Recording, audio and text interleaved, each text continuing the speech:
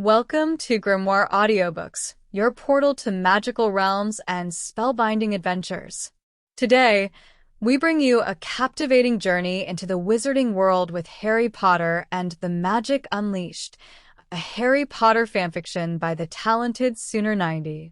Sooner90 is a masterful storyteller, celebrated for weaving rich, immersive tales that blend breathtaking action with heartfelt character moments.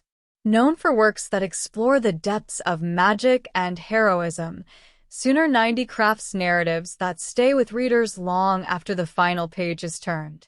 In Harry Potter and the Magic Unleashed, the stakes are higher than ever. A hidden power, long dormant, awakens within Harry Potter, challenging his very understanding of magic and destiny. As new alliances are forged and ancient secrets unveiled, Harry must navigate treacherous waters to protect both the wizarding and muggle worlds. Will he rise to the challenge, or will the unleashed magic consume him? Before we begin, here's a quick disclaimer. This fanfiction is a tribute to J.K. Rowling's Harry Potter series and is created for entertainment purposes only. All rights to the original characters, settings, and lore belong to J.K. Rowling and Warner Brothers Studios.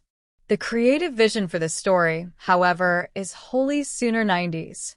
So, sit back, relax, and prepare for a magical roller coaster with Harry Potter and the Magic Unleashed by Sooner90 at Grimoire Audiobooks. Don't forget to like, subscribe, and hit that notification bell for more magical adventures. Let's unlock the magic together. Harry Potter and the Magic Unleashed by Sooner90. Harry was rescued from the ruins of the cottage in Godric's Hollow by the family elf. His is raised in seclusion with only the house elf and a ribald portrait for company. Follow Harry as he learns about magic and life outside his sheltered hideaway. Chapter 1. A Trump in the Night. October 31st, 1981. An eerie, almost supernatural calm had settled on Godric's Hollow. It was not the quiet streets that were the cause. The Hollow was a small, rural village after all.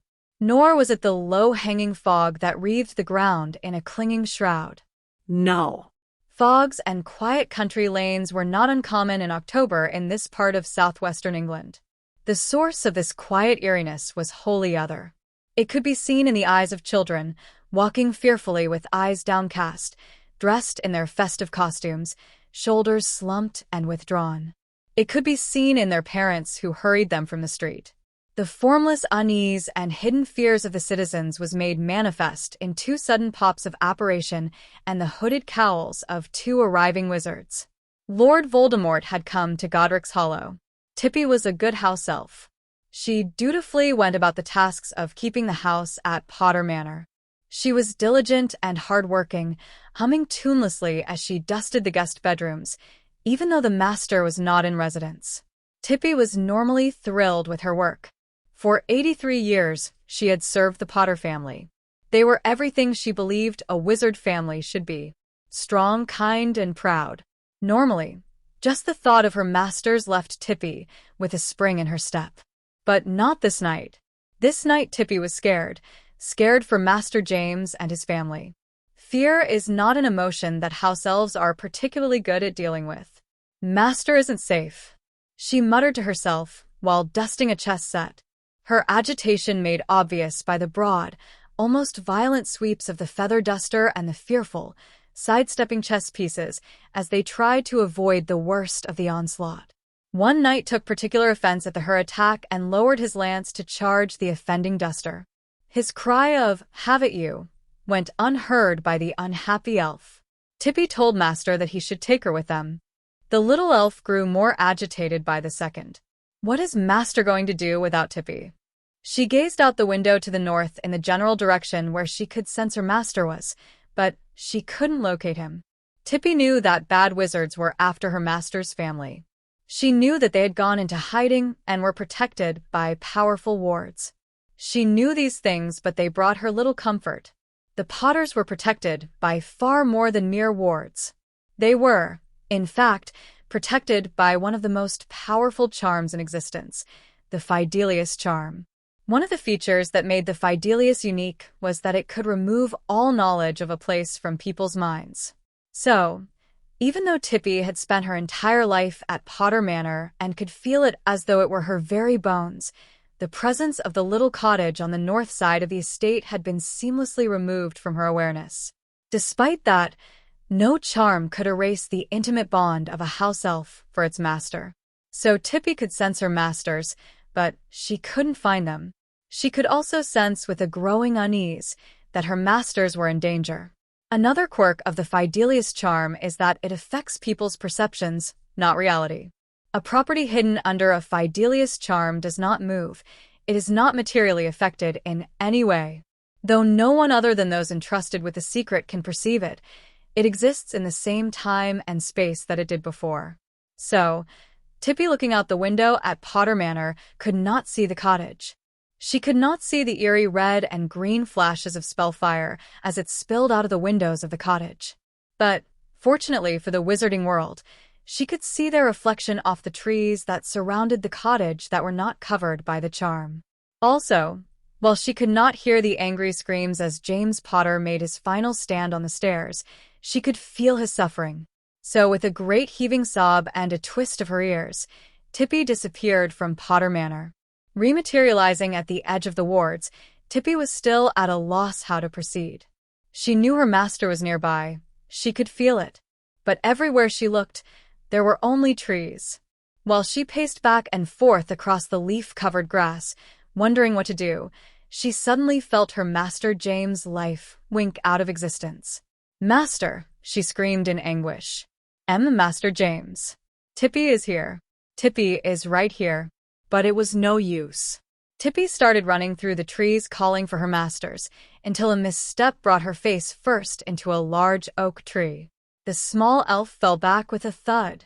As she looked up into the sky, she saw again the telltale flashes of reflected spell light in the canopy above. She leapt to her feet, and just as she was going to run back the way she came, she felt a gut-twisting wrench as her connection to Lily Potter, her lovely, precious mistress, was suddenly severed. "No," Tippy sobbed. "Not Mistress Lily."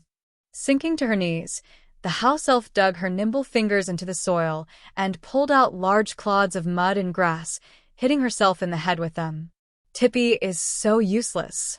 Bad, bad, bad Tippy." Before she could utter another word, she felt a sudden breeze on her face and watched as the trees were bent backward by a fierce blast. Through her connection, she could feel the pain and anguish of young Harry, and she could think of no way to help him. She spun around madly looking for anyone, anything to help her. No help was to be found. Fat tears fell from her large, brown eyes and great, heaving sobs shook her small frame. In a fit of maddened grief, she flung herself at an oak tree and started beating her head against its coarse bark until her blood dripped down the trunk and mingled with the sparse gray grass at its base. Eventually, she collapsed in a heap. But such was her resolve that she started crawling through the grass, her face a bloody ruin and her eyes swollen and blinded by blood. Her only sense of direction was her feeling for her last remaining master.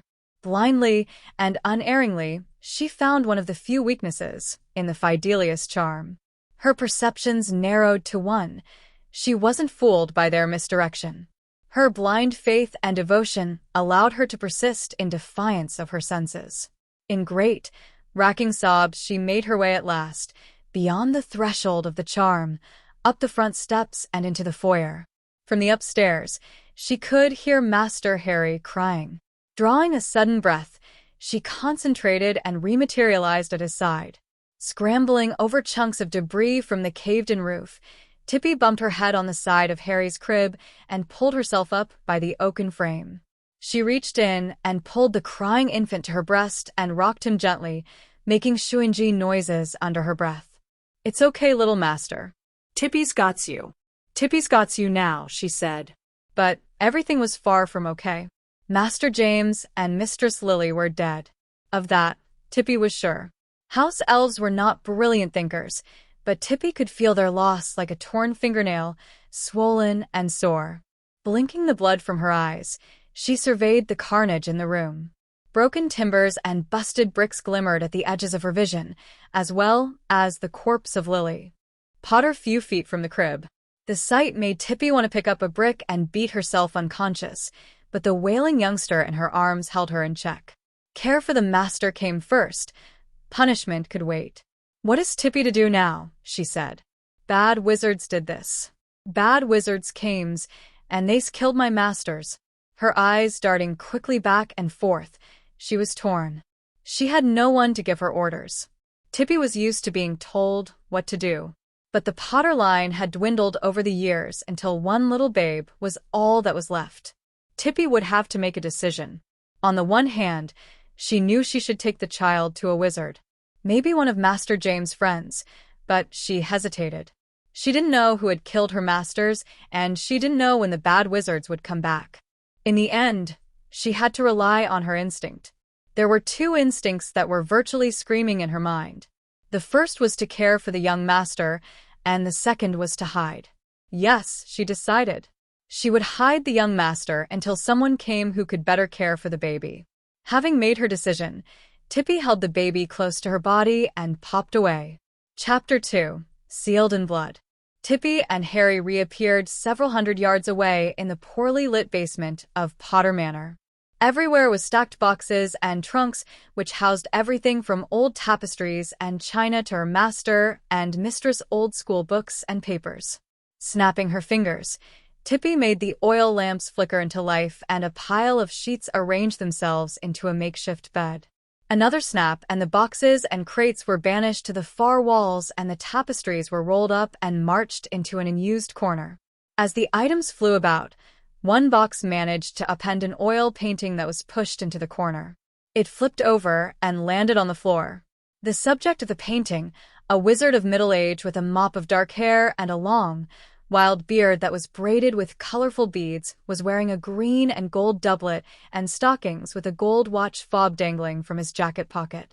As the painting hit the ground, the image awoke as if from a deep sleep and looked around wildly. "What all this then?" it exclaimed.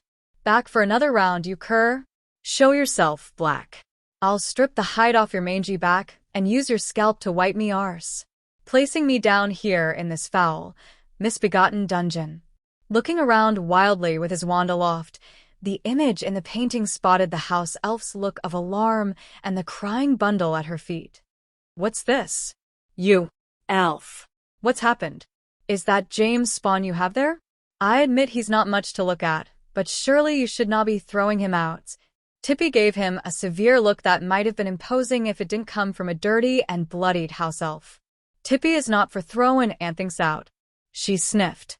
"Master James and Miss Lily's got killed, and Tippy's got little master to care for now." "What? James and Lily dead? What the devil are you talking about, elf? They can't be dead. Why, I know for a fact that they were under Fidelius. They're as safe and happy as a louse on a whore's cunny." The figure seemed to have worked himself into a fit or righteous anger and indignation, until by leaning forward, he seemed to finally realize the shape the elf was in.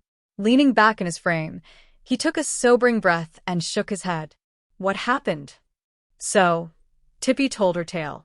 The painting listened patiently, quite against his nature, until she had finished with her rescue of the child. As a man, Charles Potter was a bit of a rogue. However, his raucous and brazen temperament belied a cunning and powerful mind. He knew how the Fidelius was constructed. If the youngest Potter family was dead, that meant betrayal.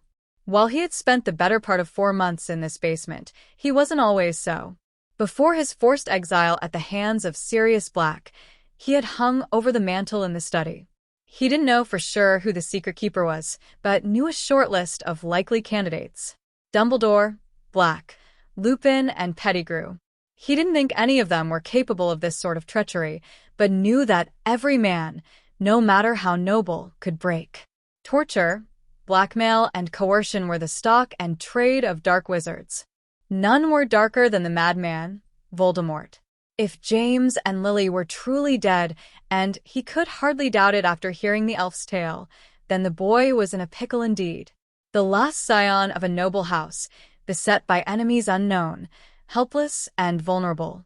The house itself would soon be overrun with ministry officials and Aurors, any of which could be in the Dark Lord's employ.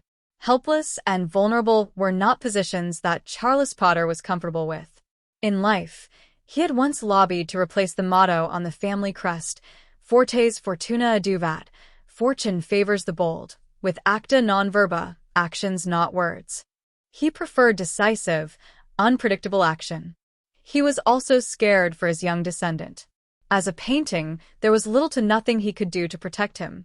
Taking stock of the situation, he began to mentally list their assets and liabilities.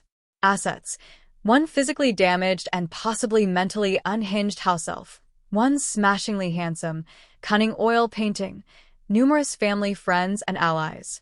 Liabilities: one mentally unhinged, uber-powerful Dark Lord, and an unknown number of minions and allies, unknown numbers of allies subverted, no access to outside news or intelligence, limited access to resources. It didn't paint a pretty picture. The first order of business was security. Elf, he bellowed. Yes, sir, Tippy replied. Go and fetch some essence of murtlap, and a bottle of blood replenisher and dreamless sleep from the potion stores and some clean cloths from upstairs. Also, bring down a cot and some bandages. Hurry. The elf stood there, wringing her hands in apparent anxiety. Well, get moving. Tippy mustn't leave Master Harry. Master Harry needs Tippy, she cried. Of all the misbegotten gnome drippings. He muttered. Listen, elf. Young Harry there is fine for the moment. However, if you do not get me the things we need, we will soon be overrun by every would-be dark wizard and money-grubbing politician in England. If you value his life, get your flea-bitten sack of diseased goblin hide out of the cellar, and do as I say. That's an order. Yes, Master Charles, sir. Tippy is going right away. And with that exclamation, she popped away, only to return minutes later with a sack of clinking bottles under one arm and dragging a cot under the other. After they were situated, Charles directed her to get the babes situated on the cot and applied essence of murtlap to the odd, lightning bolt-shaped scar on his forehead and to her own wounds. Luckily, the babe had quieted and was clearly on the verge of sleep. He also directed her to administer a small dose of blood replenisher and dreamless sleep to the boy. That done, he decided to move to step 2 of his plan. Security. After much remonstration with the elf, he was able to convince her to return to the cottage. Since the death of James and Lily, the Fidelius should have become unanchored, and the charm's power should have diminished. He ordered her to remove the wardstones from the property and return with them, along with the Potter's signet ring and whatever of Harry's possessions they would need. He also ordered her to move Lily's and James' bodies out of the cottage and then set fire to the nursery. Hopefully, this would convince everyone that the young boy was killed in the attack. The wardstones were a different matter altogether. While Potter Manor was heavily warded, it was not unbreachable. After the Aurors discovered the death of James and Lily, they would thoroughly search the property.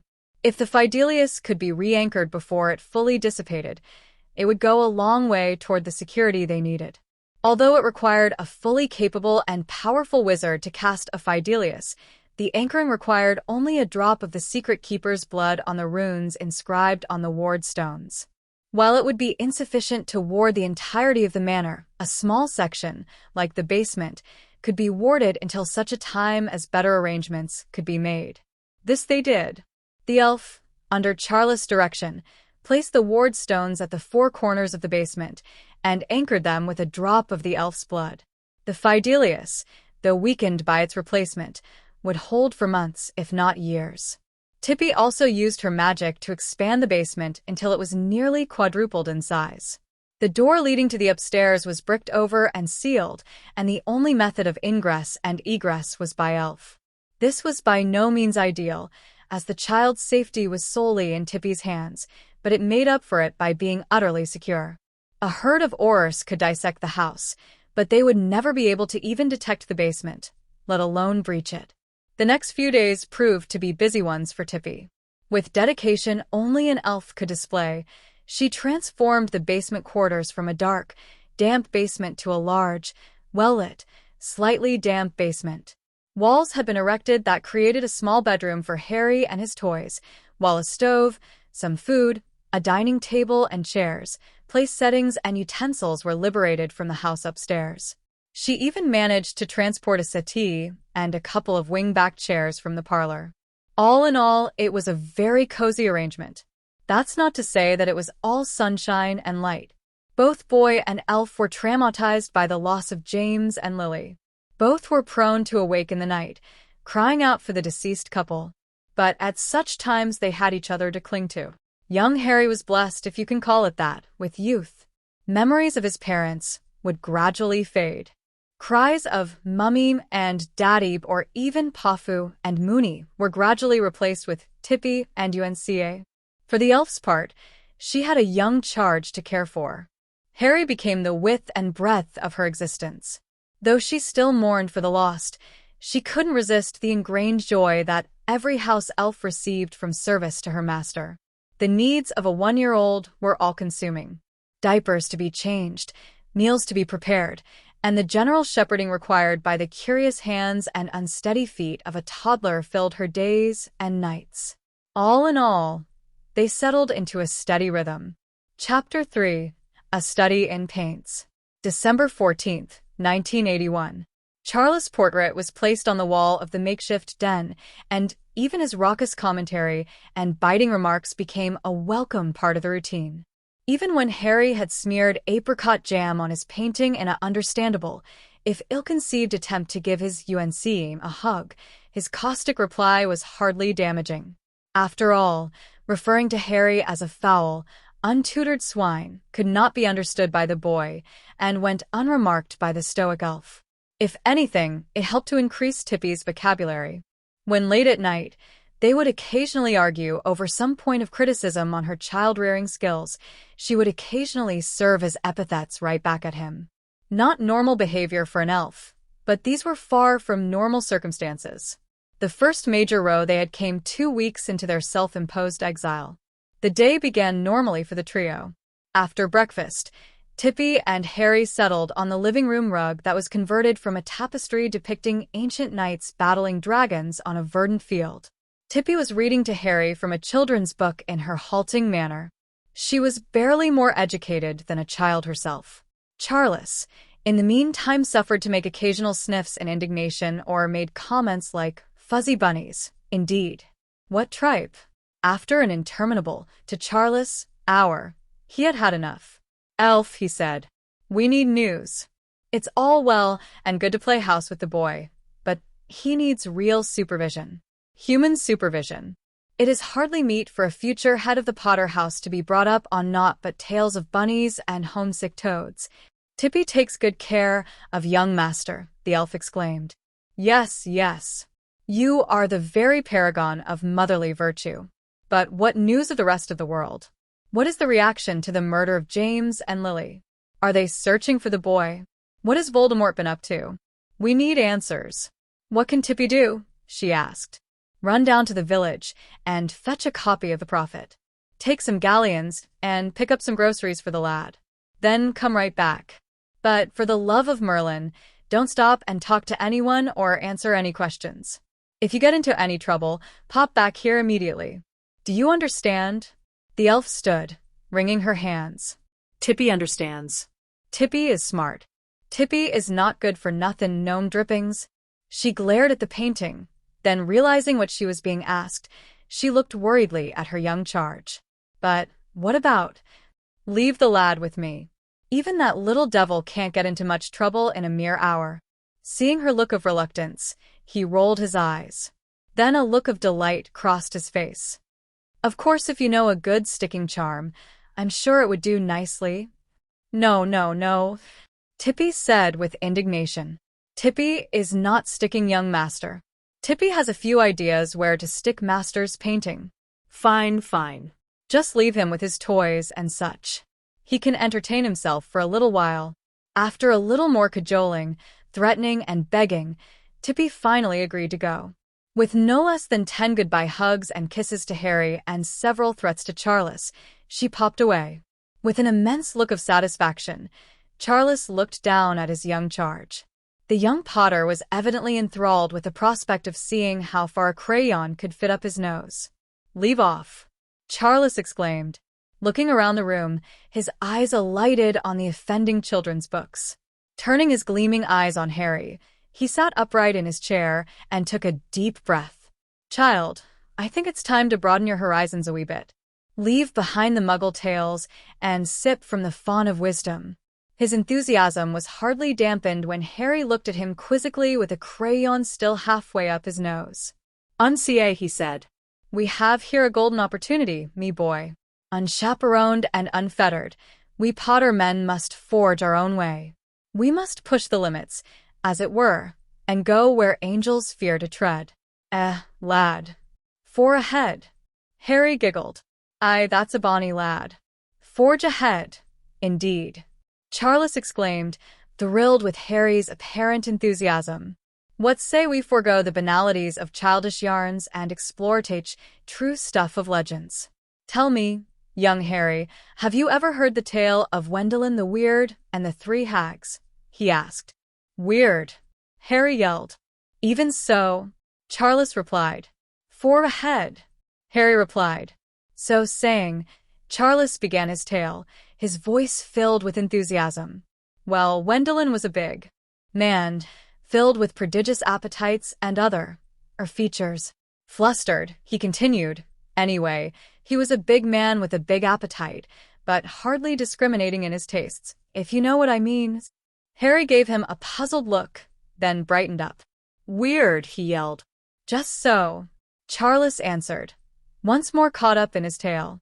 While out tending his garden, he came upon three hags sitting on a broomstick, bigger than any broomstick he had ever seen.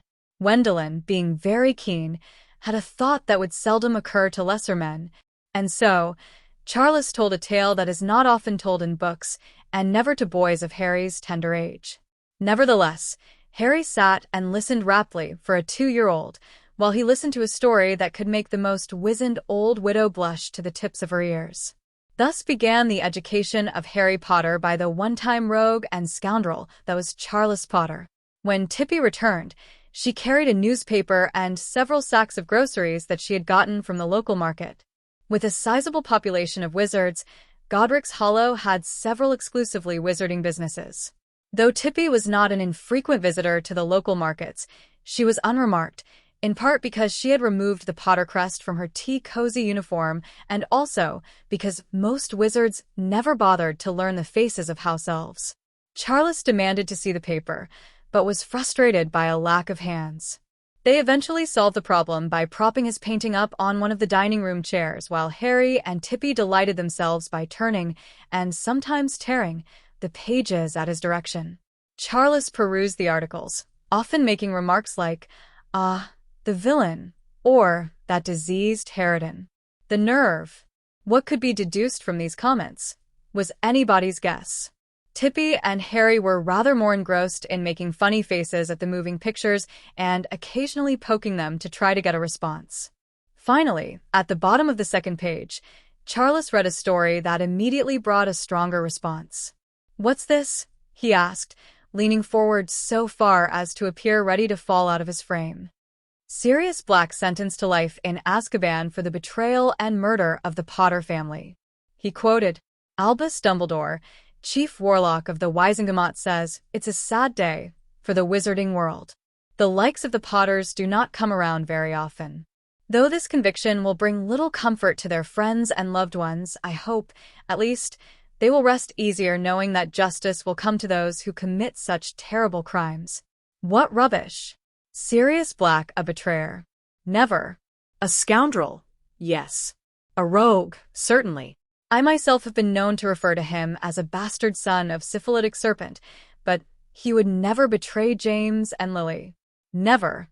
He threw his hands up in disgust and started pacing back and forth within his frame, muttering to himself. What game is Dumbledore playing at? Not even a trial? Under what authority? Charles was, in life, a contemporary of Dumbledore. He knew him as a shrewd politician and a formidable wizard. As chief warlock, it was easily within his authority to order a trial for Sirius Black. That there was a betrayer within the Order of the Phoenix, there was little doubt that it could reside in the person of Sirius Black, however, strained credulity. He was practically an adopted son of the Potter house and a best friend to James and Lily. Even if he served as secret keeper, only under the most severe torture could he be made to give up James and Lily's location. A wizard could hardly be blamed for succumbing to that kind of abuse. In any event, the Death Eaters would surely kill him, not let him go to blow up a street full of muggles. The second question in Charles's mind centered around Peter Pettigrew. If Sirius was trying to kill Pettigrew, another close friend, it was sure that he had a reason. Charles was willing to wager that reason was at the heart of James and Lily's death. Perhaps Peter was the secret keeper turned betrayer. Peter certainly fit the bill better than Black. No, there was definitely something strange afoot. Dumbledore was playing games with the law, and Harry's godfather was certainly a captured pawn. The real question was, why? Charles returned to scanning the paper and found an article on Page for detailing how the budget for the DMLE was being reduced in light of the recent drop in criminal activity following the disappearance of you-know-who and the trial and arrest of many of his followers. That bit of news caused the painting's eyes to open wide in surprise. If Voldemort had indeed disappeared, then he needed to know the how and why. Was it related to his nephew's death? Had James and Lily managed to kill him or injure him enough to result in his disappearance? How was Sirius involved?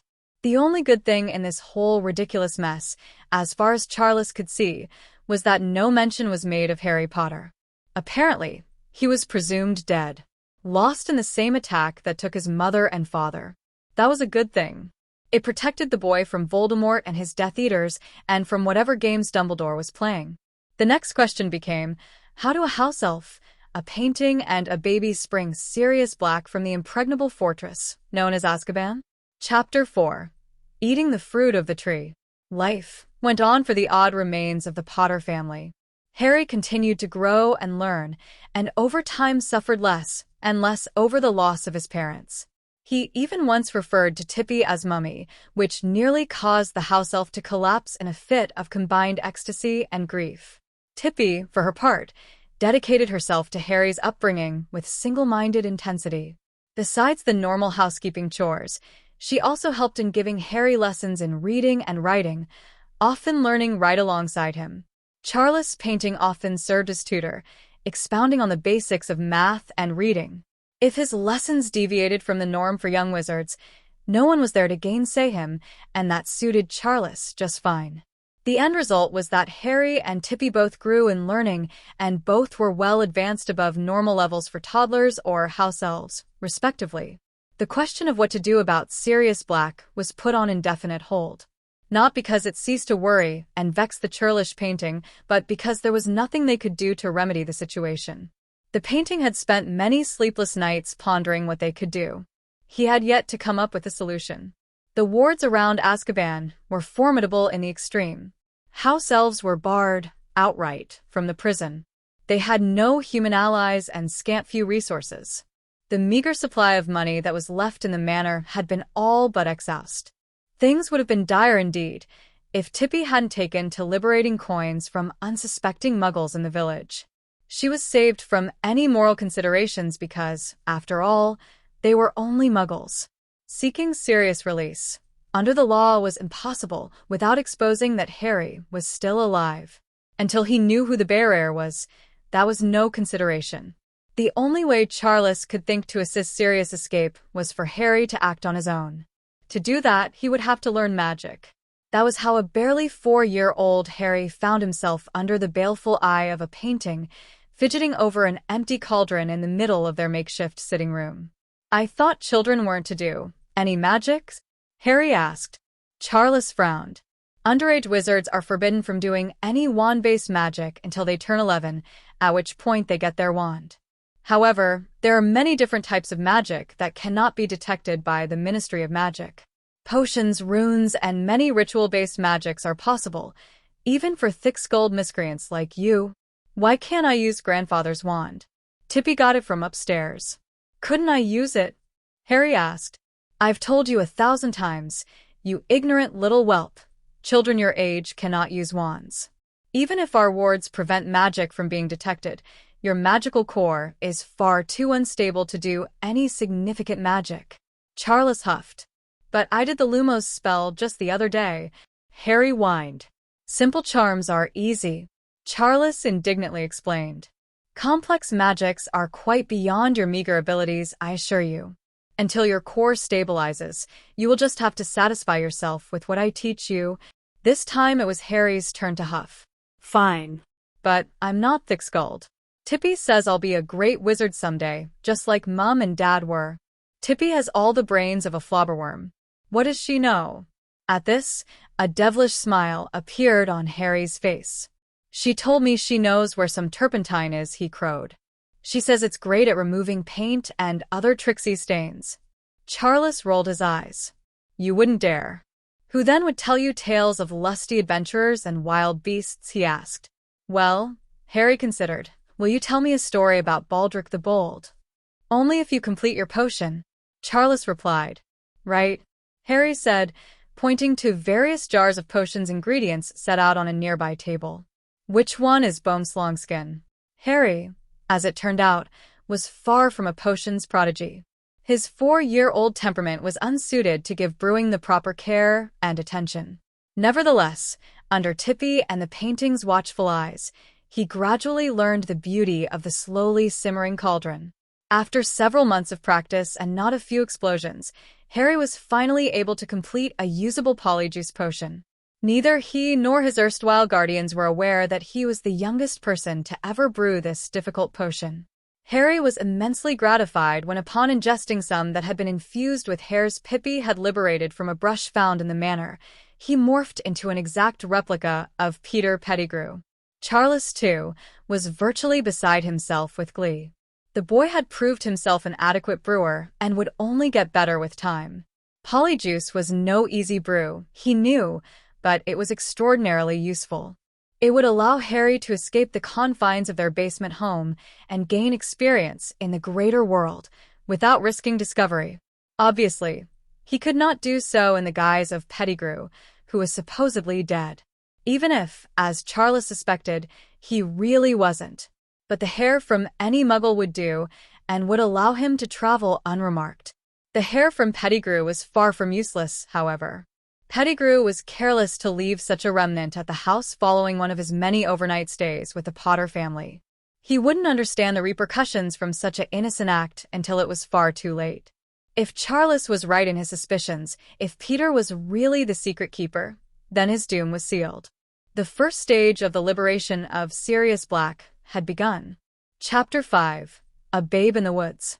Harry's 4th year was marked with a much greater degree of freedom and autonomy. Under the effects of polyjuice, he was able to accompany Tippy on her visits to the town. Needless to say, he was thrilled with the prospect. Being shut in their small quarters with little company was not ideal for a young boy. Likewise, dedicating himself to intensive study had not helped his demeanor and had even resulted in Harry developing nearsightedness. Luckily, Tippy had produced an old pair of spectacles that used to belong to his father. Still, better vision was little reprieve from cabin fever. Even if Harry was better spoken than a normal child, though with a decidedly more colorful vocabulary, he was still a child with a child's desire for interaction. He was able to assume the appearance of a young Muggle tourist, and was even able to join in a few games of football with the village kids. He even learned a few valuable lessons in proper behavior when he got roundly beaten up after referring to one of his playmates as a plumped-up whore. This was not his only misstep in the outside world. Once on a visit to the greengrocer, he was collared by the owner after trying to walk out of the store with some candy without paying for it. Harry didn't intend to steal. He had simply never been exposed to the concept of money or, indeed, private property. With much begging and cajoling, Tippy was able to get him released to her custody with a promise to inform the head of the house of his misbehavior. The grocer might not have been so lenient if he himself had not been guilty of a few youthful indiscretion, or had he been aware that the head of the family was Harry himself. A few missteps aside, Harry learned a lot by being allowed outside the home and making a few casual acquaintances. Harry was also allowed to occasionally hike in the woods on the manor grounds. Many afternoons would find Harry and Tippy happily chasing each other through the trees, brandishing sticks and crying out such things as "Avasti scurvy dog" and "Hoist em up the mainsail." The tutelage of Charles Potter led to a great deal of colorful dialogue and no shortage of adventurers' tales to act out. Surprisingly, the elf seemed to delight in these adolescent fantasies, proving that blind subservience did not equate to a lack of imagination or intelligence. She was, however, very careful not to do any magic that was not covered by the wards. This was soon proven to be a wise decision. While playing hide-and-seek with Harry on the grounds, Tippy startled the young wizard who was hiding under an overturned tree. Spying him in his hiding spot, Tippy slowly and carefully crawled along the great trunk, keeping it between her and her prey. When she had positioned herself just over his position, she grabbed the bowl with her nimble fingers and swung herself over the side, to land in a crouch just in front of Harry. Startled by her sudden appearance and anxious to avoid capture, Harry twirled around and instantly disappeared with a sudden crack of apparition. Scared out of her mind, Tippy ran through the woods calling his name. Soon after, he was found clinging to the topmost eaves of the manor house. Tippy popped over to his location and separated them both to solid ground. After hugging Harry and assuring herself that he was unharmed, she got a fright herself when they heard the telltale pop of someone else operating onto the property. She twirled on her feet and could just make out the red robes of an Auror in the distance. Grabbing Harry by the scruff of the neck, she quickly dragged him inside the house, locked the door, and popped them both to their basement apartment. After a blistering chastisement from both Uncle Charles and the scared elf, Harry apologized for his accidental magic. Normally, such accidents were dismissed by wizarding parents, but not when the youth in question was living in a supposedly abandoned property belonging to long-dead wizards. Soon after, it was decided that Harry should be taught to control his magic. By the time Harry was nearing his 6th birthday, Charles had already taught him the basics in potions and ancient runes, as well as the beginnings of arithmancy. Under his direction, Harry had carefully inscribed runes, drawn in his own blood, to the foundation stones of the manor. They chose the combination or Algiz, meaning secrecy, and Othala, meaning ancestral home. When used together and cast with Harry's blood, they had the effect of shielding Harry from detection while in the manor proper. While not as effective as a Fidelius charm, they were an added protection that would suffice unless the runes themselves were attacked and destroyed. Charles also developed a plan to begin teaching the basics of spellcasting. Because Harry's magical core would remain unstable until he neared the age of 11, complex spells would remain beyond his ability. Charles, after studying several tomes liberated from the Potter family library, had come up with a way to supposedly help in Harry's magical maturation. The first step was to improve Harry's mental focus. This involved having Harry cast and maintain the Lumos spell, while Charles and Tippy tried to distract him. Harry had been able to cast that spell for years, but found it significantly harder with Charles shouting insults and Tippy whacking him with a charmed pillow. At first, he could barely hold the spell for a minute before both he and the spell collapsed.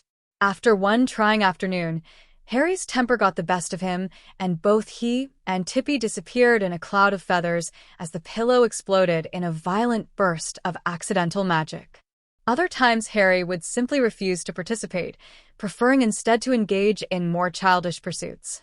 Eventually, though, they were able to convince him to continue, mainly by bribing him with thoughts of all the things he could do when he was able to use his wand. Charles also remembered some techniques taught to him by his own father when he was trying to learn the fundamentals of occlumency. While never very accomplished in the skill, some of the techniques used were very helpful in learning to clear your mind of external distractions. The techniques themselves were borrowed from ancient Buddhist teachings on meditation. Often in the afternoons, just before his nap, Charles had Harry sitting cross-legged on the sitting room floor with his eyes closed tight. He would then try to focus his thoughts on a single image, one that was free of any association within Harry's mind. Harry chose the image of a burning candle. Whenever stray thoughts would enter his head, Harry fed them into the flame. This proved to be an excellent technique and aided Harry greatly. It also had a pleasant added side effect for both Tippy and Charles of helping Harry relax enough to take his nap without complaint. After nearly a month of practice, Harry was able to hold the Lumos spell for as long as he wished. In Charles' judgment, he had succeeded in sharpening his mental focus to the degree necessary to proceed with Phase 2 of his plan, the ritual. The library at Potter Manor was quite impressive. The nearly two-story room was lined in towering oak shelves burnished to deep golden brown with hundreds of years of accumulated polish.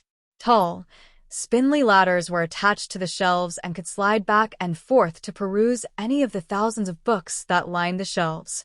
Many of the books were rare vellum manuscripts, handwritten by members of their line. Others were rare editions, grimoires, and other treasures that would be the envy of any bibliophile. Together, the more than equaled the value of the manor itself. Material objects could be conjured, but the knowledge contained in the library was quite priceless. The Potters were, after all, one of the ancient houses. There were tomes on many arcane and ancient rites that predated modern times. Many such rituals, often prescribed under ministry edict, were considered dark. Many of them were looked upon as outdated by the modern wizard. One such, found under the innocuous title Harvest and Plenty, described the perfect answer to Harry's dilemma. The ritual, known as Rite of Deepening, used a combination of a runic circle, the caster's will, and a willing blood sacrifice. Under a full harvest moon, the caster would inscribe the runes of strength, stability, and mature growth using their blood and the blood of a unicorn, willingly given. The book further described how the ancient druids used to form a greater circle of 7 casters surrounding the central circle.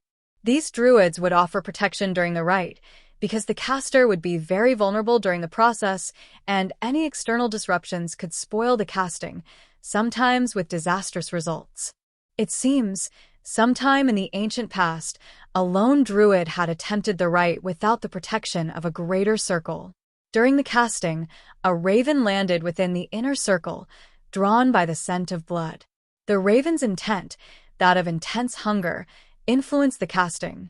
When the rite was ended, the druid survived but forever hungered after unicorn blood. He was killed some few years later, skewered at the end of a unicorn's horn. If successfully used by a focused caster with strong enough intent, the effect could be many-fold. If power was the object, an increase in power could be gained. Increased lifespan, fertility, mental acuity, purity of heart, all could be achieved, provided they were a natural characteristic of the sacrifice. Dark intent or malicious intentions were impossible using the Rite of Deepening, because those characteristics were nowhere to be found in the blood of a noble unicorn. The problem with performing the ritual was first, finding a willing unicorn to donate the blood for the ritual, and focusing the mind with sufficient intent on the quality sought. With every additional quality sought, the chances of failure increased dramatically. Stability of a magical core was a difficult concept to visualize. In order to overcome this hurdle, Charles taught Harry the detection spell used by meta-wizards to gauge damage to a wizard's core. It was by far the most difficult and exhausting spell Harry had ever attempted to master. In the end, it took nearly 6 months to accomplish. Eventually, Harry was able to sense his own core and take notice of the oscillations and changes that it underwent. To Harry's senses, it resembled nothing more than the merry-go-round that he had seen in the village playground, except that it glowed in a tight blue ball below his breastbone. Certainly, it seemed to spin erratically, occasionally pulsing with an eerie red light. Of course, Harry had nothing to compare it to, so he had no idea what an adult core should look like. When he tried the charm on Tippy, her entire body lit up in a diffuse yellow light, much like her entire body was lit with candlelight. Harry reckoned that the difference was that house elves' magic existed within their entire bodies, rather than just within a core. To Harry, it seemed one of the most beautiful sights he had ever seen. Much different than the spinning, pulsing maelstrom at his own core. To him it made the loving, caring elf who had been nurse and mother to him seem all the more beautiful. Charles had determined that the most auspicious time to perform the ritual would be October 7th. They both believed that Harry was ready, but still had to locate a willing unicorn. Supposedly, one could buy unicorn blood that was given willingly, but the risks were too great if it turned out to gotten by more unsavory methods. Indeed, unicorn blood was one of the world's most magical substances and could save a person, even on the brink of death, but if taken forcefully would exact a price too horrible to consider. However, the only place in England that they were sure to find a unicorn was in the Forbidden Forest on the very grounds of Hogwarts School of Witchcraft and Wizardry. Despite the risks of discovery, they knew that was where they would have to go. October 6, 1987. Harry and Tippy entered the Forbidden Forest from Hogsmeade. The trip had been easier than Harry had imagined.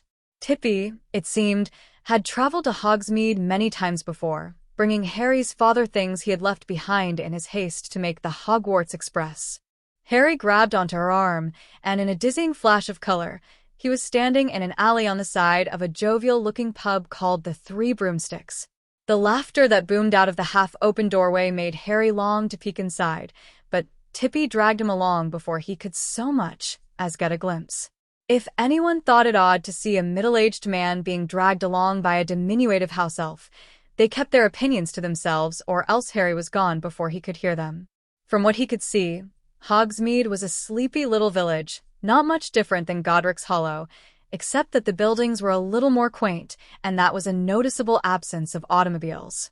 Harry did have an odd feeling of being watched as they passed the shack on the edge of town, but dismissed it as a case of nerves.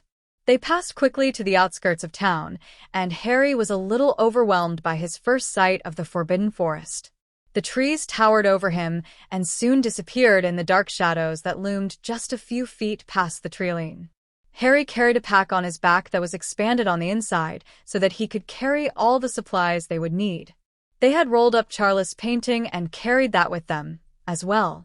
Charles had grumbled throughout the entire process, but had agreed that it was necessary that he be there for advice and counsel if needed.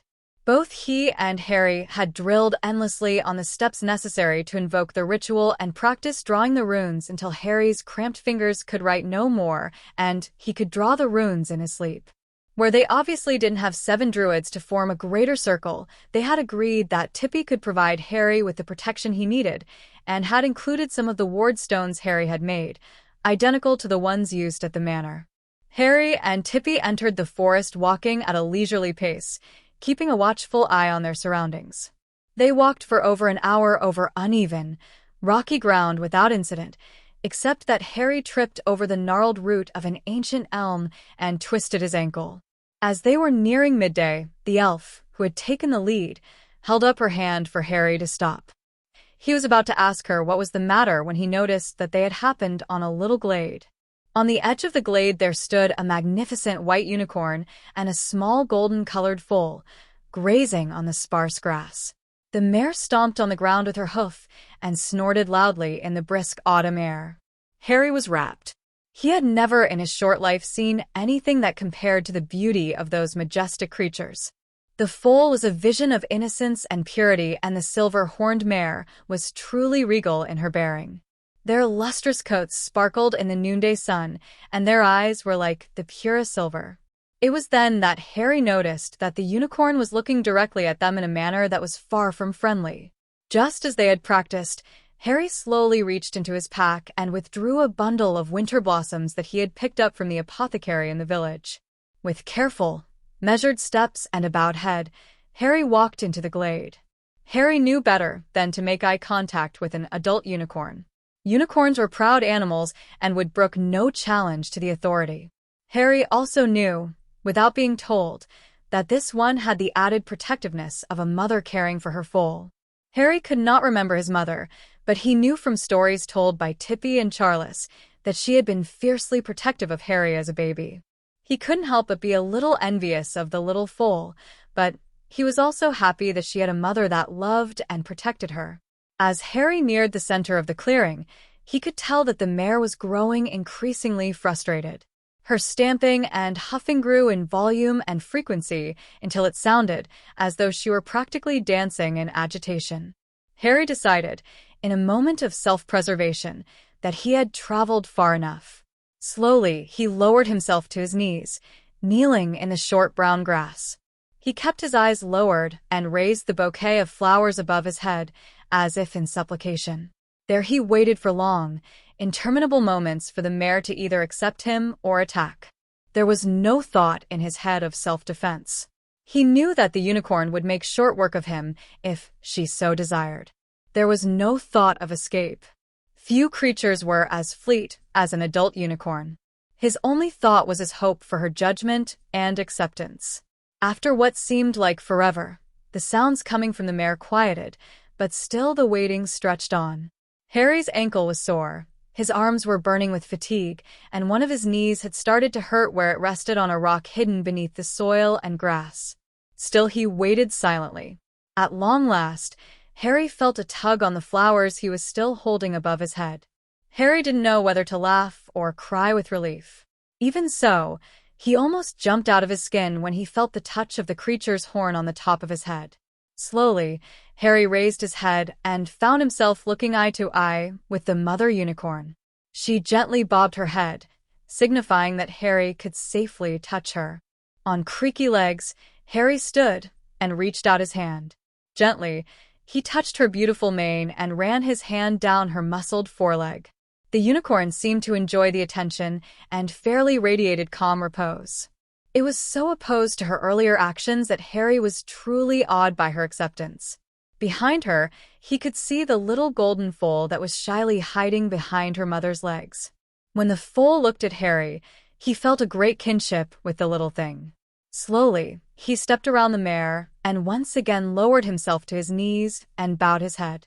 Before he knew it, he felt a gentle bump on the top of his head and looked up to find the foal bobbing her head up and down for all she was worth. So taken with humor at the sight, Harry couldn't help but burst out in laughter.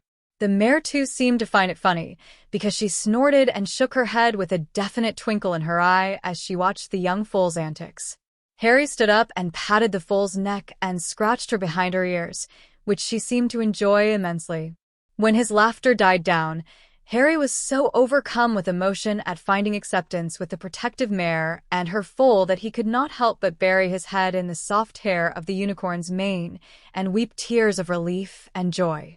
He didn't notice, but the mare was also crying pulley blue tears which fell like rain on the parched grass at his feet. When his tears had dried, Harry spoke to the mare. Hesitantly at first, but with growing confidence, he told her what they were trying to accomplish. Some might think it weird to expect an animal to understand his words, but Harry had no doubt she could. Her eyes radiated a kind of fierce intelligence that left no mistake. He told her of his parents' death and his years of hiding and exile. He told them of his love for Tippy and for his uncle's painting. He told them of his need to learn to control his magic, so he could help his godfather escape his prison. Finally, he told them of the ritual and how it required both his blood and the blood of a unicorn. By the time he had finished, he was quite exhausted, both emotionally and physically. In the silence that followed, the mare continued to scrutinize him with calm regard. Then, she suddenly bent her neck and sliced open her flank with the tip of her horn. So complete was Harry's shock and amazement that for a long moment he stood still, his mouth open and his eyes wide in disbelief. It was only as he heard her whinny that he noticed the copious amounts of bluish-silver blood running from the wound. Quickly, Harry grabbed his bag and pulled out the empty vial. Placing it near the gash, Harry filled the vial up with the precious fluid and replaced the cork. Stepping back, he watched as the unicorn once again bent her neck and touched her horn to the wound. This time, Harry saw a flash of gentle light, and when the mare straightened her neck again, Harry saw that the wound had been completely healed. Harry carefully placed the vial back into his pack, and when he straightened back up he was shocked to see that he was completely alone in the clearing. Just that quick, the unicorns were gone. Chapter 6: A Night to Remember. Harry and Tippy took a rest in the shade of an oak just outside of the glade where Harry had met the unicorns. After consulting with Charles, they had all decided that it was an ideal place to perform the ritual. The painting was currently unrolled and laying flat on the ground at the base of the tree. Charles, too, was amazed at Harry's story, but pretended to have known it would happen that way all along. As the sun got lower and lower in the sky, Harry began his preparations for the casting. First, he placed the warding runestones at intervals around the glade. He then drove a stake into the middle of the clearing and attached a 3.5-foot string to the stake. That done, he walked a circle, driving a stake every 2 feet until he had completed the circle. Then he had Tippy banish the grass in the circle until he was left with bare, flat earth. At each point he had staked, he placed the bare stones until they completed the inner circle that was exactly 7 feet in diameter. Next, he took the vial of unicorn blood out of his pack and carefully inscribed on each stone the runes of deepening. When that was completed, he took out a vial of his own blood that he had drawn the day before and walked the circle of stones, drawing a line in his own blood that connected each of the stones. When, at long last, he finished his preparations, Harry sat in the middle of his circle and meditated. After considerable effort, he was able to find the center of calm that he needed to sharpen his focus. Outside the circle, Tippy prowled restlessly, alert and prepared for the kind of danger only she could imagine. Somewhere in the night could be heard the chirping of insects and the occasional hoot of an owl. Harry, for his part, was mindless of all the comings and goings around him. His mind was focused on a flame, feeding to it all of his doubt and fatigue, leaving him calm and collected. Soon, the sun set over the forest canopy, and not long after the harvest moon rose, swollen and orange in the night sky. The time had come to begin the ritual. "It's time, my boy," Charles called out from the edge of the glade. Hearing this, Harry took the last of the unicorn blood and, mixing it with his own, drew the deepening rune on his forehead, the deep crimson of his own mixing with the iridescent unicorn blood. Under the orange light of the full moon, his face took on a mystical cast. "Rad, Porth, Bjork, Dag, I'm..." Harry incanted. "The deepening has begun." With that, Harry focused with all his might on picturing in his mind a vision of his core, growing stable as it expanded. He pictured its oscillations slowing and evening out, the pulsating red changing into a steady blue so bright that it almost appeared white. The insects around the glade seemed to sense the importance of these happenings as they gradually quieted. The peace of the clearing was shattered shortly thereafter, when somewhere in the near distance came the howl of an angry wolf. Tippy heard the howl and immediately recognized it for what it was, the cry of a werewolf. Charles, knowing that it was too late to interrupt the ceremony, called out to her, "Tippy, protect the boy." Protecting Harry Potter was not something Tippy needed to be told to do. The defiant house elf crouched down, her arms extended in front of her like some heroine from a martial arts movie. If the situation weren't so deadly serious, it would have been amusing to anyone watching. As it was, the painting of Charles Potter sat forward apprehensively in his frame, while Harry continued on blissfully unaware, lost in his focus. For several long moments, the silence stretched on until Tippy was sure that the werewolf had passed on, or had else been deterred by the wardstones surrounding the glade. Suddenly, a great crash was heard on the edge of the clearing, and a massive, slavering werewolf bounded into the clearing. The werewolf was not large by the measure of its kind, but was half again as large as a regular wolf. Its massive jaws held a gleaming row or razor-sharp teeth, and its hind legs rippled with corded muscle. As it cleared the brush, it shook its shaggy head, seemingly befuddled by the wards. But werewolves were notoriously resistant to defensive magic, and this one was no exception. With another shake of its head, the werewolf finally came to its senses and looked straight at Harry. With a maddened howl, it charged. Tippy knew she was outmatched. She was not a fighter, but she was determined to protect her master at all costs. As the werewolf approached, she snapped her fingers, putting all the force she could into a banisher aimed right at the werewolf's head. Instantly, the wolf went flying into the night, landing nearly 20 feet away and rolling to a stop. No sooner than it had its feet under it, however, it was charging again. This time, it aimed itself at Tippy, aware in its bestial way that she posed the greater threat. When the house elf sent another banisher, it leaped high, right over it, and continued in its charge. Tippy managed to hit it once more, but the werewolf was ready for it. With the innate magical resistance of its kind, it managed to lower its head and dig its claws into the rocky soil. Even so, the desperate house elf managed to push it back several feet. However, as soon as the spell lifted, the werewolf darted back and forth, making itself as difficult a target as possible. In a little over 5 seconds, it managed to have the distance, eating up ground at a ferocious pace. Tippy was growing more frantic with every passing second. With both hands upraised, she was leveling curses as fast as she could, with little to no effect. Grass, dirt, and rocks were being blasted into the sky by her strikes as the werewolf closed the distance to a bare handful of yards. With a victorious howl, it leaped through the air, directly for Tippy, but before it could sink its teeth into her gray-green throat, Tippy popped away, appearing suddenly 15 yards upwind of the ravenous beast. The werewolf snarled and darted its head back and forth, looking for his escaped prey. It was then that it again spotted Harry, sitting still within his circle, mindless of the ferocious battle waging in his midst.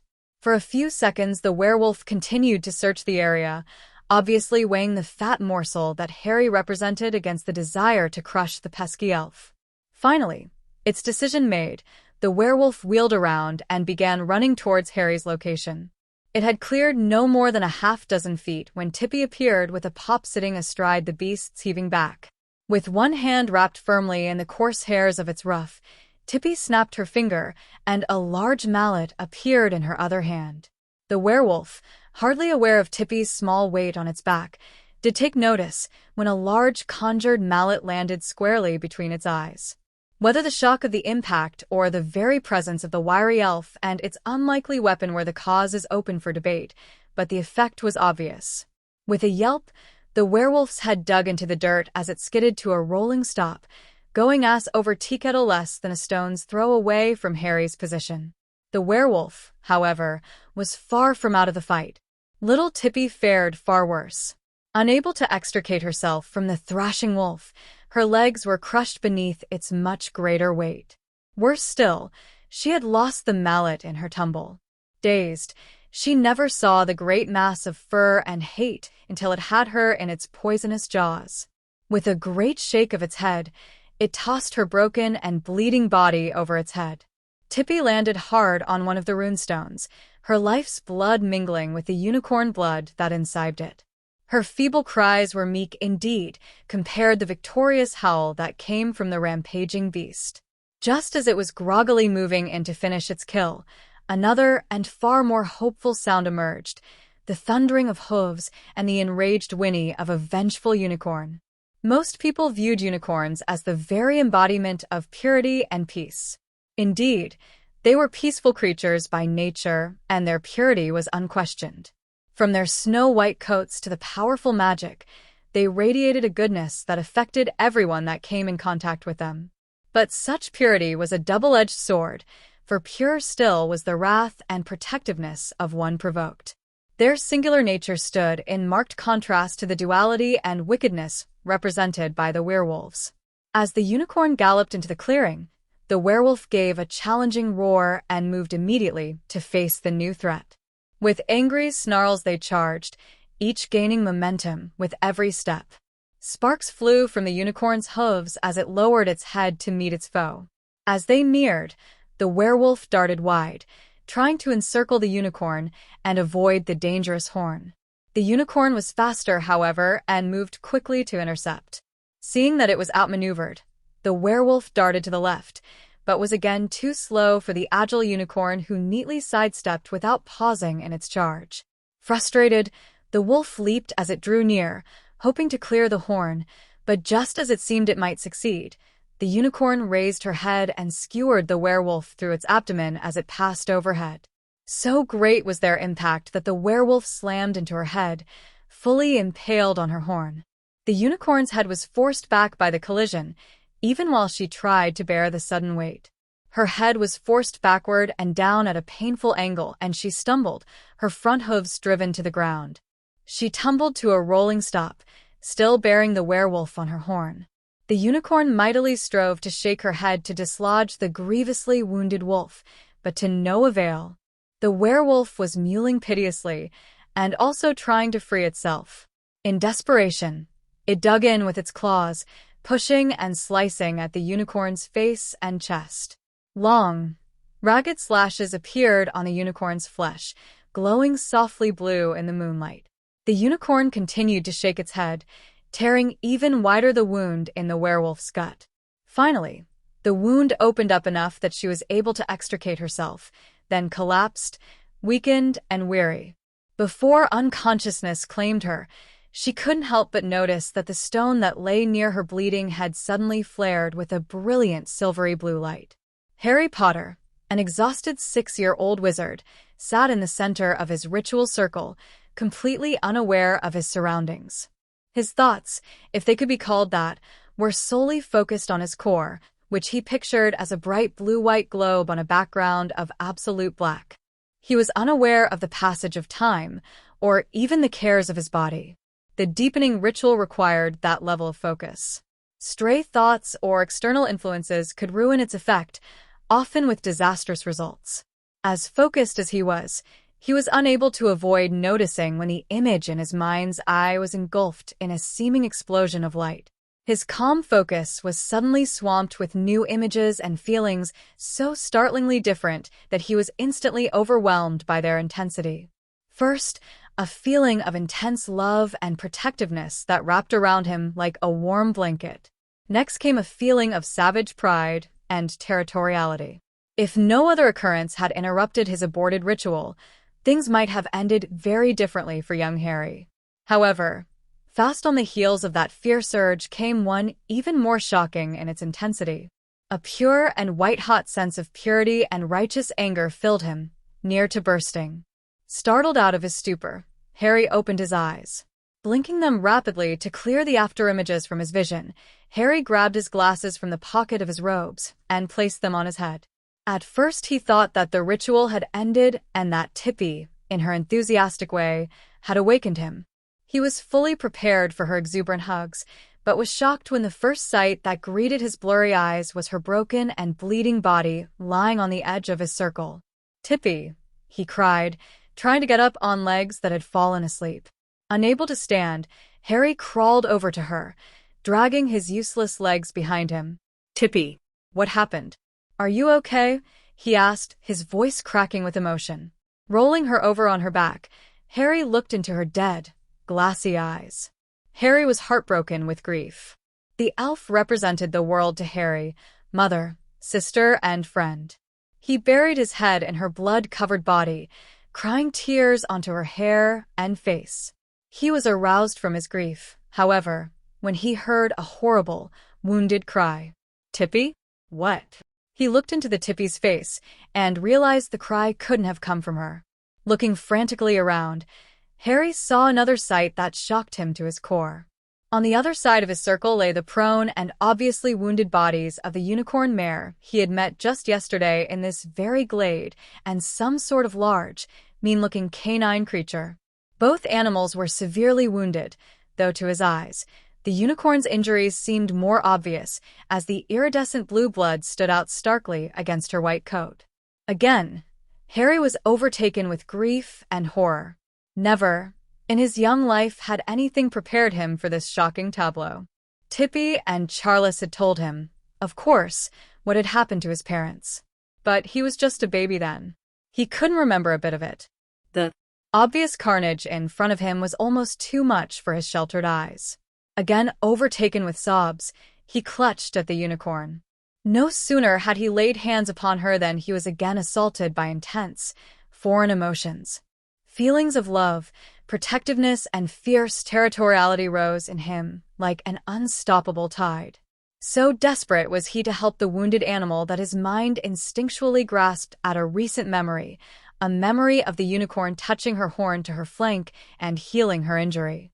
In his memory, he could almost feel the white-hot magic of her horn as it radiated out into the wound. He sensed it like he could still sense his own magical core. Without conscious thought, he pictured his own core radiating that same bright white light. With shaking hands, Harry reached out and touched the wounds on the unicorn's chest. Instantly, a blinding light flowed out from his hands and engulfed the head and chest of the injured animal. In the blink of an eye, the wounds healed as though they never existed. As the glow faded, the mare raised her head and prodded Harry with her nose. Looking up through tear-stained eyes, Harry saw her raised head and shouted with glee. "What happened? Are you all right? What can I do? Does it hurt?" "Oh, thank Merlin. I can't believe I thought," he yelled, eventually dropping off in hysterical sobs as he clutched at her neck. The unicorn whinnied and laid her head across his shoulders, waiting patiently for his sobs to lessen. After a time, she again prodded him gently with her nose. When he looked at her, she nodded her head toward the massive canine. When Harry looked, he could tell that the animal was still alive, its thick chest rising and falling as it drew in sharp, shuddering breaths. Harry looked again at the unicorn. "Can you heal him?" he asked. The unicorn slowly stood and walked over to the dying werewolf. Lowering her head, she touched her softly glowing horn to the wound, and a bright blue glow emanated from her horn. The wolf howled and tried to struggle, but was too weak and weary to fight the strong magic. The light surrounded the wound, which slowly began to close. The seconds drew out into a minute, and then 2, before slowly fading away. When it had disappeared, Harry scrutinized the wound. Though it had closed somewhat, it still looked nasty and was still bleeding heavily. The wolf had quieted, but continued to whimper piteously. Again the unicorn looked askance at Harry. "How come it didn't heal?" he asked. "Can't you heal him?" The unicorn shook her head, a somehow sad look in her eye. "What should I do?" Harry asked. The unicorn walked over behind Harry and nudged him toward the werewolf. Harry, unsure what to do, followed her lead. Mindless of the danger, he leaned over the werewolf. As he looked down on its bleeding form, he couldn't help but think of Tippy lying broken and bleeding on the ground, crying out for Harry to help her. Just like that, a floodgate opened within Harry as he was once again carried away on a tide of emotions. While the unicorn looked on, Harry embraced the tide. A white glow surrounded his hands as he laid them on the beast, and the deep emerald green of his eyes changed into a bright, shining silver. This time, Harry was better able to retain his perception, and he watched, almost as an outsider, as this unusual power surged from his hands and into the deep arterial wound in the beast's midsection. Almost immediately, the werewolf began to thrash and stir, but Harry pressed firmly down, keeping it pinned. This time the glow didn't stop with the visible wound, but continued to grow until it surrounded the beast. As its thrashing grew worse and worse, so too did the torrent in Harry's mind. A snarling, angry presence surged in his mind, threatening to carry Harry away in its brutality. His hands tightened on the werewolf with a savage strength. Almost as soon as it began, however, the other feelings grew within Harry. Brutality was met with unconditional love, and his territorial urges were beaten back with the purity of sacrifice and the unwavering desire to protect. For long moments, the battle waged within Harry, waxing and waning in desperate struggle. All the while, the glow around the werewolf grew in intensity until it burst with vibrant light. When it subsided, Harry swooned, overcome with a sudden feeling of utter exhaustion. As he kneeled there on the verge of unconsciousness, he looked down and was surprised to see, instead of a snarling beast, a naked, middle-aged man with sandy brown hair and brown, liquid eyes. The naked man was similarly haggard and shocked as he looked up at Harry. "James," he said, but his question fell on deaf ears. Harry Potter collapsed on the ground, dead to the world. Chapter 7. Fear and Loathing. Remus Lupin was a good man. He was intelligent, caring, and loyal, almost to a fault. Ever since he was attacked and turned into a werewolf as a young boy, his greatest fear was that he would get loose and attack some innocent soul. His fear led him to lead a very private and secluded life. He had never even had a friend until met a young James Potter on the Hogwarts Express. During the full moon, he took great care to seclude himself far from human habitation. That was why he came to Shrieking Shack for his transformations. It was the ultimate in irony that the one night that he was able to escape his confinement, he ran immediately into the Forbidden Forest, where no human was likely to be, and almost fulfilled his worst fears on the son of his first childhood friend. When he woke up under the light of a full moon, changed back into his human form, he was shocked and confused. Like usual, he had only fuzzy memories of his actions. It was also the first time since he was a boy that he was able to look on the full moon with human eyes. He was even more shocked to realize he was looking up at the spitting image of a young James Potter. When Harry collapsed, Remus checked him over for injuries. Finding none, he took stock of his surroundings. His first sight of the unicorn standing a few feet away nearly caused him a heart attack. Never before could he remember being so close to one, and it filled him with awe and fear. Werewolves, even in their human state, could certainly not approach a unicorn. The animal's senses were far too sensitive to miss the darkness inherent in all werewolves. Even if that were not the case, Remus was a grown man and far from a virgin. Eyeing the creature warily, he noticed the blood that marked its coat and was aghast. Obviously, he had attacked the unicorn, but he couldn't for the life of him figure out why he was still alive. Not only alive, but untransformed. Looking around himself, he noticed the ritual circle. He was not overly familiar with ritual-based magic, but he could decipher the runes he saw. Nothing he saw would account for his state or the presence of a unicorn. It was when he was walking the circumference of the circle that he found the body of the dead house elf. Knowing he was responsible for its death, Remus was filled with grief. Rationally, he knew he was not responsible, but that was cold comfort. It was as he was walking back towards Harry that he heard a muffled voice coming from the edge of the clearing. Upon investigation, he soon found a backpack on the ground. At first he wondered if the backpack contained a communication mirror, like the one Sirius and James used to use, but then he noticed that the sound was coming from a tree to his left. It wasn't until he got closer that he noticed the painting that was lying rolled up at the base of a tree. Certainly, it was a surprise to see a painting lying out in the middle of the forbidden forest, but the greatest surprise was when he turned the painting over and recognized its occupant. "It's about bleedin' time, you ignorant whelp. I've been eatin' dirt for almost an hour," Charles yelled. "What the hell happened? The last thing I saw..." Whatever he was going to say, however, was lost as he caught sight of his rescuer. Remus? Remus Lupin. Remus was equally astounded. He'd had frequent conversations with Charles' portrait while visiting Potter Manor. Indeed, James' Uncle Charles had been a great inspiration to the Marauders, both in the flesh before he died and as a portrait.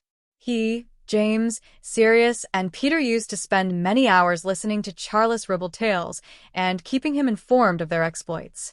He would even count him as a friend, insofar as you could be friends with an animate object. So, he was quite shocked at the next words the painting said. "That was you. You bastard. What did you do to Harry's?" Charles screamed. "Harry? What are you saying?" "Harry's dead," Remus replied, dumbfounded. "Dead," Charles said in a quiet, almost calm voice. "And the elf? What happened to the elf?" Remus looked guiltily down at his feet. "I killed her. I didn't mean to." "I see," Charles continued. "Well, there's only one thing for it. Lupin, fetch me that backpack, please." Not knowing what else to do, Remus grabbed up the backpack. "I've got it," he said. "Good, now go into it and pull out that silver knife." Remus stopped with his arm halfway in the bag. "Silver, you say? You know I can't touch silver," he said. "I said get the knife." Charles roared suddenly. "And when you have it in your hand, I want you to take that knife and jam it up to the hilt in your scurvy, diseased flesh. I want you to cut until you reach your rotten, conniving, backstabbing heart, and not stop until you've cut it out. Just like you cut out the heart out of James and Lily and every last member of a noble and once proud family. Once you've finished, I want you to lay down and die. Make sure you die on your back, mind you, so that every creature that walks by your corpse can piss in your sorry excuse for a face." Remus just stood there, his arm in the bag, with a dumbstruck look on his face. "What are you going on about?" he asked. "You know I'd never." "Don't tell me you couldn't control yourself, you little worm. After all James and Lily did for you, this is how you repay them? By killing their only son." "But I never," Remus replied. "I hope you're proud of yourself." Charles interrupted. "You only managed to accomplish what Voldemort himself couldn't do." Remus literally couldn't speak. He was overcome with feelings of astonishment, guilt, and confusion. However, as Charles' words finally began to sink in, he suddenly understood. "Am I to understand that the boy over there is Harry Potter?" he asked. "Harry James Potter?" "Yes, you bastard. You killed James' son. He's not dead." "Of course he's wait. What?" Charles said. "Harry Potter is not dead." Merlin's beard. "Harry Potter is alive." So saying, Remus Lupin sprinted back towards Harry, running for all he was worth. Skidding to a stop at his side, Remus reached over and ran his hands slowly and carefully down his face and body, assuring himself that this was indeed Harry Potter and that he was alive. So overcome with glee was he, that he jumped to his feet and started dancing a jig in the middle of the clearing, completely unmindful of the unicorn standing sentinel a few yards away. Later, when his joy had subsided to a manageable level, Remus retrieved Charles' painting and moved it and Harry's things into the clearing. He also carried Harry over and placed him in a more comfortable position. After everyone was settled, he and Charles talked well into the night. Charles informed him of the circumstances that brought Harry into his care and gave him the highlights of Harry's life. He explained the purpose of the ritual and his conviction of Sirius' innocence and his suspicions about Pettigrew, as well as their plans to get Sirius out of Azkaban. Remus was amazed at the events, especially surrounding Harry's survival and the supposed banishment of Voldemort. As removed as he was from civilized society, Remus knew that whatever happened that night, Voldemort had not been seen or heard from again. In his infrequent conversations with Dumbledore, Remus had learned of the prophecy and knew that Albus was convinced that some power within Harry had defeated the Dark Lord. However, everyone assumed that Harry was killed in the process. The conversation with Charles didn't explain, for the painting didn't know, what happened with Voldemort, but it did resolve many questions that had lingered in the back of Remus' mind. He had always been uneasy with the thought of Sirius as a betrayer. Charles' arguments had renewed those doubts. The evidence, however scarce it was, certainly did point to Sirius. Dumbledore himself had confirmed that Sirius was the secret keeper. Remus wasn't sure about Charles' belief that Dumbledore was playing some deeper game, but he did concede that Sirius was sentenced without trial and on circumstantial evidence at best. Together, they resolved to work to uncover some of these mysteries, and Remus decided that he would keep their secret. In fact, Remus was so overjoyed at Harry's reappearance that he decided then and there that he would do anything in his power to care for and protect James and Lily's son, be it from Voldemort, Dumbledore, or all the legions of hell. When their discussions had ended, Remus built a fire and set himself to watch over the sleeping Harry. Despite his transformation and the subsequent fights, he was filled with energy and purpose.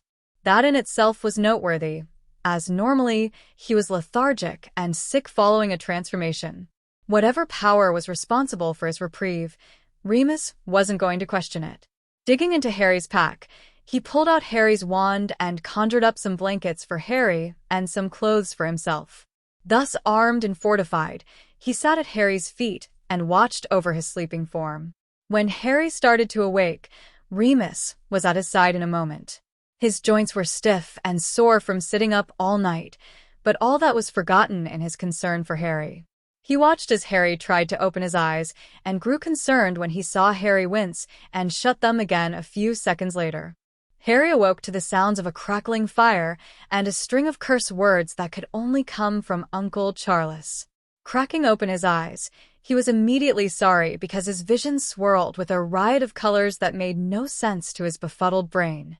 Blinking rapidly did little to alleviate the problem, so he let out a groan and closed them again. Someone must have heard him, however, because soon he felt a hand on his brow. "Harry, are you all right?" an unfamiliar voice asked. "Who's there?" he responded. "Where am I?" "Where we are is easy to answer. We're in the Forbidden Forest. As to who I am, that is a little more complicated. My name is Remus Lupin. I'm an old family friend, Suddenly a storm of questions occurred to Harry, but he bit his tongue and tried to remember everything that had happened the previous night. His memories came to him in surreal flashes. He remembered preparing for the ritual, and then brief images came to him of Tippy lying in a pool of blood, and then something about a wounded unicorn. Thoughts of Tippy caused him to bolt upright. Tippy, is she all right? What happened? As suddenly as it came, the hand on his brow disappeared, and he heard a forlorn sigh. I'm sorry, Harry. More sorry than you can ever know. Tippy's gone. Gone? You mean? She died of her injuries. I'm sorry. Harry was overwhelmed with a sudden sense of grief unlike anything he had ever experienced before. But so filled with remorse was the voice that spoke to him that he opened his eyes to get a look at the unknown person. Again, his vision was filled with bright, swirling images. Harry wiped the tears from his eyes and tried to focus on the person squatting at his side. Nothing he could see was recognizable, but he could make out a vaguely man-sized shape at his side. At its center glowed a dark red ball, with black swirls that flashed in and out of view. The image niggled at the back of Harry's mind until he realized that it resembled his glimpses at his own magical core. The colors were different, but he could still recognize the glowing shape as something similar. Harry shut his eyes and tried to picture the flame in his mind. It was difficult for him as it kept being replaced with the image of Tippy's broken and battered body. Finally, he succeeded in holding it in his mind and managed to feed some of his grief into the burning flame. When he had calmed down a little, he opened his eyes. Immediately, he noticed a difference in his vision. The swirling colors from before were muted. They were still there, but it was as if they lay just under the surface. What happened to her? How did she die? He asked. Again, he heard the mournful sigh. I'm afraid she was killed by a werewolf. If it is any comfort, I think the end was quick. She was a very brave elf. Harry couldn't believe that Tippy had sacrificed herself for him. Oh, he knew that she would gladly do so, but he still couldn't believe it had come to pass. What made it even worse was he didn't even know she was in danger. During the ritual, he was so wrapped up in his own focus. He had let her be attacked and killed. The more Harry thought about it, the guiltier he felt. He should have done something to help her. He knew he didn't know enough magic to put up much of a fight, nothing like what Tippy was capable of, but he could have gotten himself out of harm's way. He could have climbed a tree or something. If Tippy hadn't had to worry about him, she could have easily escaped. Instead, she had been mauled by some mangy, flea-bitten mongrel. Tippy, who'd never done anything to harm anyone, who had taken care of Harry when no one else would, didn't deserve that fate. Harry looked around him and saw Charles' painting resting against a tree and his knapsack, not far away. A small campfire was smoldering nearby, and there was a suspicious lump hidden by a somber, black tarp, just on the edge of the clearing. Wiping his eyes on his sleeve, he turned and faced the man once more. The man was drawn and pale. He had sunken features and looked to be on his last legs. The main thing Harry noticed, however, was his forlorn and somber expression. Harry had little experience with grief. He knew that his mother and father had been killed when he was a baby, but he couldn't really remember it. It was just a fact that he had learned. It had no real weight. Even so, he could recognize that the man was suffering, almost as though he had lost a friend himself. Are you okay? Are you hurt? The man asked. Yeah, Harry answered. It's just all, you know. I can't believe it.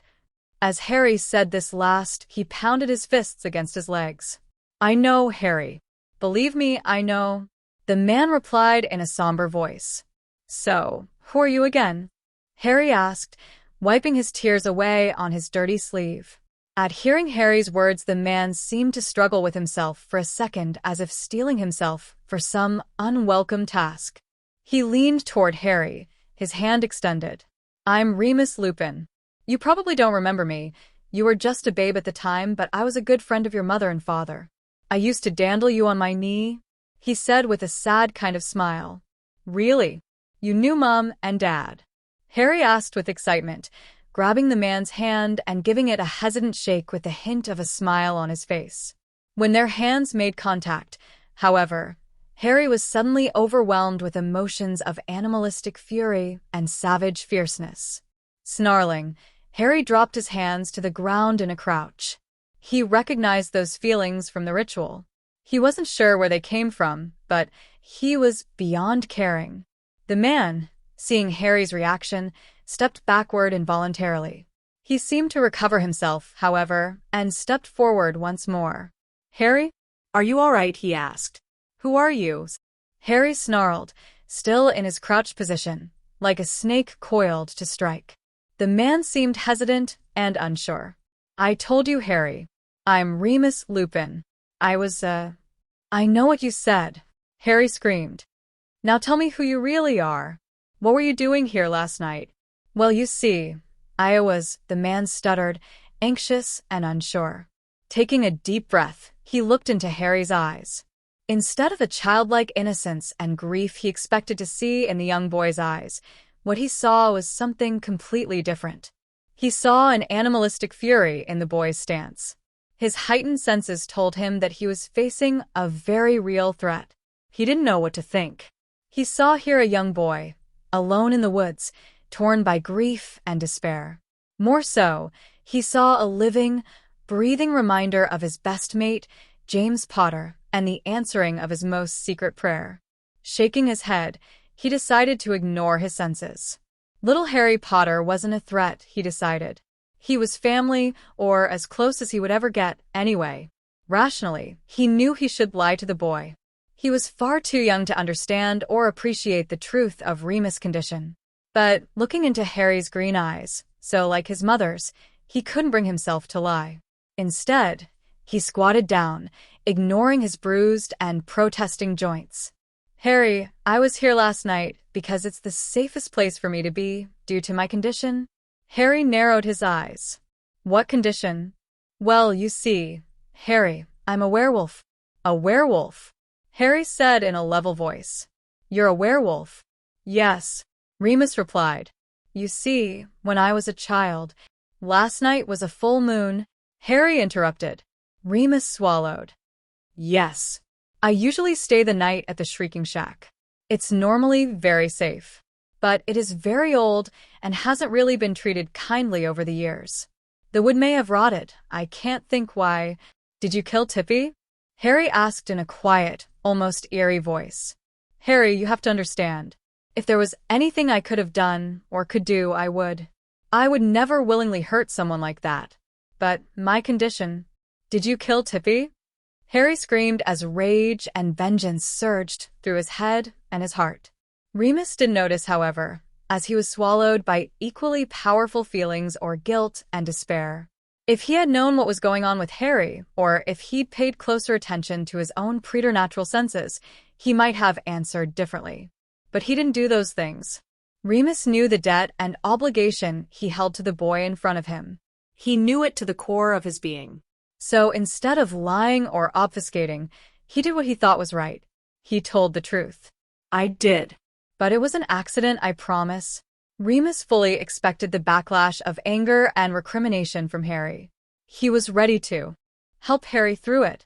He knew he might never be forgiven. He was prepared to deal with the tears and the guilt and the blame. But he wasn't prepared for what he never expected to see when he looked up at Harry's face, where those expressive green eyes changed to a malevolent and glowing amber. He didn't expect the hairs to raise on the back of his neck and arms or the sizzling, almost electric feeling in the air. He didn't know what caused this manifestation, but he did know that he was suddenly and fervently afraid. When Harry heard Remus admit his guilt, something inside him broke free. The fury and the vengeance inside him swelled up from a burning torrent to a fiery maelstrom that was all-encompassing. He had no rational thought. He knew only pain and the need to strike out. The sounds of the forest suddenly became clearer, and his senses sharper and more focused. He narrowed his amber, glowing eyes at the creature in front of him, its words and explanation burned up by his rage. His fingers clawed into the dirt, and his legs bunched underneath him. When the creature looked up at him, he could almost smell its fear. As it opened its mouth to speak, Harry leapt.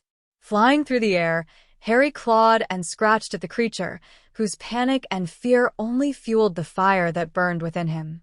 Try as he might, his fingers and feet could find no purchase. His small frame and clipped nails were not suitable weapons. They could not draw the blood of this creature.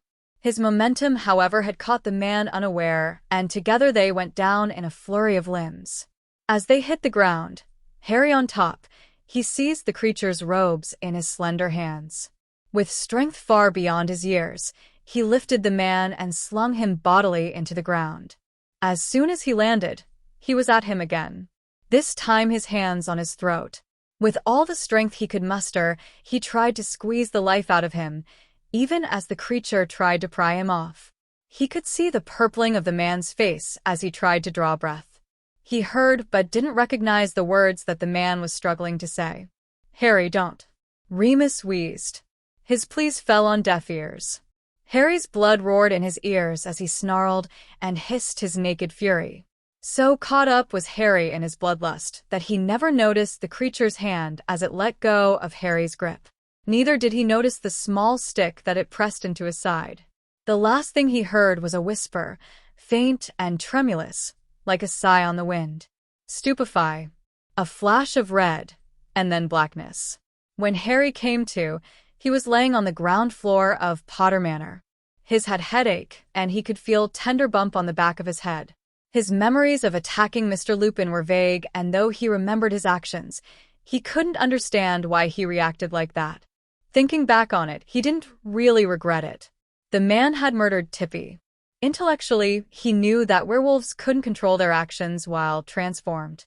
He knew that such people were themselves the victims of a werewolf attack, but that didn't matter. Tippy was dead at his hands, and that was that. Getting to his feet, he looked around the house. He didn't see any signs that Mr. Lupin was in the house, but that left him in a bit of a quandary. He didn't know if the Fidelius was still active or if he could enter the basement, because Fidelius or no, it was walled up and he didn't know how to operate. Not on purpose, anyway. Walking around the house, Harry was amazed at the strange glow that surrounded many of the objects he saw. He could only guess that those objects were magical because they appeared much like the magic in his core. He didn't know what to make of this new ability. The colors he saw were all a little different. Each object differed in its color, shape, and intensity. He couldn't make heads or tails of what any of it meant, but it was interesting nonetheless. Making his way back to the sitting room, he still couldn't think of any way to get back in the basement. He had all but decided to go ahead and try to apparate anyway. He was hungry and his head was still pounding. Shutting his eyes, Harry pictured the living area in the basement. Gritting his teeth, he spun around, and with a loud crack, lost his balance as he smashed his leg on the end table, falling into an undignified heap on the floor. Bloody wonderful. Great thinking, Charles. Make us a hideout with no way inside. Simply brilliant. Moldy old fart needs a turpentine bath. He does. Harry muttered, rubbing his injured bum. As he was about to try again, he heard an unmistakable murmur coming from a cupboard under the stairs to his right. Harry ran over and yanked the door open, and to his surprise found Charles painting inside. "Charles? What are you doing in the cupboard?" he asked. "What indeed?" Charles exclaimed. "Needed to use the loo, and was looking for some paper. What do you think, boy? Lupin put me in here. Stupid mangy, no good, flea-bitten, backbiting, shite-eating pile of monkey dung. Is he here then?" "I didn't see him," Harry asked, looking over his shoulder. "Oh yes. He's just inside the cupboard. Thought we'd have a spot of tea followed by a good rogering. Use that lump that sits on your neck, boy." He scampered off. "Sorry, coward, if I only had me wand, then I'd—" "Uncle!" Harry yelled. "What?" Charles yelled back. "We can't get back home," Harry replied. "What?" "Where do you think we are, Victoria Station?" Charles responded, waving his hands around dramatically. Sighing to himself, Harry grabbed the painting and dragged it across the room and placed it against the wall. Facing the painting, Harry waved his arms around, mimicking his uncle's sarcasm. "Basement, Fidelius, secret keeper, underage wizard. Ring any bells?" Right, I see," Charles responded, nonplussed. Well, you could always try operating. We're well warded, so no problems there. Course, if you splint yourself, it could be a wee bother. But nothing ventured, and all that rot. He replied. Do you think the Fidelius is still active? He asked. Now that you mention it, it might have dissipated by now. Not really sure how long the effect lasts. Charles replied, rubbing his chin thoughtfully. How can we tell? Harry asked. What? Oh. Well, logically, don't give me that look, boy. I'm the very paragon of logic and scholarly adeptitude. Charles huffed. You made that word up. Harry exclaimed. No, I didn't. Why, if you go in the library and get that dictionary you're so fond of, you'll find my very picture in the definition. Made it up, he says. I'll have you know that when I was at Hogwarts, all the girls commented on my adeptitude. Are you sure they didn't say decrepitude? 'Cause that I can see. Plus, it's a real word. Harry laughed. Well, I never. Charles replied with a look of such indignation that Harry couldn't help but laugh again at his antics. So, anyway, if you would be so kind, your adeptitudeness, could you please explain how we can tell if the charm is broken? Charles fixed Harry with a baleful eye, but nevertheless scratched his beard in thought. This continued for a full minute, and then he got a gleam in his eye. I've got it, he exclaimed. And? Harry asked. Tell me where we live. In the basement. Harry answered. Yes. Very astute. But where is the basement? Charles asked.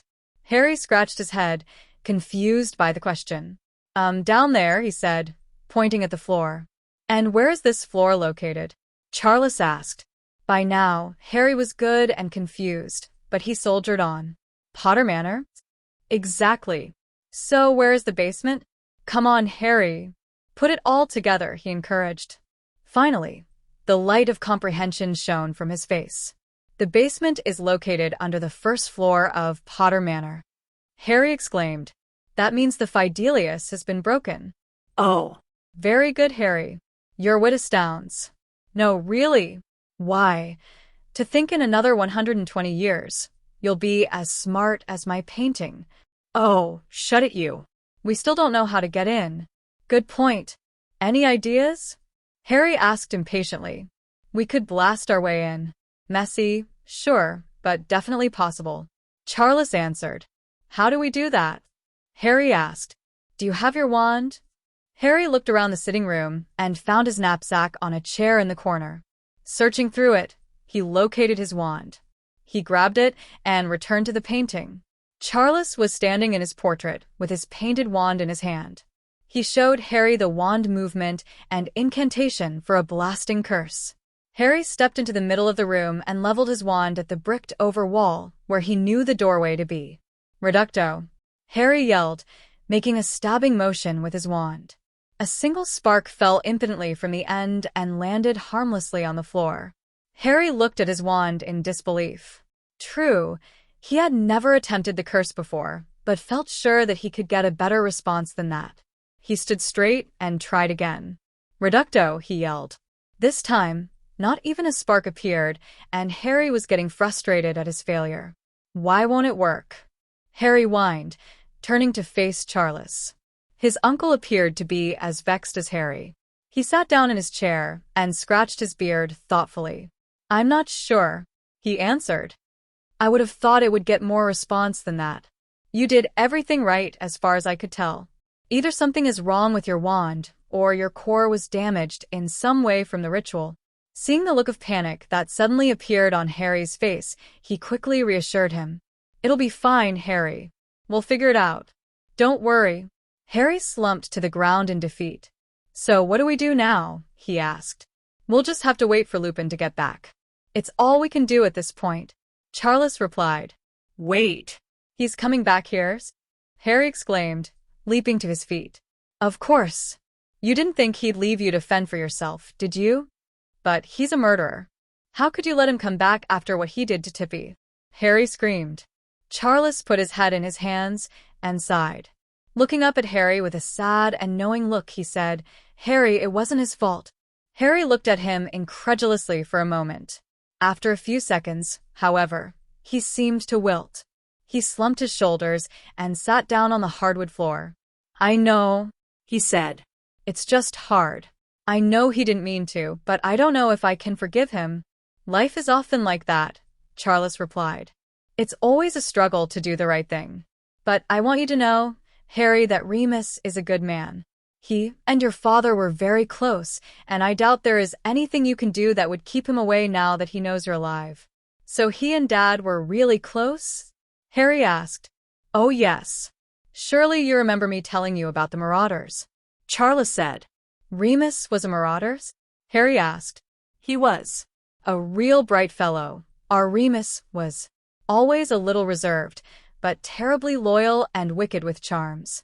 "He was the only one of the group that could keep up with your mum," Charles answered. Harry pondered that for a bit. He was torn between his loyalty to Tippy and his hunger to reclaim a little bit of his stolen past. Charles had regaled him with many stories about the Marauders, and even though he didn't want to, he felt the stirrings of a little hope at the thought of spending time with his father's friend. Gathering his courage, he decided that he would do his best to not hold the matter of Tippy's death against the man. As he sat on the floor, he fell into a meditative trance and started feeding those thoughts of blame and anger into the hungry flames. Chapter 8. A Bitter Truth. Perhaps an hour later, Remus returned to the manor. He arrived dragging a trunk behind him and a brown paper bag filled with takeout food in his hand. Both of them were hesitant around each other at first, but gradually started to loosen up. The matter of getting into the basement was easily solved. With an almost negligent wave of his wand, Remus transfigured the bricks into a simple wooden doorway. As they sat in the comfortable chairs around the basement's kitchen table, Harry couldn't help but feel more comfortable and secure. He knew that with the Fidelius broken, there was no particular reason to be restricted to the basement, but Harry had spent most of his short life there. He considered it home. As they ate, Charles filled Remus in on how they came to be living there and some of the highlights in Harry's education and training. Remus listened to it all, with a look of wonder on his face. At one point in the story, he turned to Harry. "You brewed Polyjuice Potion at the age of 5, he asked. Harry nodded his head, and Lupin just looked at him in awe. "You know that is a Newt-level potion, right?" "What's a Newt level?" Harry asked. "Nastily exhausting wizarding levels. It's the standardized test for the upper forms. For you to be doing that level work is really extraordinary," Harry supplied. Charles huffed in the background. "Depressing, more like. I was lucky to brew that successfully in my 6th year. Course I was pants at potions. Still, at your age it's quite extraordinary." Harry smirked at Charles. "Don't lavish praise on the whelp," Charles complained. "He's no prodigy. He blew up 5 different cauldrons before he ever succeeded. If anything, he's a bit of a duffer." Remus and Harry just looked at each other, then they both broke out in laughs. Not soon after dinner, Harry trundled off to bed. Remus couldn't help but get up and check on him every so often, just to make sure he was real. He and Charles talked long into the night, discussing events in the wizarding world and making plans for Harry's education. Remus at first voiced his concern that Harry was living such a sheltered life. But a quick reminder of the fate of Harry's parents and the unknown status of Voldemort quickly turned him around. When the topic invariably turned to Sirius, Remus argued strongly that they should go to Dumbledore with their suspicions, but Charles would not be swayed. Remus didn't believe that the great wizard had knowingly sent an innocent man to prison. But he did allow that he didn't put up much resistance, either. Remus also felt guilty, because he too had believed Sirius guilty. Why did Sirius confess, if he wasn't guilty? Even if he didn't betray the Potters, why did he kill all those muggles when he went to confront Peter? He had so many questions that needed answers, and he knew that there was only one way to get them. He would have to pay Sirius a visit. Remus would have to go to Azkaban. Azkaban prison was set on a lonely, desolate chunk of rock carved out of the frigid waters of the North Sea. Worse still was the malevolence that hung about it like a cloud. Standing on the shore looking up at it, Remus couldn't believe anyone would survive in that awful place. It broke his heart to consider Sirius holed up in some dank, dark cell under the cruel ministrations of the demented guards. Remus knew that few people could stay there for long with their sanity intact. He hoped Sirius was one of those rare few. Though Azkaban was a stone fortress, that was possibly the least of its formidable defenses. The first line of defense was just getting access to the island. The Ministry of Magic required all visitors to the prison to first receive a pass. This pass required a background check, and sometimes it took weeks to clear the bureaucratic hurdles. The second barrier was that it could only be approached in one of the 3 boats that anchored across the harbor. Before you could enter the boats, you had to show your pass and were exhaustively searched for charmed or enchanted objects. Carrying potions into the prison was also strictly forbidden. The third defense were the impenetrable wards that surrounded the entire island. Though Remus didn't know for sure all the different wards on the place, he did know from his readings that there were wards that prevented apparition or portkeys and apparently dispelled active glamours or transfigurations. The last protection was perhaps the most formidable, the Dementors themselves. A Dementor was one of the most foul creatures that you could find this side of hell itself. A soul-sucking monster that could drain you of all happiness and leave you nothing more than a soulless husk. Dementors were very resistant to magic, all but impossible to kill, and the only defense against them was the Patronus Charm, a notoriously difficult spell to master. Though Remus could do it, it did him little good as his wand was confiscated before he ever reached the boat. Now he stood on the shore, looking up at the nightmarish edifice, knowing he was all but defenseless against the creatures and about to enter their domain. He was a brave man, but he couldn't help the shiver that ran up his spine. Remus gathered his courage and strode purposefully to the front gate where he was immediately accosted by 2 burly guards. "Here now, what are you after?" one of the guards asked in a thick Cockney drawl. Both guards fixed him with identical disapproving looks. Remus reached into the pocket of his robes, keeping his eyes on the 2 guards who kept their wands pointed at him. He handed the papers to the guard who had spoken and waited silently for them to let him pass. "Says here you're to see Sirius Black," the guard sneered. "What's a little mite like you got to see him for?" he asked. Remus knew well how to deal with disapproving looks. As a werewolf, he got them all the time. "I fail to see how that is any concern of yours," he said, giving a sneer of his own. "I have my business, and it is none of yours." If they had any reaction at all to Remus' words, they didn't show it. These were hardened men. If Dementors didn't drive them from their job, then Remus wasn't about to get to them. "Seems like everything's in order. Make your way through the gates, and take your first left. There's the visitor's desk and they'll get you processed. Keep them papers on you at all times, and stick with your escort. The Dementors won't brook no nonsense, so mind you watch your step." "That'll do," Remus said. "Good day." Remus followed their instructions and signed in at the visitor's desk. Unlike Muggle prisons, the prisoners of Azkaban were never allowed outside their cells. Visitors were escorted to the cells by red-robed Aurors, and their paths were cleared ahead of time to avoid civilian contact with the demonic guards. For this, Remus was very thankful. Since entering the prison, the aura of hopelessness that surrounded this place had increased tenfold. It was barely helped by the shining silver badger that the guard had conjured. The little Patroni barely made a dent in the oppressive atmosphere. They walked through a warren of twisting, turning corridors that held innumerable small cells. Remus could tell that these were low-security prisoners. They were healthy and boisterous as he passed, calling out either obscenities or requests to the guard. One fellow who had long, greasy hair and an eye patch even tried to make a grab for Remus through the bars of his door, but he was repelled by the quick stinging hex the aura sent his way. At last they arrived at some stone steps that led downward into the dungeons that housed their most infamous criminals. Going down several flights, they arrived at the high-security wing. The corridor itself was dimly lit, seemingly in agreement with the character of the people within. Here were the likes of Bellatrix Lestrange and Barty Crouch, Jr. murderers and rapists, the lot of them. When Remus had served in the Order of the Phoenix, he had had the misfortune of meeting several of these fiends. Remus expected these prisoners, more than most, to react to his presence. He was surprised, however, when no faces appeared in the small windows in the cell doors as he passed. Remus guessed that the Dementors had drained most of the energy out of these miserable bastards." Towards the end of the corridor, they came to a stop. The guard took a key out of his robes and turned to Remus. "You sure you want to go in?" he asked. "Most of these folks would kill you just as soon as look at you." He gave Remus an inquiring look. "Yes, I'm sure. Thank you for your concern," Remus replied, never removing his gaze from the cell door. "Don't say I didn't warn you. Just stay on your toes. I'll be just down the hall if you need me."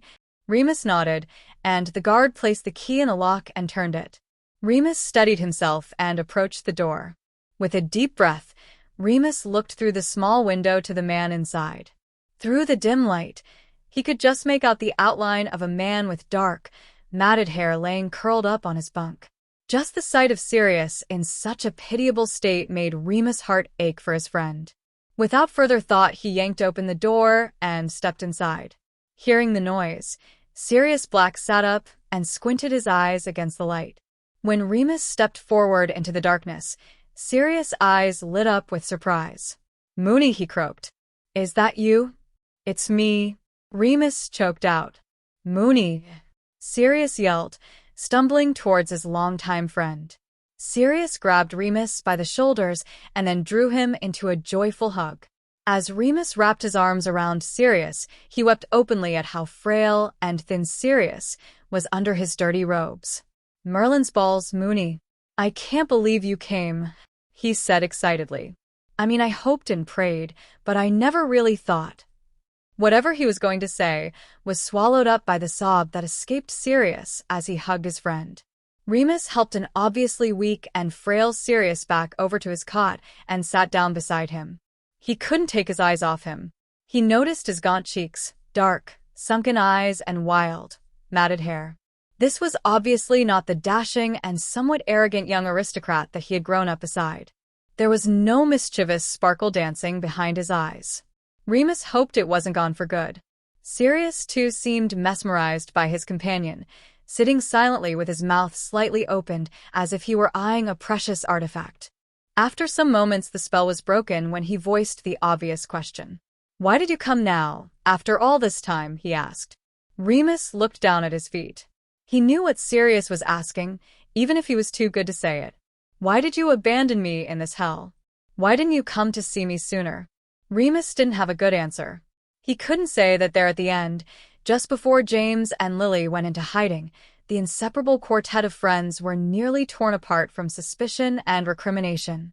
James and Lily were increasingly distancing themselves from Remus and couldn't or wouldn't give him any explanation. Now, knowing about the Fidelius, he could understand their reasons. But at the time, it hurt him to think that he had lost their faith and trust. When James and Lily were killed and Sirius was arrested, he simply existed in a state of shock. Even Dumbledore, the wise and all-powerful mugwump, seemed convinced of Sirius' guilt. Remus hadn't had the legal standing or the presence of mind to contest the arrest. Afterward, he just hadn't wanted to think of it. He had almost immediately set out on an extended sabbatical, bouncing like a leaf on the wind from one tedious, menial job to the next. Looking at his friend now, he felt ashamed for his weakness. "I'm sorry, Sirius. I should have come sooner, but I couldn't, damn it all," he yelled, punching his fists into his legs. He took a breath. "I should have come to see you, hear your side of the story. I've got no excuse," he said, his shoulders slumping in defeat. Surprisingly, it was Sirius who offered the comfort. He draped his scrawny arm around Remus' shoulders and gave him a gently squeeze. "Easy, Remus. I understand. Believe me, if I ever get out of here, you can bet your arse I wouldn't come back. Not for anything. I don't blame you at all. Especially not after what I did," he said. Remus looked up. "What did you do?" Remus asked, turning his gaze back to his friend's haunted face. "I know what the ministry said, but I don't believe it. What really happened?" So Sirius gave Remus a halting and tear-streaked account of the events following James and Lily's death. He told him about switching with Peter as secret keeper and about how he had found out about their betrayal and murder. He told him how he had been so enraged that he had gone out searching for vengeance against Pettigrew and about cornering him in a muggle market. He ended with a description of the firefight that had ensued and about how Peter had cut off his own finger and transformed into his animagus form to escape into the sewers as a rat. So maddened with grief and guilt was Sirius that he blamed himself for their deaths. It was his idea, after all, to switch with Peter as secret keeper, convinced that the meek Peter would be above suspicion. Ironically, he was right about one thing. Peter was above suspicion. No one in law enforcement or at the ministry would credit Peter with the crimes he had committed, slaughtering more than a dozen muggles in a fiery explosion to cover his escape. The prophet claimed that you confessed killing James and Lily when they confronted you on the scene. Did that really happen? Remus asked, wide-eyed at the harrowing tale. I did kill them, Sirius exclaimed, or as good as, anyway. If I hadn't switched with the little coward, they would still be alive. Remus grabbed Sirius by the shoulders and shook him. Don't say that, he yelled. You did nothing wrong. You couldn't have known Peter would betray them like that. Maybe, Sirius responded. Maybe my arse. Nobody ever suspected Peter of anything. That's why we were able to get away with so many pranks at school. Instant alibi, remember? Yeah, Sirius sniffed. I still remember that prank we pulled on Slughorn. Got caught nearly red-handed after we charmed all the chalk in his classroom. McGonagall caught us trying to sneak back into the common room, and Peter told her we were out trying to catch his pet rat that had escaped. I still can't believe she swallowed that. I know. Remus chuckled. Whatever else you say, Peter is an accomplished liar. Yeah, he is, Sirius said. I wish I could get my hands on that little snake. Remus jumped up and peeked out the little window on the cell door, checking to see if the guard had returned.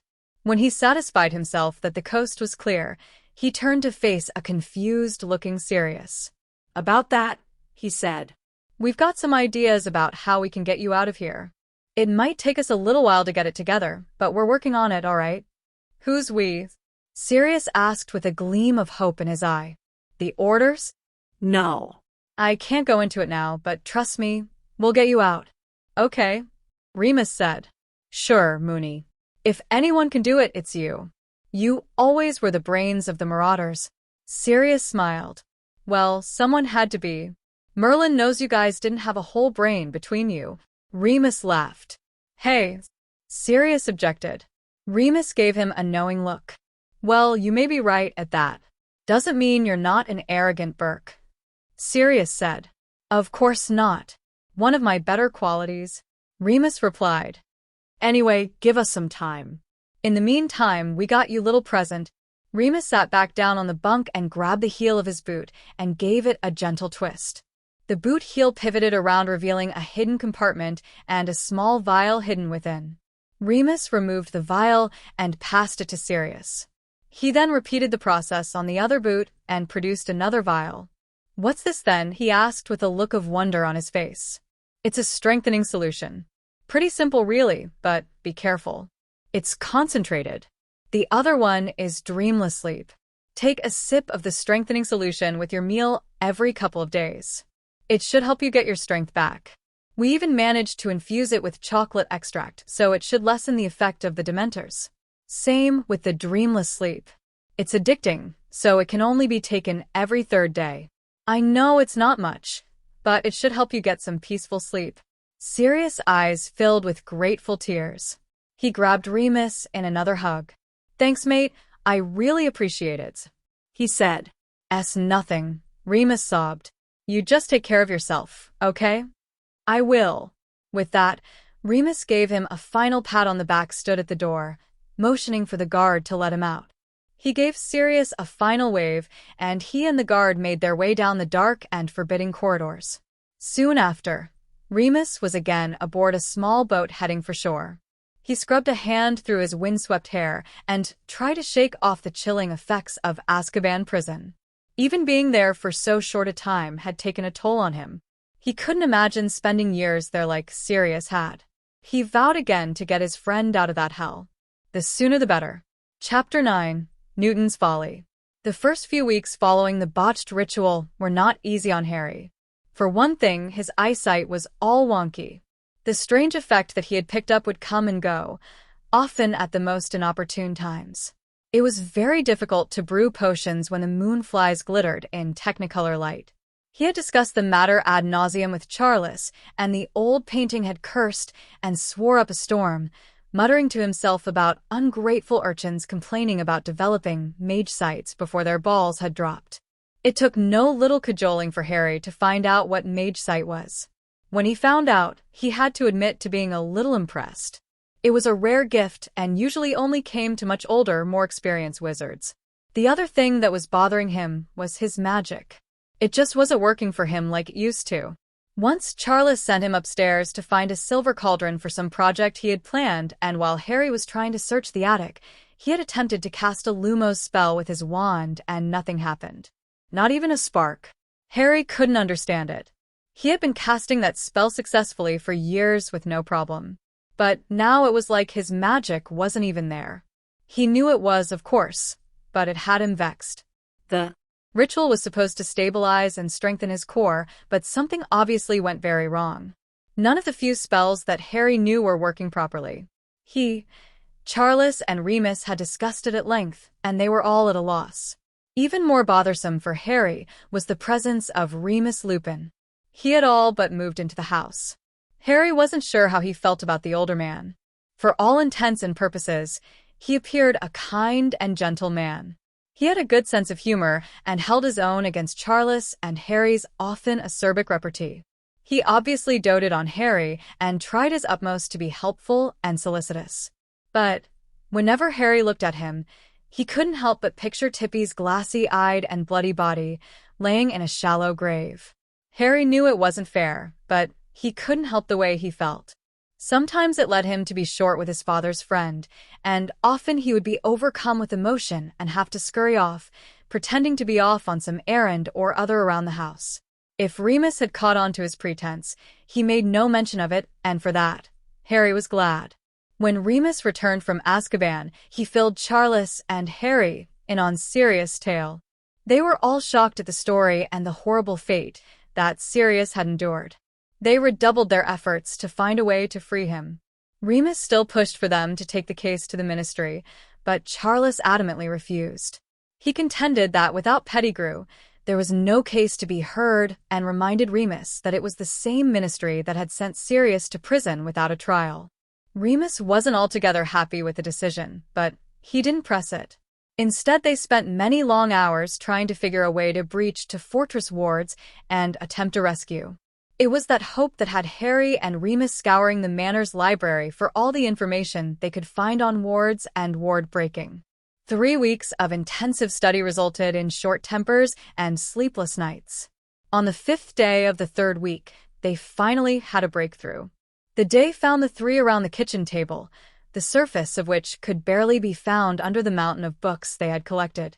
Harry was reading a treatise written by Charlemagne Cobblepot entitled The Artful Use of Artifice, A Beginner's Guide to Burglary, when he came upon the discovery. Harry was having a hard time keeping his eyes open at the time. He was a bright boy, but much of what he was reading was hopelessly beyond him. He was about to throw the book down in disgust, when his eyes fell on the entry on the opposing page. The Null Field Effect. The Null Field is a very useful tool in the Artificer's arsenal. It is thought to have been first discovered by the celebrated researcher Sir Isaac Newton when developing his theory on magical resonance. According to some accounts, Newton became frustrated while attempting to map a particular spell matrix because he kept picking up interference from the magical saturation present in his laboratory. His cunning solution was to inscribe a small diamond with an inverted Egyptian power glyph on each of the diamond's facets. It was widely known at that time that crystals were excellent storers of magical energy.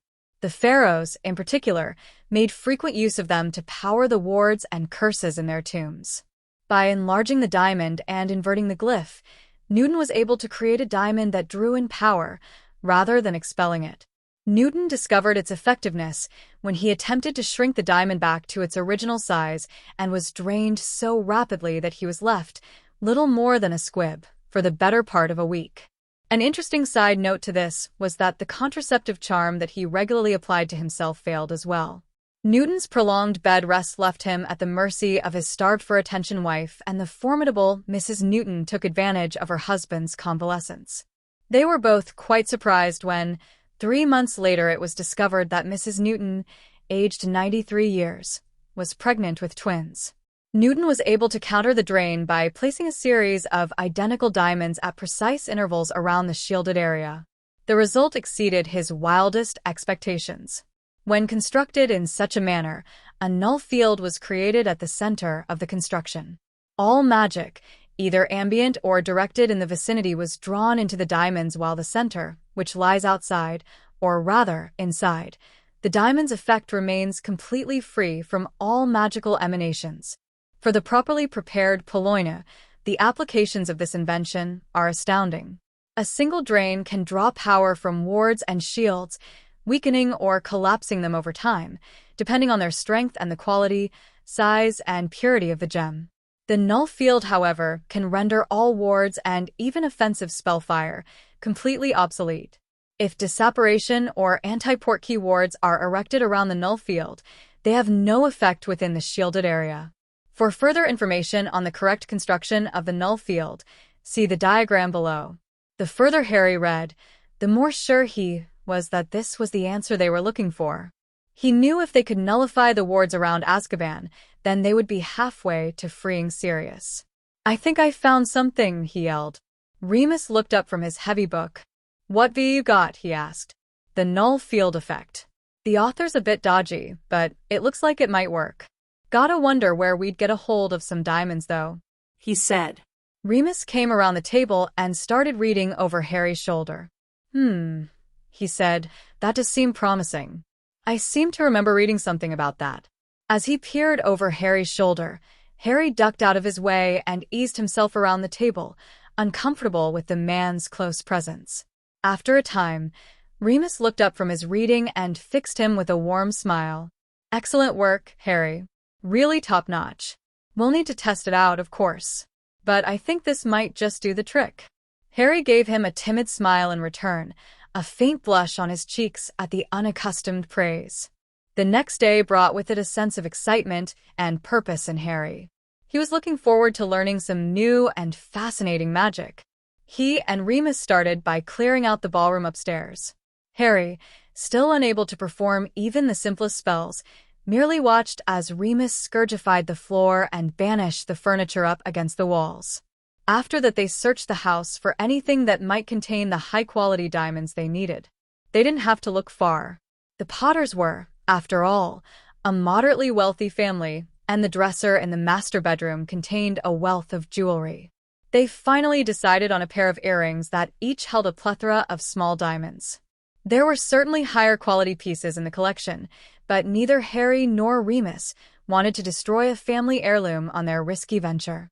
Removing their booty to their makeshift lab, Remus quickly removed a handful of the gems from their settings while Harry went in search for materials to use as bracing in their contraption. Harry knew from experience that there was a storeroom in the barn that had all manner of scraps of lumber and metal used to make repairs around the grounds. Sifting through the dust-covered scraps, Harry found some lengths of wood that would suit their purposes. The composition of the material was unimportant. It would only serve as a support to hold the diamonds in the required positions. With some difficulty, he managed to drag them up to the manor and upstairs into the ballroom. When he arrived, panting and sweaty, he noticed that Remus had conjured a stand for one of the diamonds and had enlarged the stone to many times its previous size. It now was the size of a hen's egg. It was tapered on one end and flat, and faceted on the other. Harry thought it rather looked like a top that he and Tippy used to play with when he was younger. Remus had set the glittering gem on the stand and started casting spells at it, stopping every so often to scribble in a notebook. "What are you doing now?" Harry asked. "What?" "Oh, yes," Remus replied. "Well, to create the desired effect, the diamonds need to be identical in size, shape, and quality, or as near as we can manage. I'm just casting some measuring spells on them. There are a few differences, but not enough to matter. The real question is in their placement. The capacity of each gem must be measured to the utmost degree. Once we have that figured, we'll be able to calculate their placement." I'm going to charge each of them to capacity, and then we'll try and measure the amount of magic they can hold, as well as their discharge rate. Newton's calculations contain an arithmetical formula for their placement. We just input the proper variables, and we should get a solution. Harry walked over to him. Remus was obviously in his element. Harry had only the vaguest notion of what Remus was talking about. He had studied only the basics of arithmancy. He could do simple calculations, but little more. He was, however, eager to learn more from this obviously educated man. So, how do we charge them? Harry asked. Well, there are several ways. Wizards who have greater control of their magic can simply push their magic outward through their wand and get the proper effect. But I've never been able to gain that kind of control. The other way I know is to place your wand on the stone and say the incantation Expecto Magicus. Either way works, he replied. Can I watch you do ones? Harry asked with a hint of excitement in his voice. Of course. I was just waiting for you to get back, so that I could start. It will take a couple of days to do all of them in any case. It can be pretty exhausting expelling your magic like that. Remus approached the stone and placed his wand against the flattened face. He looked up at Harry. Just give the word, he said. The word. Harry laughed. Rolling his eyes, Remus took a deep and steadying breath. Expecto Magicus, he intoned. As soon as the words left his mouth, a soft glow emanated from his wand tip. Shortly, the gem itself began to glow with a pale blue light that gradually grew in intensity. This lasted for a full minute before Remus released the spell, his shoulders slumped in fatigue. Harry was too mesmerized by the diamond to notice. In the course of a minute, it had transformed from a soft glow to a radiant near-white. Harry squinted his eyes and studied it. Suddenly, like a switch was thrown, his vision shifted into mage sight. The diamond was even more brilliant under the sight. It swirled and pulsated in ever-changing colors. First green, then yellow and red, and some colors Harry couldn't even recognize. It was beautiful. Without knowing, Harry approached the gem. Before Remus could raise an objection, he placed his hands on it. It was slightly warm to the touch, and Harry thought he could feel it vibrating faintly against his fingertips.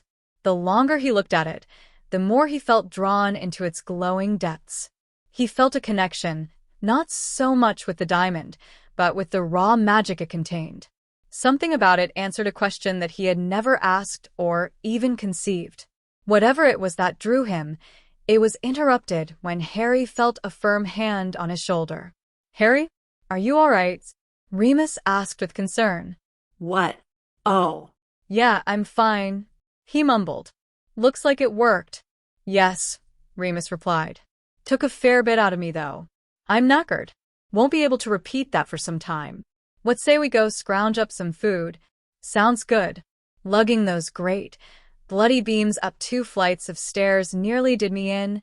Lead on, Macduff, Remus said, sketching an elaborate bow.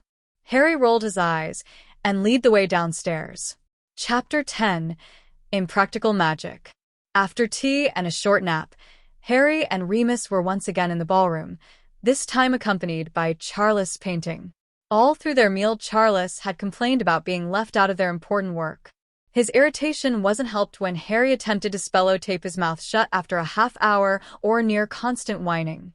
It didn't work, of course, but both Harry and Remus were holding their sides in laughter as the painted figure danced back and forth inside his frame, trying to avoid Harry's questing hands. Harry didn't really have a part to play in charging the stones, but he was interested nonetheless. He hovered around Remus as the older man prepared to cast the spell, bouncing on the balls of his feet in anticipation. Harry found the entire idea fascinating. The art of artificing, or imbuing non-magical objects with magical properties, was a new concept to him. From his reading, he had discovered that it differed from enchanting, which only conveyed a magical effect on an object. Wizards' portraits were artifices, as was the famous Hogwarts sorting hat. Those items had their own unique magic, and artificers were also able to convey a form of sentient intelligence to the objects of their craft. As Remus began to charge the next diamond, Harry picked up one of the other diamonds from the table. Engorged as it was surprisingly heavy. He wondered if he would ever gain enough control over his erratic magic to perform these kinds of spells. He was tired of being useless. If he had been a better wizard, he was sure he could have saved Tippy from her horrible fate.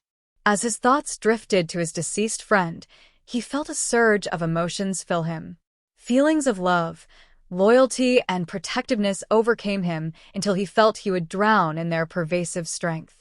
Harry shut his eyes against the onslaught and tried to calm his thoughts. They would not obey. Opening his eyes again, he immediately noticed that he had slipped into mage sight. Looking around him, he noticed that there were quite a few items in the room that carried the soft glow that indicated latent magic.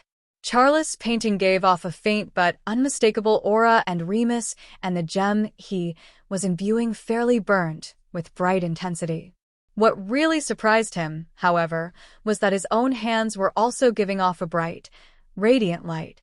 If Harry had been in full control of his mind and senses, he might have been truly shocked. Wizards' magic did not normally emanate from their hands. As it was, he was too absorbed in the inexplicable emotions that flowed like a torrent in his fevered mind. The power, whatever it was, had not abated. It was aching to be used.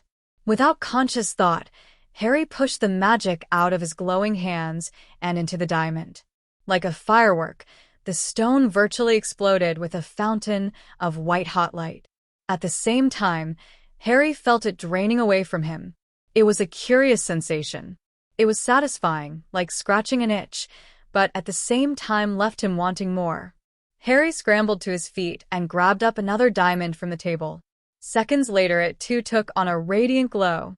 Charles' portrait was apparently startled out of his study of Remus' spellwork by the sudden light bursting from the other side of the table. Looking at his nephew holding a glowing stone in his hands, he was irritated at the youth's casual handling. "Here now," he exclaimed. "Don't you know better than to rub another man's rhubarb? You could hurt yourself. Or even worse, you could hurt me. Put that down this instant." Harry didn't obey. He hadn't even seemed to hear his protestations. Charles was about to let him have it again when the boy set down the glowing diamond and snatched another one from the table. Charles was shocked beyond belief when it too began to glow fiercely. "Harry, what are you doing?" he cried. "Stop that." Harry. But Harry didn't stop. He couldn't. Whatever force or power had Harry in its grip wouldn't rest until it had completed its purpose. In the blink of an eye, Harry grabbed up another, then another gem, and soon the whole collection took on the same wondrous glow. It was at this point that Remus completed his spell. Nearly spent from the exertion, he turned to see what all the commotion was about. He looked from Charles to Harry, just as Harry had grabbed up the last diamond. His mind boggled while he watched Harry charge the gem. What he was seeing was impossible. Not only was Harry performing magic far beyond his years, he was wandless. If that realization startled him, he was nearly floored when he noticed the 3 other obviously charged diamonds laying scattered on the table behind him. When he recovered his wits, he rushed to Harry's side. Harry was unresponsive as he stood gazing into the gem's glowing depths. Calling his name also had no effect. Finally, he grabbed Harry by the shoulders and shook him. "Harry, snap out it," he yelled. Harry looked up, blinking owlishly at him behind his spectacles. "Remus? What's wrong?" He looked around. "I guess you're finished then," he asked sluggishly. "What's wrong?" Remus asked incredulously. "What's wrong, Harry? Look down at your hands." Harry looked down. His mage sight had left him, but he could still see the unmistakable glow from the diamond. He looked up at Remus with a sheepish expression. "Oh yeah, right. Pretty neat, huh?" Remus sighed and ran a hand through his hair. The discovery of Harry's remarkable talent was the sole topic of discussion around the house for the next several days. Neither Remus or Charles could explain it. Harry was amused at first by their confusion, but later became irritated as they discussed him, as if he were not even there. He was more than happy that he had solid proof that his magic hadn't abandoned him. He was also thrilled that he could accomplish what Remus obviously could not. Not only had he managed to imbue the diamonds, but he hadn't felt the weariness that followed Remus afterwards. If anything, he felt rather refreshed. and he had done 4 of them.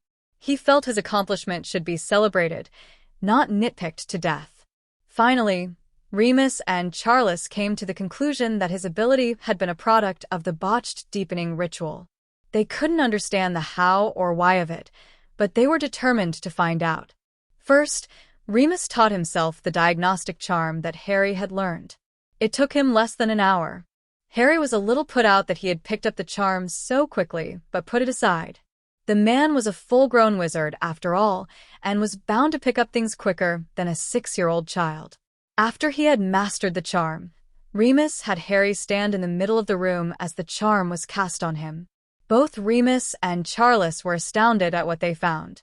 Harry's core had indeed expanded and stabilized during the ritual. However, what they found was that it was unbounded. Remus explained that it existed, as any core would, in the center of Harry's chest. To Remus, it appeared to be a bright blue-white ball of slowly rotating energy. But instead of it being constrained, it expanded outward to cover Harry's entire body. It was more concentrated at his core and somewhat faded in the rest of his body. To say that Remus was speechless was an understatement. He stood mute for 2 whole minutes before Harry and Charles could get him to respond and explain his findings. Nothing they had ever read or heard described this as even remotely possible. Harry remembered seeing a similar effect in Tippy, but she hadn't had a core at all. They asked Harry to recall everything he could about what he experienced during the ritual. Both Harry and Remus were a little uncomfortable with their memories of that evening, but Harry complied.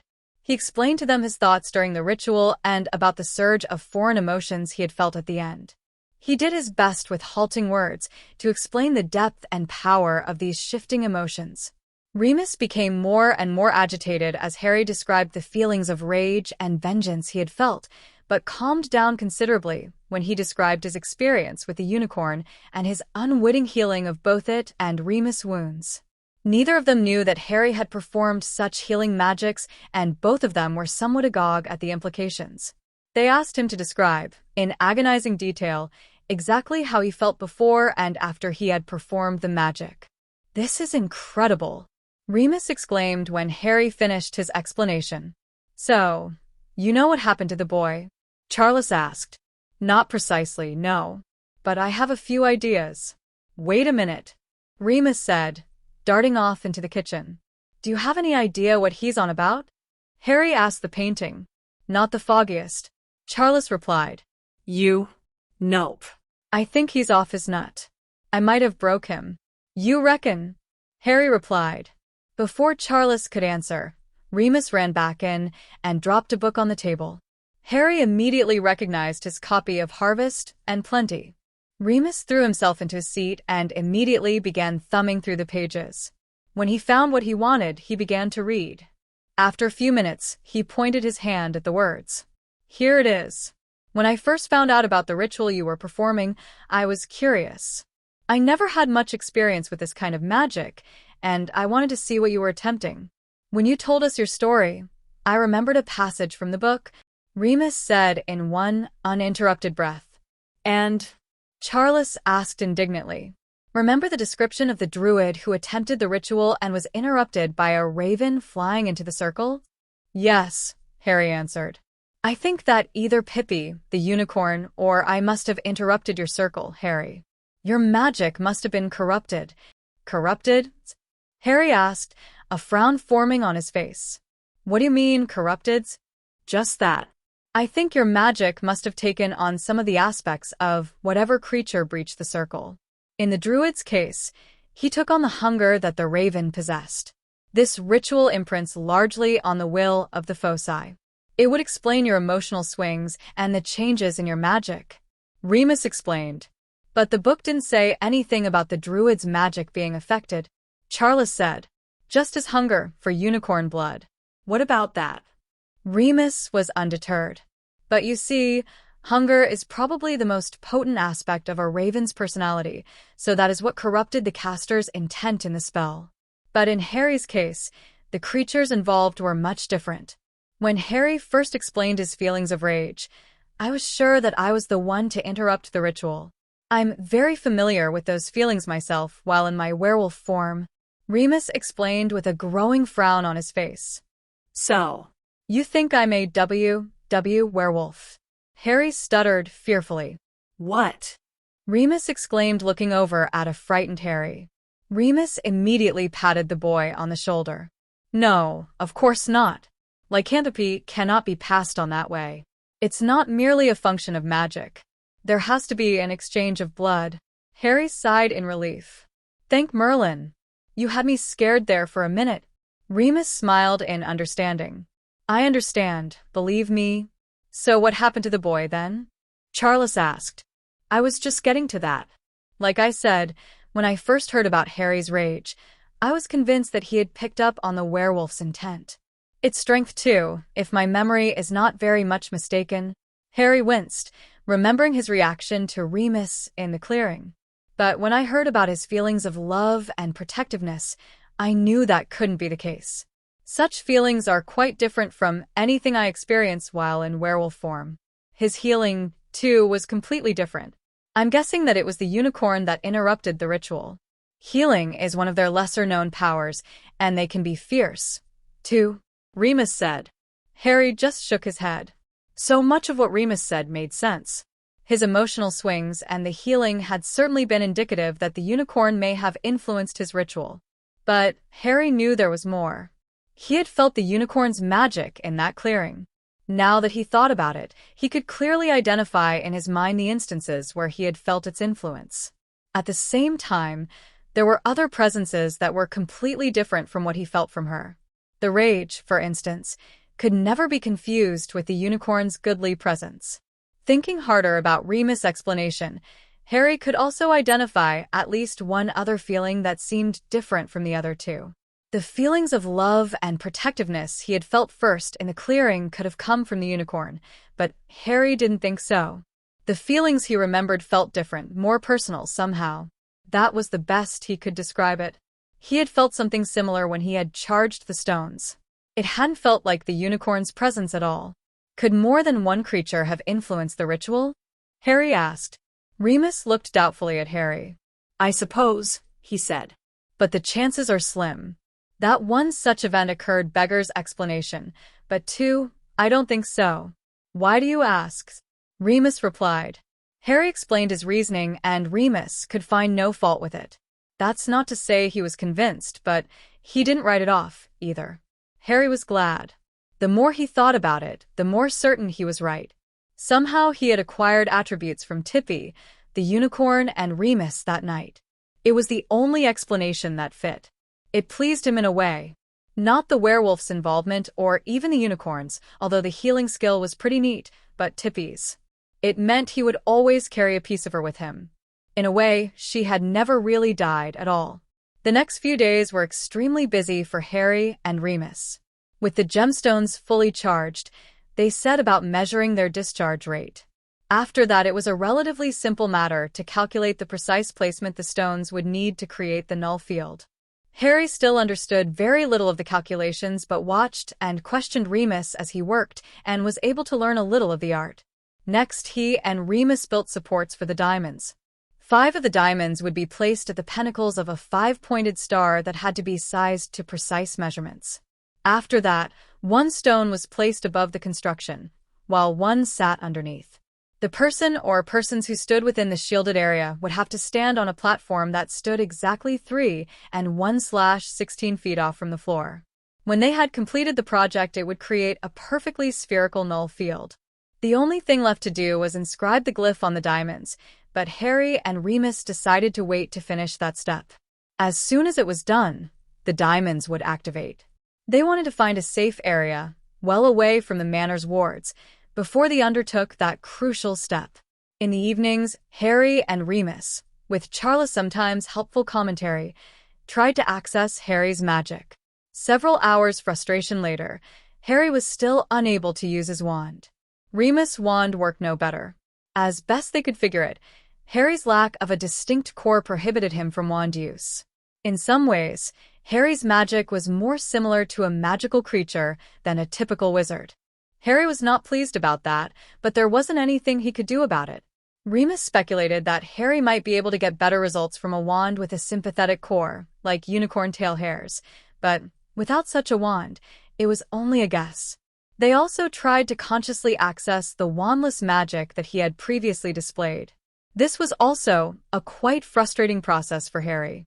They had tried everything they could think of, with no effect. Remus had even gone so far as to cut himself, in hopes that Harry would somehow manifest the power to heal, but all he gotten from the experiment was a bloody hand. They theorized that the magic was emotionally driven, which made a lot of sense. Underage wizards, for instance, often performed accidental magic in moments of high emotion. Many magical creatures also gained strength from the power of their emotions. Werewolves had their rage and territoriality. Phoenixes had magical tears. They had no idea if house elves performed emotion-based magic, but they both knew them to be highly emotional creatures. It stood to reason that other creatures would have similar responses. Even some of the more powerful spells that wizards could cast were driven by emotions. The Patronus Charm and the Cruciatus and Killing Curses were just a few examples. Obviously, the dark curses were not something that could or should be experimented with. Both Harry and Remus agreed that the darker side of Harry's emotional surges were best left alone, at least for the time being.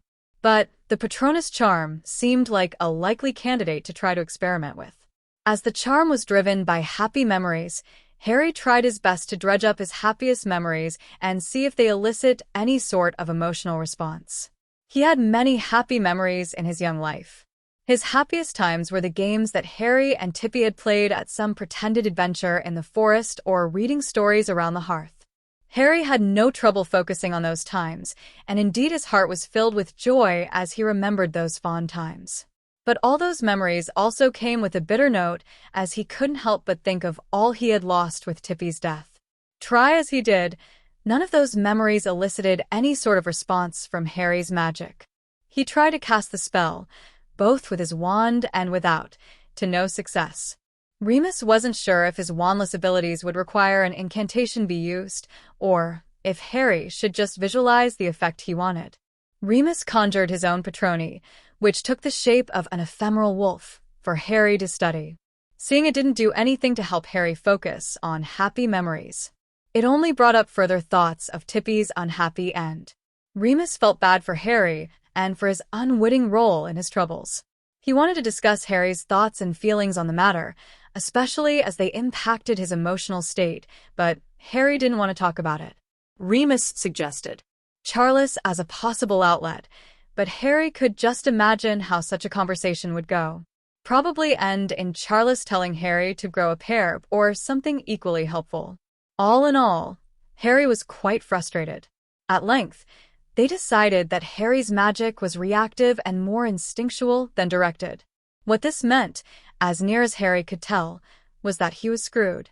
Remus recommended that Harry keep a record of every time his power manifested itself, making sure to note the situation and thoughts that he had experienced at the time. Remus felt that if they could understand what triggered the events, then they could try to duplicate them. Remus also resolved to visit some of the second-hand shops in Diagon Alley and try to locate a unicorn hair wand for Harry to experiment with. On a more positive note, the Null field apparatus was coming along nicely. The diamonds proved to be well-matched, and they could find no barriers to successful deployment. Remus had scouted locations nearby that would be suitable to give it a test run. Godric's Hollow had a significant enough magical population that any spells cast in the countryside would not raise any eyebrows at the ministry. After some extensive legwork on Remus' part, they located a small farm on the outskirts of town that would be ideal. When the time came for the test, Harry had to throw a bit of a tantrum to get permission from his two self-appointed guardians to witness the event. Neither of them was very sympathetic to his arguments, but went along just to shut him up. Harry was thrilled. For him, any excuse to get out of the manor was a good one. But, as the one who had made the discovery, Harry felt he had a vested interest in its outcome. In preparation, Harry had created wardstones similar to the ones he had used before. These would help to conceal their presence from anyone wandering by.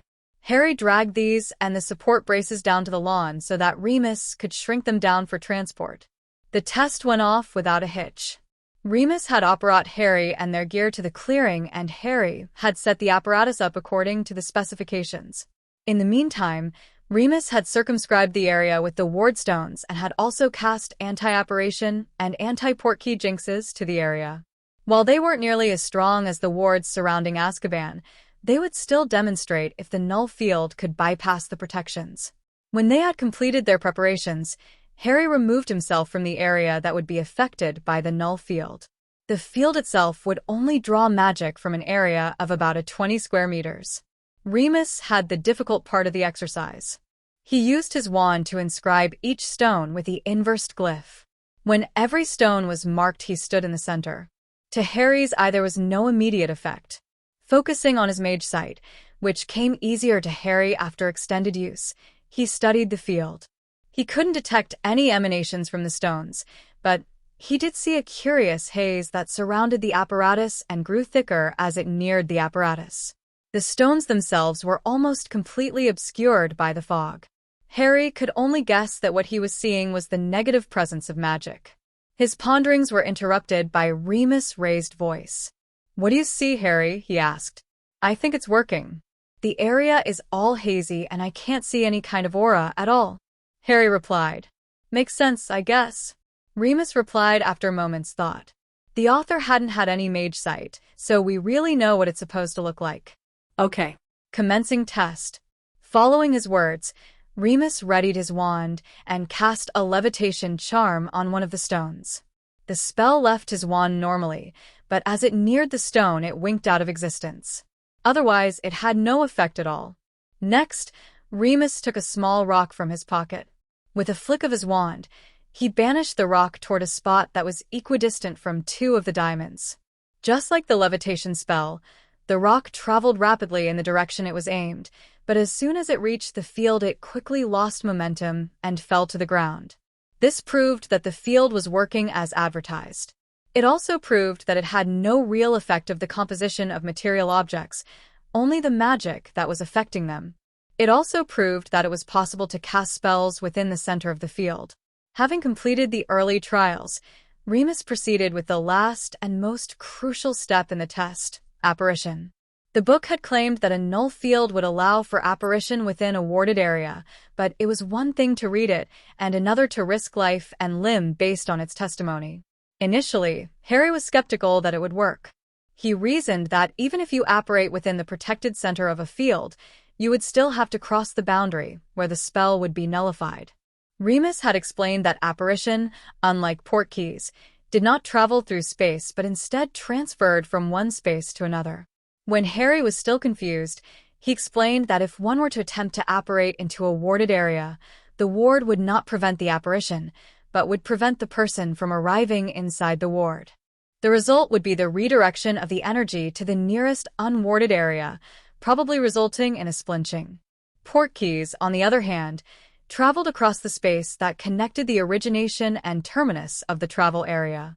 Because it created a spatial link between locations, it couldn't be initiated into a warded area.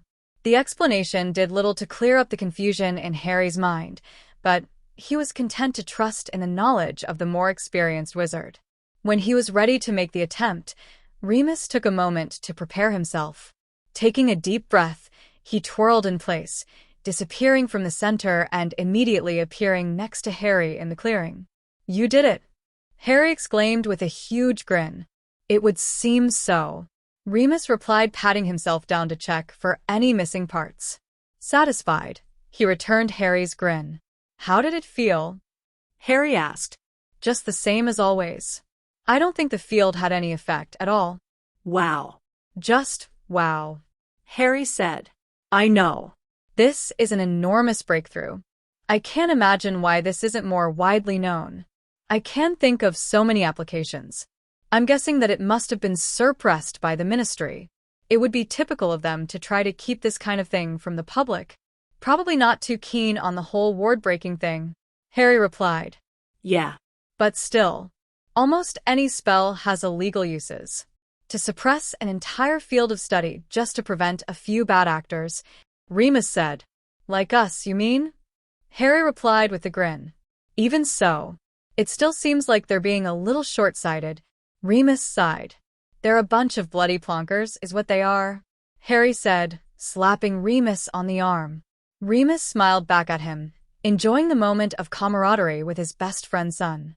So much of the time, his interactions with Harry were tainted by Harry's obvious discomfort around him. Remus tried hard not to let it bother him. He was well used to the feeling. He hoped and prayed Harry would eventually overcome those feelings, but he was still grateful for the brief reprieve.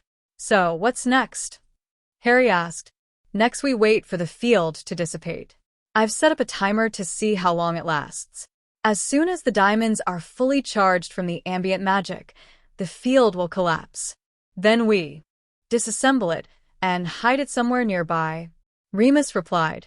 "And then?" Harry prompted. Remus' grin faded as he considered the question. "And then we pay a visit to an old friend. Adventure and mayhem?"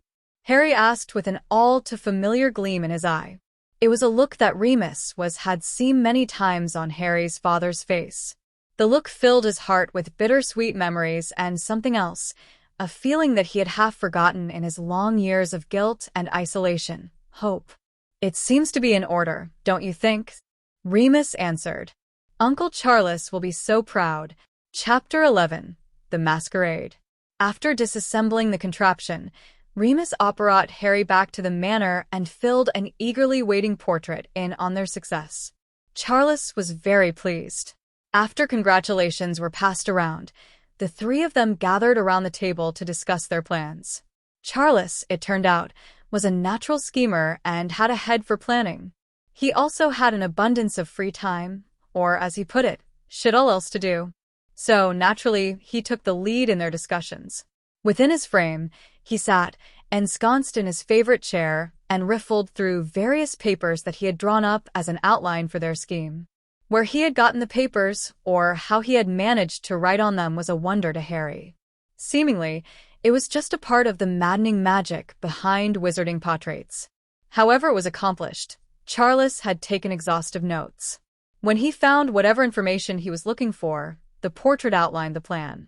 "So, if Wolfie here is to be believed," he said, giving Remus a look that conveyed a good deal of skepticism, "Sirius is housed in the lowest level of the prison." At Remus' nod, he continued. "Obviously, Remus cannot go as himself.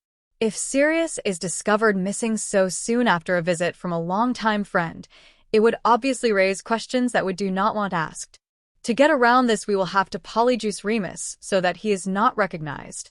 He will also have to be polyjuiced when he applies for a visitor's pass at the ministry.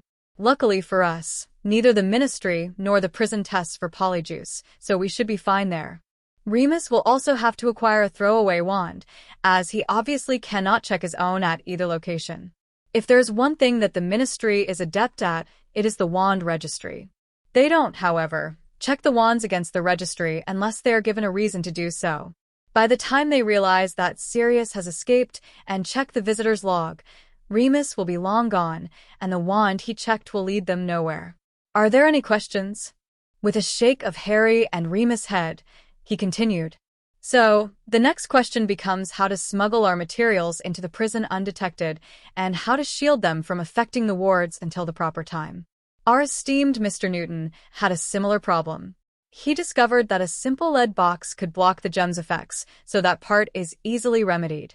That leaves us with getting the diamonds and the supports inside undetected, as well as setting them up. Couldn't he just wear them as a part of some jewelry?" "They'd never think to look at 6 little diamonds," Harry asked. Charles leveled a gimlet eye at the interruption. "Use that clump of manure you call a head for a second, boy." As soon as he crossed the ward boundary, the stones would immediately start to draw power. How long do you think it would be before they noticed and locked down the prison? No longer than your wee prick, is the answer. Now keep your traps shut and your ears open, and you may learn something for once. "At least I have one," Harry mumbled intelligibly, ending with something that sounded suspiciously like painted eunuch. "Now, if there are no more asinine questions from the ignorant whelp over there, I can continue. Where was I? Something about your regard for small penises, I believe." Remus chuckled helpfully. "Shut it, you." "Oh yes. As I was saying, we need to determine the best method for smuggling the items in. The diamonds, I believe, pose little problem. Remus already proved that items can be smuggled in the Muggle way, without magic. If they are shielded within a lead box, they won't be detectable. The supports, however, pose a much more difficult puzzle. One I believe I have solved. With this revelation, Charles leaned back in his chair and adopted a look of great satisfaction. After several long moments of silence, Harry couldn't withhold his exasperation. Well, go on then. What's the answer? Remus, too, seemed very curious of the response because he shifted forward in his seat, his eyes intent upon the painting. Charles took it all in stride, giving off an air that such expectant attention was his natural due. When he had milked the moment for all it was worth without eliciting another explosion from Harry, he continued. String, he said. String? Remus asked, scratching his chin in thought. Harry was more verbose. String. After all your notes and carrying on, the best you can come up with is string? Unbelievable. He huffed. Don't take that tone with me, you little toe rags. Charles shouted. You haven't the wit to even grasp the merest wisp of my genius. A mere wisp is all we'd find. Right, Remus? Harry asked, looking to the man for support. It could work, Remus said thoughtfully. Of course it won't war. Wait, what? Harry spluttered. It could work, Remus exclaimed. Instead of wooden supports, we hang the diamonds from the ceiling in their proper spacing. We wouldn't need to smuggle the supports in. All we would need is a little bit of string, he finished, giving Charles a look of admiration. It's brilliant. The look on Harry's face during his declaration was equal parts respect and indignation. Both Harry and Charles loved to goad one another, and it was obvious that Harry had been robbed of his prize, much the painting's delight. To Harry's consternation, it was a good idea. A few yards of string could easily be concealed as lacing or some other contrivance, whereas the guards might look askance at someone visiting the prison toting large scraps of lumber on their back. He was just about ready to give up in defeat when a thought occurred to him. So, how are we supposed to hang the string from the ceiling? Harry asked with a triumphant look on his face. Charles brushed the thought aside with a careless wave of his painted hand. Bah! Have you never heard of glue? Nothing magical about it. What it holds? Harry asked. Since the diamonds don't need to be enlarged to function, their weight is practically nil. The string itself would almost certainly weigh more than the diamonds. Remus replied. Well, there you go. Once again, Charles Potter saves the day. The painting bragged, leaning back cockily in his overstuffed chair. Harry rolled his eyes as he stood up from the table. Remus moved to follow. Oh yes, your adeptitude knows no bounds, Harry said. Good to see you recognize it, my boy, Charles answered. While Harry and Remus walked to the kitchen to get a well-deserved snack, Remus leaned over and whispered to Harry. Is that even a word? Harry just laughed. It was a good day. With luck, the days ahead would be even better. Soon, Sirius Black would be free. Just after daybreak, Harry arose early. He had never been a late sleeper. Tippy's early morning activity in their small home ensured that. But ever since the ritual, Harry had been filled with a strange sort of energy. In recent days, it had only grown more pronounced. Harry wasn't sure if it was another unforeseen side effect of the ritual, or if it was just his excitement over the prospect of meeting his godfather for the first time. Whatever the cause, Harry felt a constant need to be up and doing something. Bouncing out of bed, he made his way to the kitchen and fixed himself some toast and a pot of tea for his breakfast. He made extra, for he knew Remus would be awoken by the smell of tea brewing and would soon arrive on the scene. Not content to sit still, Harry decided the best use of his time, in absence of any real work to do, was to do a spot of reading. Since encountering the Beginner's Guide to Burglary, Harry had been entranced with the idea of artificing.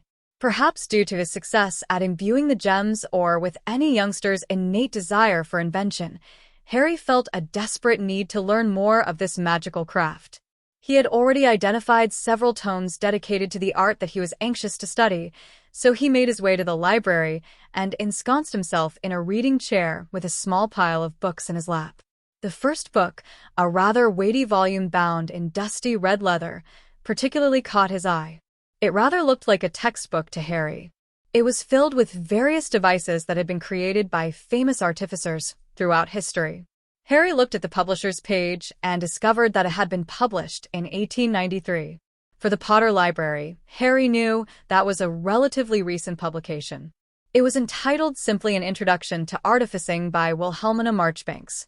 Harry turned to the first chapter. It was a brief summary of the craft. Artificing, by its very nature, is a highly practical art. It primarily concerns itself with the creation of artifacts, as the name implies. The nature of the creation is open to much interpretation. Artificing can involve the application of charms, curses, enchantments, alchemy, or any number of other disciplines. There is no set way for an artificer to practice his art.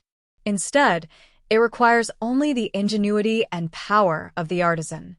Make no mistake, it is an art. A skilled artificer can create works of magic that can be beautiful or unseemly, rarities or commonplace objects, works of inherent goodness or unspeakable evil, and everything in between. The principal and overarching theme in the art is that it imbues in an object an inherent and inseparable magical nature. An artificement is, by definition, a permanent creation. Because the artifact is imbued with its own magic, it cannot expire. It can be destroyed, yes, but its magic cannot be spent. That is how it differs from simple enchantments or charms that can wear down over time or be easily dispelled. How is this accomplished? There are many answers to that question that lie within these pages. The most impressive and perhaps most powerful works in this field often result in the seeming sentience of the artifact. You may note the use of the word seeming. Well, you should. Many of history's most prominent artificers have asked themselves that very question. Are such artifacts truly sentient? The short answer to that question is, we don't know.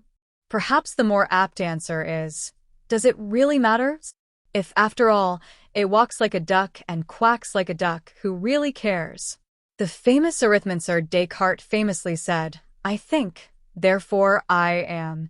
It seems a fair test.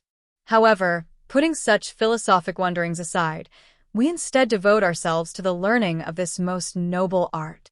Harry was truly fascinated. His mind was abuzz with excitement as he rapidly turned the pages, scanning the various and fascinating creations from some of history's most noted wizards and witches. He saw strange bowls called pensieves that were meant to store and view memories. He saw cauldrons that could brew their own potions and swords that could fight and tell crude jokes. He read about ancient creations, like the famous Hogwarts sorting hat, that was capable of reading minds and communicating telepathically. Hats, in particular, were a common theme. It seemed wizards were inordinately fond of their hats. Many of them could talk, and some offered protection against attacks on the mind or body. Some could improve memory or even calm emotions or heal wounds. Harry was immediately intrigued by this idea. He wondered if it was possible to create a hat that could stop his own emotional outbursts. At first it seemed a reasonable goal, until Harry realized that without the emotional magic, he wasn't able to perform any magic at all. Nevertheless, Harry found many objects outlined in the book that would be very helpful to someone without control of their own magic. Harry even found an entire section on crystals and gems that described how objects could be used to duplicate the effects of wand spells. Harry made a note to study that section in greater detail later. He figured, and rightly so, that if his success at charging the diamonds could be carried over into this area, it would go a long way toward overcoming his inability to use a wand. After several hours of reading, Harry's eyes became strained and he was forced to set aside his studying for another time.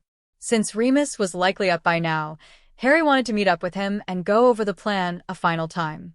As Harry had predicted, Remus was drinking tea at the kitchen table when Harry walked in. They exchanged greetings. Remus asked Harry what he had been up to so early in the morning. Remus was constantly amazed at Harry's early morning enthusiasm. Apparently, Harry's father and Remus himself had generally viewed mornings as a thing to be tolerated at best. Harry filled him in on his fascinating discoveries and his thoughts about how they might be put to use. Before he had finished his explanation, Harry could tell that Remus shared his enthusiasm. "That's a great idea, Harry," he said. "There have been a great many wizards who enhanced and focused their power with enchanted objects. Artificing is one of those skills that rely much more heavily on creativity and cleverness than on power. The Marauders dabbled in some of that. It's hard and tedious work, but it's definitely worth the effort." "Has Charles ever told you about the Marauders map?" Harry thought about it. "Was that the map of Hogwarts? The one that showed where everyone was in the castles?" he asked. "Yes." "But it did a lot more than that," Remus said with obvious relish. "It was tied directly into the magic of the castle's wards. It showed all the updated passwords and could even respond to limited questions from the user. It took us the better part of a year to perfect it. In the end, I think it must have had over a dozen enchantments on it. The runes and charms by themselves could have earned any one of us an OWL if we were so inclined. None of the spellwork was new, per se, but I think we managed to combine some charms and rune work in ways that's never been seen before." "Wow." "Do you think you can show me how you did it?" Harry asked. "Of course. It may take me a while to work out all the steps, but I still remember the basics. Between Sirius and I, we could probably recreate it without too much trouble." "That would be great. I don't need a map, not really. I'm more interested in how you linked the enchantments with the wards. Marchbank's book said that is the most crucial step in artificing. Did you use linking runes? How did you connect the map to the wards?" Harry asked in a rush. Remus chuckled at Harry's obvious enthusiasm. "Easy there, Harry. Remember to breathe. That's good. Now, as to your question. Yes, we did use linking runes. We didn't have access to the ward key, obviously. Its location is the most closely guarded secret at Hogwarts. Instead, we linked the map with the portraits themselves. At first we just wanted to have access to the passwords, but we soon found that it had a beneficial side effect. We didn't know it at the time, but at Hogwarts, the portraits that guard the dormitories are tied directly into the wards. That way, if the school is ever attacked, they can be sealed. By linking the map to the portraits, we got tied into the wards themselves." "How did that affect the map?" Harry asked. "It wasn't anything we noticed at first. It wasn't until it was confiscated by Professor McGonagall that we first began to get suspicious." Remus answered. "Why?" "What happened? As I remember it, she caught us huddled around it one afternoon following the Gryffindor-Ravenclaw match. We were trying to find out if Margaret, Entwistle, and Broomhild Stark were in the showers. You see, there was this rumor going around that—" Remus interrupted his story, giving Harry a sheepish grin. "Never mind that. Maybe when you're older. Anyway, we were clustered up together under the stands, looking at the map, when she shows up out of nowhere. Luckily, we were able to clear the map or things would have gone much worse. As it was, she confiscated the map, which looked just like any other piece of parchment. She knew it was more than it seemed. When she cast a revealing spell on it, we were all scared witless. Let me tell you. Imagine her surprise, and ours, when instead of the map appearing, writing appeared on it instead." "What did it say?" Harry asked. "If I remember right, it thanked her for her kind attention and asked her, very pointedly, to keep her furry little nose out of our business." Remus deadpanned. "Oh my." Harry laughed. "She can't have been best pleased with that. What did she do?"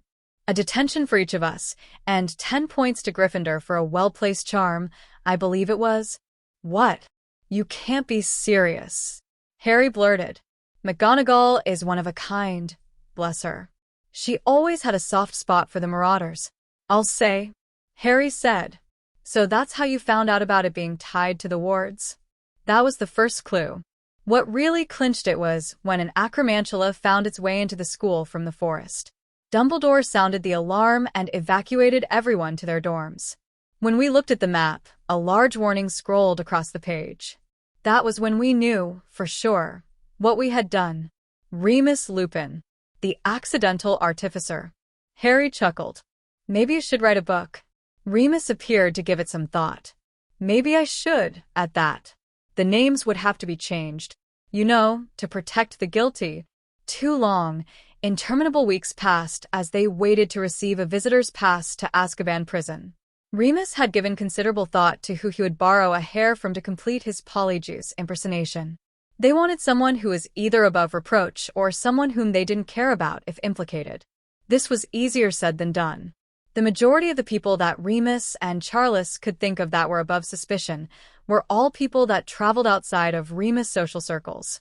He had some passing acquaintances among the Aurors, mostly from his service with the Order of the Phoenix, but Remus was extremely reluctant to implicate any of them.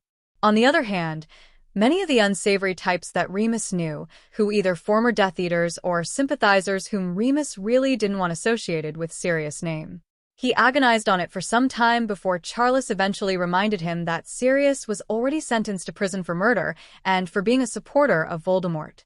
Any further association with Death Eaters was hardly going to tarnish his reputation.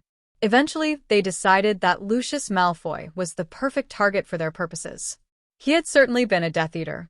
There was no doubt about that. Even if he had avoided prison, it was well known that his claims of being under the Imperious Curse were nothing more than inventive fiction. He was also frequently seen around the Ministry and Diagon Alley, acting, for all the world to see, as some feudal baron, lording over his domain. That was why Remus found himself on a cold November morning, loitering outside the Ministry offices, waiting for Lucius Malfoy to arrive. They were certain that he would show. According to the Daily Prophet, the Malfoy family had donated 100,000 galleons to the long-term care ward at St. Mungo's Hospital for Magical Maladies. In honor of his largesse, the current Minister for Magic, Cornelius Fudge, had scheduled a press conference in the Ministry atrium to praise the Malfoy Patriarch for the sizable contribution. Remus had argued that someone as connected as Malfoy was likely to have private flow access to the Ministry so that they could travel without unnecessary contact with the unwashed masses. Charles had allowed that was likely the case preceding the ceremony, but that following it, men like Lucius Malfoy were likely to want to press the flesh and be congratulated by the admiring public. Remus was far less educated on typical pureblood customs, so he deferred to Charles' greater wisdom. For his part, Harry figured if anyone would know about being a self-promoting blowhard, it was likely Charles. That was why Remus stood in a thin and threadbare jacket in the cold, darkened vestibule just off the main thoroughfare in Diagon Alley, watching quietly for the pale blonde hair and aristocratic mien that would identify his target. For 2 hours Remus stood there until he became sure that his feet had taken root. Just to prove himself wrong, he occasionally stamped his cold feet on the cobbled pavement. The crowd was middling, at best. The shoppers and Ministry workers made their way quickly to and from their destinations, hoping to avoid the dismal weather. As a werewolf, Remus was far more inured to the chill than an average wizard, but even so, he was far from comfortable. Just as he was about to give in, sure in his conviction that Malfoy had escaped through the flue, he heard the unmistakably pompous tone of his target. Lucius was strolling down the thoroughfare, seemingly without a care in the world. His tall, lean frame elegantly clad in well-tailored robes. He was not alone. To his left walked the Minister Fudge, who was chatting away, unaware or uncaring of this subtle look of disdain upon Malfoy's face. Following the pair was an odious-looking woman, who appeared to be some sort of clerk or assistant to the minister.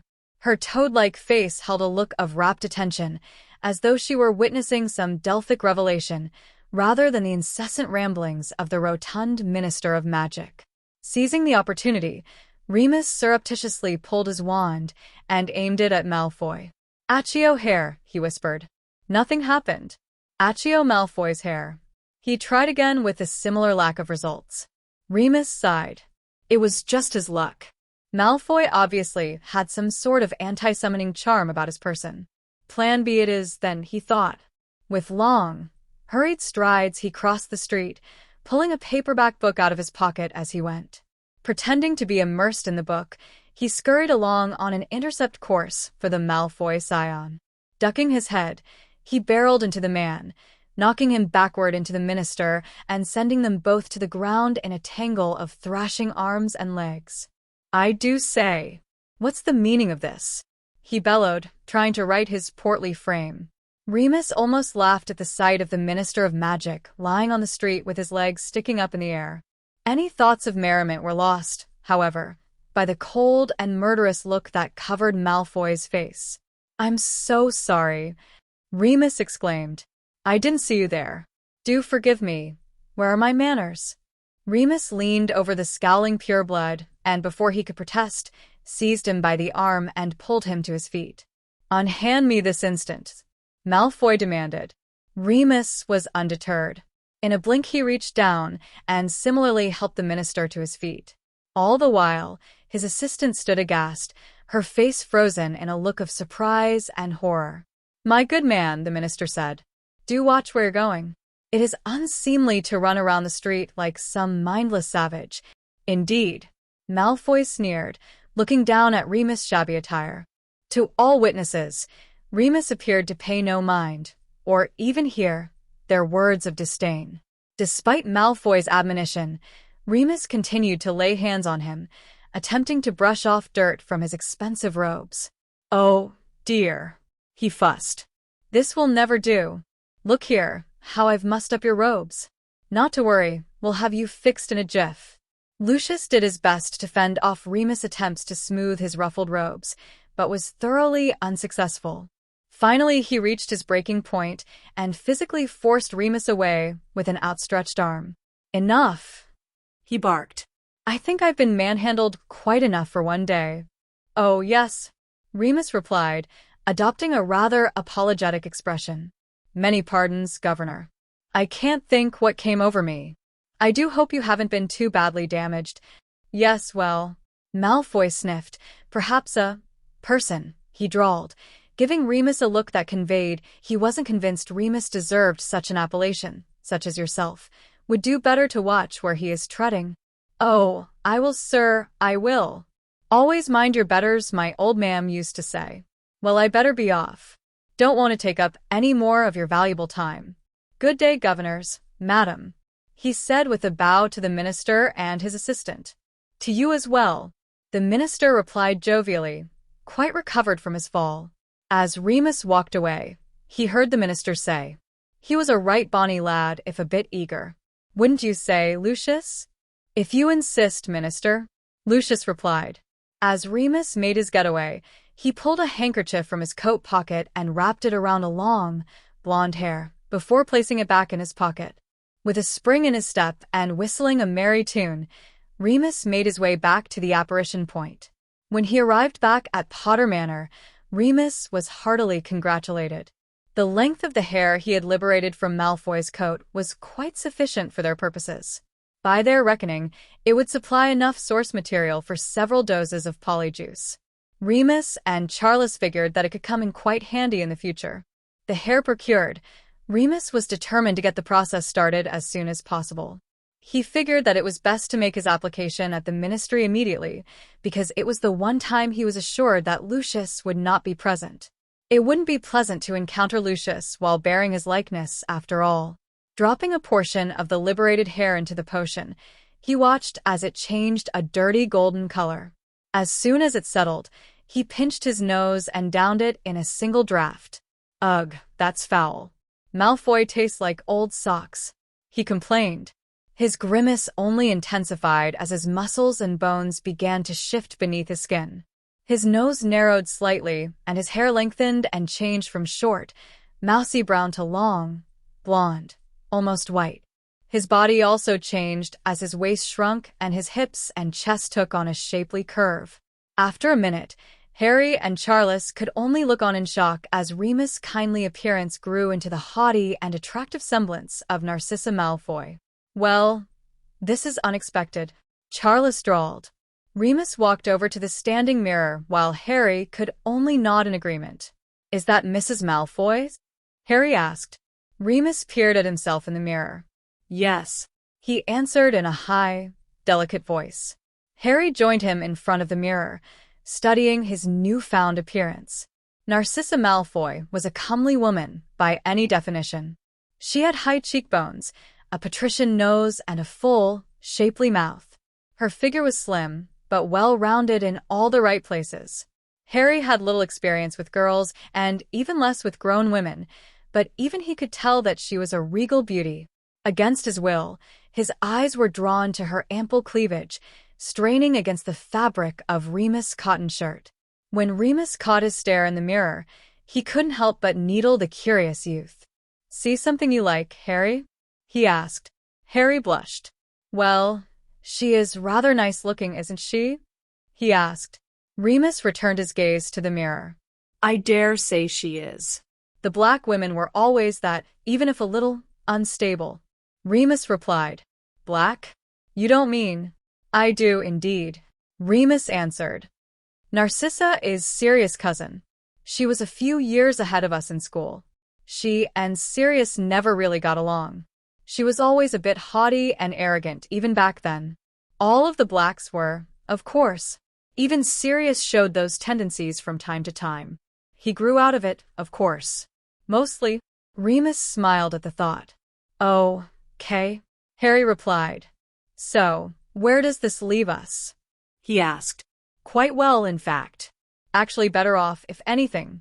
Narcissa has an even better reason to visit Sirius in prison than being cousins.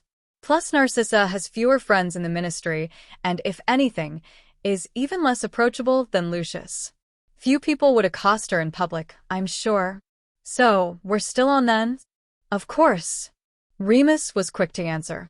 Although a change of wardrobe might be in order. Remus frowned. "Come to think of it, that might pose a bit of a problem. Women's fashions have never been something I paid attention to. Not sure if I can transfigure these into something that would be believable." "There are all kinds of gowns and things upstairs," Harry blurted. "Of course. Brilliant thinking, Harry. I'll just nip off and grab something suitably elegant. They might be a bit old-fashioned, but the Potter women always had exquisite taste, if I remember rightly." "I can help," Harry said enthusiastically. Remus looked at his charge and chuckled. "I don't think so, Harry. I'm not sure Narcissa would appreciate being ogled by a prepubescent boy." "Oh, right," Harry said, a rosy blush returning to his cheeks. Sheepishly, he looked at Remus. "It was worth a shot, wasn't it?"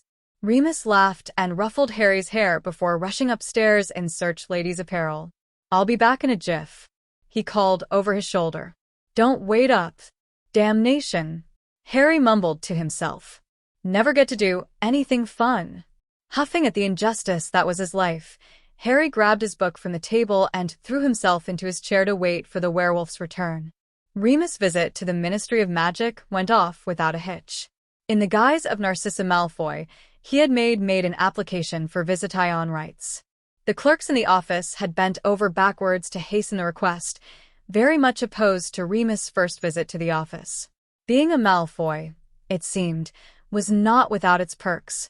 He was assured that the pass would be processed with all due haste and that the pass would be owed to him. At the Malfoy estate. Thinking quickly, Remus had informed the groveling clerk that it was unnecessary as she would be vacationing in the south of France and inaccessible by owl. Instead, he arranged to revisit the ministry in a week and pick it up at that time. He arrived back at Potter Manor just as the potion was wearing off. Changing back into his normal clothes, he found Harry once more poring over the book on artificing. Harry looked up as he entered the room. "How'd it go?" he asked. "Without a hitch. Should be ready next week," Remus replied. "What are you up to?" "I found this really interesting chapter on runic portals," Harry answered. "Have you ever heard of Finn's portal?" Remus frowned in thought. "I don't think so. What is it?" "It's great. It's based on a young Futhark 4-rune base." "You see?" Harry said, turning the book toward Remus. Remus dragged up another chair and bent over the text. "It seems like a simple construct. Let's see. I recognize those, I think. Elgaz Ornai, that's home and travel, isn't it?" "Yes." "Also Iwaz for security and Drazzle for a great journey." Harry enthused. "How is it anchored?" Remus asked, intrigued. Harry pulled the book to himself and ran a finger along the page. "It says here that it's anchored on both ends by the same rune set. The caster has to add a runic representation for themselves in the center and then activate the runes. If done correctly, it opens a portal between the two locations. The best part is the Iwaz prevents anyone but the caster from seeing the portal. That is clever." "I remember it now." That, or something very similar, is what guards the entrance to platform 9 3/4 at King's Cross Station. Really? It must be great to be able to see all the great magic that's out there, Harry said with a wistful expression. Remus frowned. Harry shouldn't have to sit cooped up in his manor, learning about the magical world from musty old books. Children his age should be out and about, learning and experiencing the world firsthand. He didn't understand why Charles had believed that Harry had to be cloistered away, like some medieval friar. Harry needed protection, sure, anonymity even. He could understand that, even if he didn't like it. But Harry hadn't been seen in public since he was a baby. He was presumed dead. No one would recognize him or pay him any mind, if he was careful. While he did bear a striking resemblance to his father, even the most rudimentary disguise would keep him from prying eyes. The more Remus thought about it, the more he became convinced that he was right. He would get Harry out more, to experience what life had to offer. He was sure that Sirius would agree with him on that. Portals are fascinating works of magic, Remus told him. Most of the inherently magical places have some form of them, especially if they closely intersect the magical world. Diagon Alley has a brick wall that transfigures itself into an arched entryway when it's activated. The Ministry of Magic even has a Muggle-style telephone booth that turns into a lift that carries you to the atrium. Really? A telephone booth? Those are those big, red boxes on the street corners, right? I always wondered what those were for. Do you think I can go see it? I'll bet the Ministry has loads of nifty magic. Remus grinned at Harry's enthusiasm. He had never realized how much he took for granted, being raised in the wizarding world. I don't see why not. We could cast a glamour over you, and no one would suspect a thing. Even better, you could wear a hat or maybe some Muggle sunglasses. No one would suspect a thing. Half the time, wizards were the most outlandish clothes that you could show up in a pink tutu and no one would raise an eyebrow. That'd be great, Harry said excitedly. Maybe when you go to pick up your pass, I can go along. Would you show me those portals? Maybe we could visit a Quidditch shop, too. I'd really like to look at some broomsticks. Marchbanks says that some of the most advanced brooms have runic bases. She claimed that the racing brooms had interlocking runes that allowed for layering of dozens of enchantments. Can we go by there, too? I don't know, Harry. That might not be the best time. Maybe we should wait till after we get Sirius back, Remus said. Right away he felt awful as he watched Harry's face morph from exuberant expectation to great disappointment. Yeah, I understand, Harry said in defeat. I know you have more important things to do. I shouldn't have asked. Remus couldn't take it. Forcing more disappointment on a boy who had already endured so much heartache was more than he could bear. All right, Harry. I'll take you along, he told him. Harry immediately perked up. Really? Do you mean it? He asked. Yes. But there are a couple of conditions. What kind of conditions? Harry asked. First, I can't have you seen with me while I'm in Narcissus form. It would raise too many questions that I can't answer. Second, you would have to stay close by and do exactly what I tell you. We can go to the alley and look around. But when I go to the Ministry, you are to stay in the atrium until I return. You are not to talk to anyone of touch anything, unless I say. Agreed. Sure. That'd be great. I really appreciate it. It'll be great fun, you'll see. I won't be any trouble, at all. Remus looked into Harry's hopeful expression and knew he was doing the right thing. Harry deserved a little joy in his life. Remus pledged that he would do everything he could to see that he got it. That week, Harry kept himself very busy. He and Remus had performed a test run creating the Null field under circumstances as close to what Remus would encounter as they could find. They ended up using an old stone well house on the property. They couldn't use the actually gems, of course, but instead used some pebbles Harry had found on the lawn. To assure proper placement, Remus had devised an ingenious plan to build a pentacle using string. When it was laid out to the exact specifications required, he had marked the points of a star with ink and glued the intersection points together. When it was completed, he scourgified the markings he had made on the floor and set about setting out the string pentacle in its place. Then, he measured the whole thing again to ensure that it was as accurate as his original markings. It worked splendidly. Once he was satisfied, Remus set the thing aside and conjured an exact replica of his creation. Then he began the painstaking process of gluing the thing to the ceiling. It was difficult work. Glue, it seemed, did not stick easily to aged stonework. Eventually, enough glue had accumulated from his failed attempts that he had a surface more conducive to the adhesive. After that, Remus and Harry glued their dangling pebbles from the points of the pentacle, as well as the center stone that made up the top of the shield.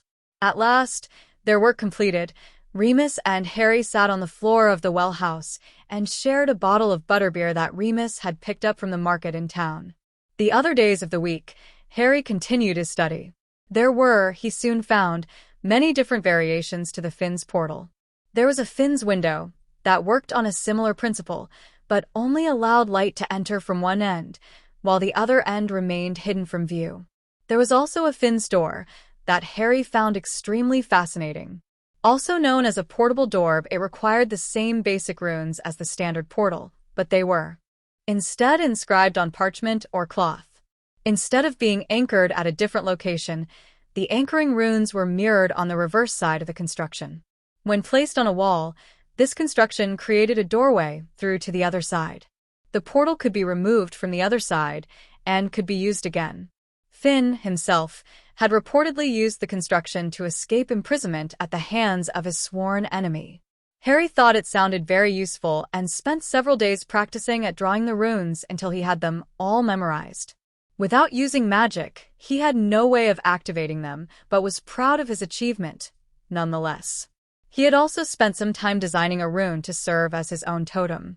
Such runes, his book insisted, were a necessity in most runic constructions.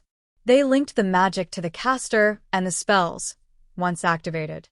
The key to creating personal runes was that they had to have some personal relevance to their object, either in name or some other personal trait. They also had to avoid resemblance to anything in common usage, because that would dilute their magic. Harry had drawn his rune as a highly stylized H, bordered by a triangle within a circle. All in all, Harry kept himself very busy, but still found time to pepper Remus with questions about the mission. He knew he couldn't participate himself, but wanted to feel involved in the process. Remus took his incessant questioning in good stride, and did his best to answer everything he could. Harry found out that Azkaban sat on an island in the North Sea, just off the coast, near the city of Sunderland. "How will you get there?" "Apparates?" Harry asked one evening. "No. Sunderland is too far away to apparate. I'll most likely flow from the Leaky Cauldron. There's an inn near the checkpoint that has flow access. It's in a mostly Muggle area, but the Witch's Brew is strongly warded against Muggles. From there it's just a short hike to the mouth of the river. The guard station is right there on the coast." "How do you use the flow? Does it require a special spell?" Harry asked. "No. The flow is activated by throwing flow powder into the flames and calling out your destination. Once the flames turn green, you just step in, and off you go. It can be a little disorienting at first, but you get the hang of it eventually." "Oh. So you just step in and say, 'The Witch's Brew'? That's all there is to it.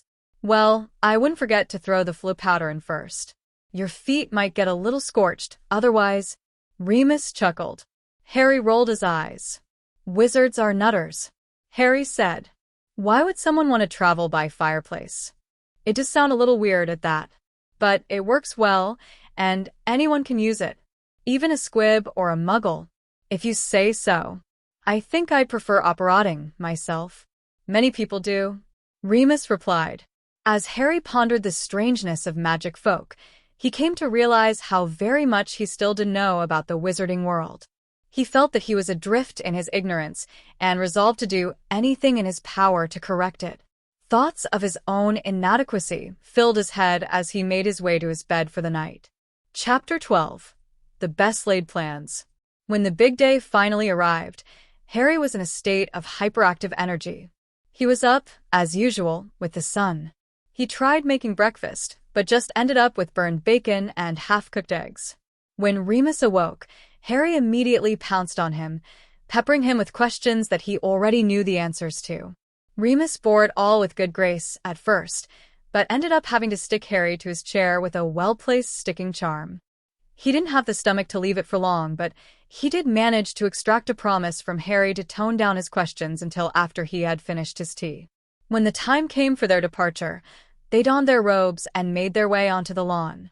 Remus wore his usual brown robes, but concealed underneath were the ladies' robes he would need to complete his transformation into Narcissa Malfoy. Remus checked his pockets for the third time, verifying that he had the throwaway wand and polyjuice potion. He did. Satisfied, Remus grabbed Harry's arm and brought them both to Diagon Alley. Just like his last visit, the street held only a moderate amount of traffic. The weather was less forbidding, however, and the shoppers were less hurried in their activities. Scattered groups of wizards and witches could be seen chatting on the street corners, discussing their latest purchases or the news of the day. Remus watched amused as a group of hags bickered with the owner of the apothecary over the freshness of his pickled newt's eyes. The shopkeeper wrung his hands on his dirty apron, obviously trying to usher the hags from his property. His protestations and feeble gestures did little to dislodge the unruly hags, who seemed to take great delight in the man's discomfort. Harry watched it all with a look of unmitigated wonder on his face. He darted his head back and forth, trying to take in everything at once. Never in his life had he been in the company of so many magical folks. He was agog at all the sights and sounds in Diagon Alley.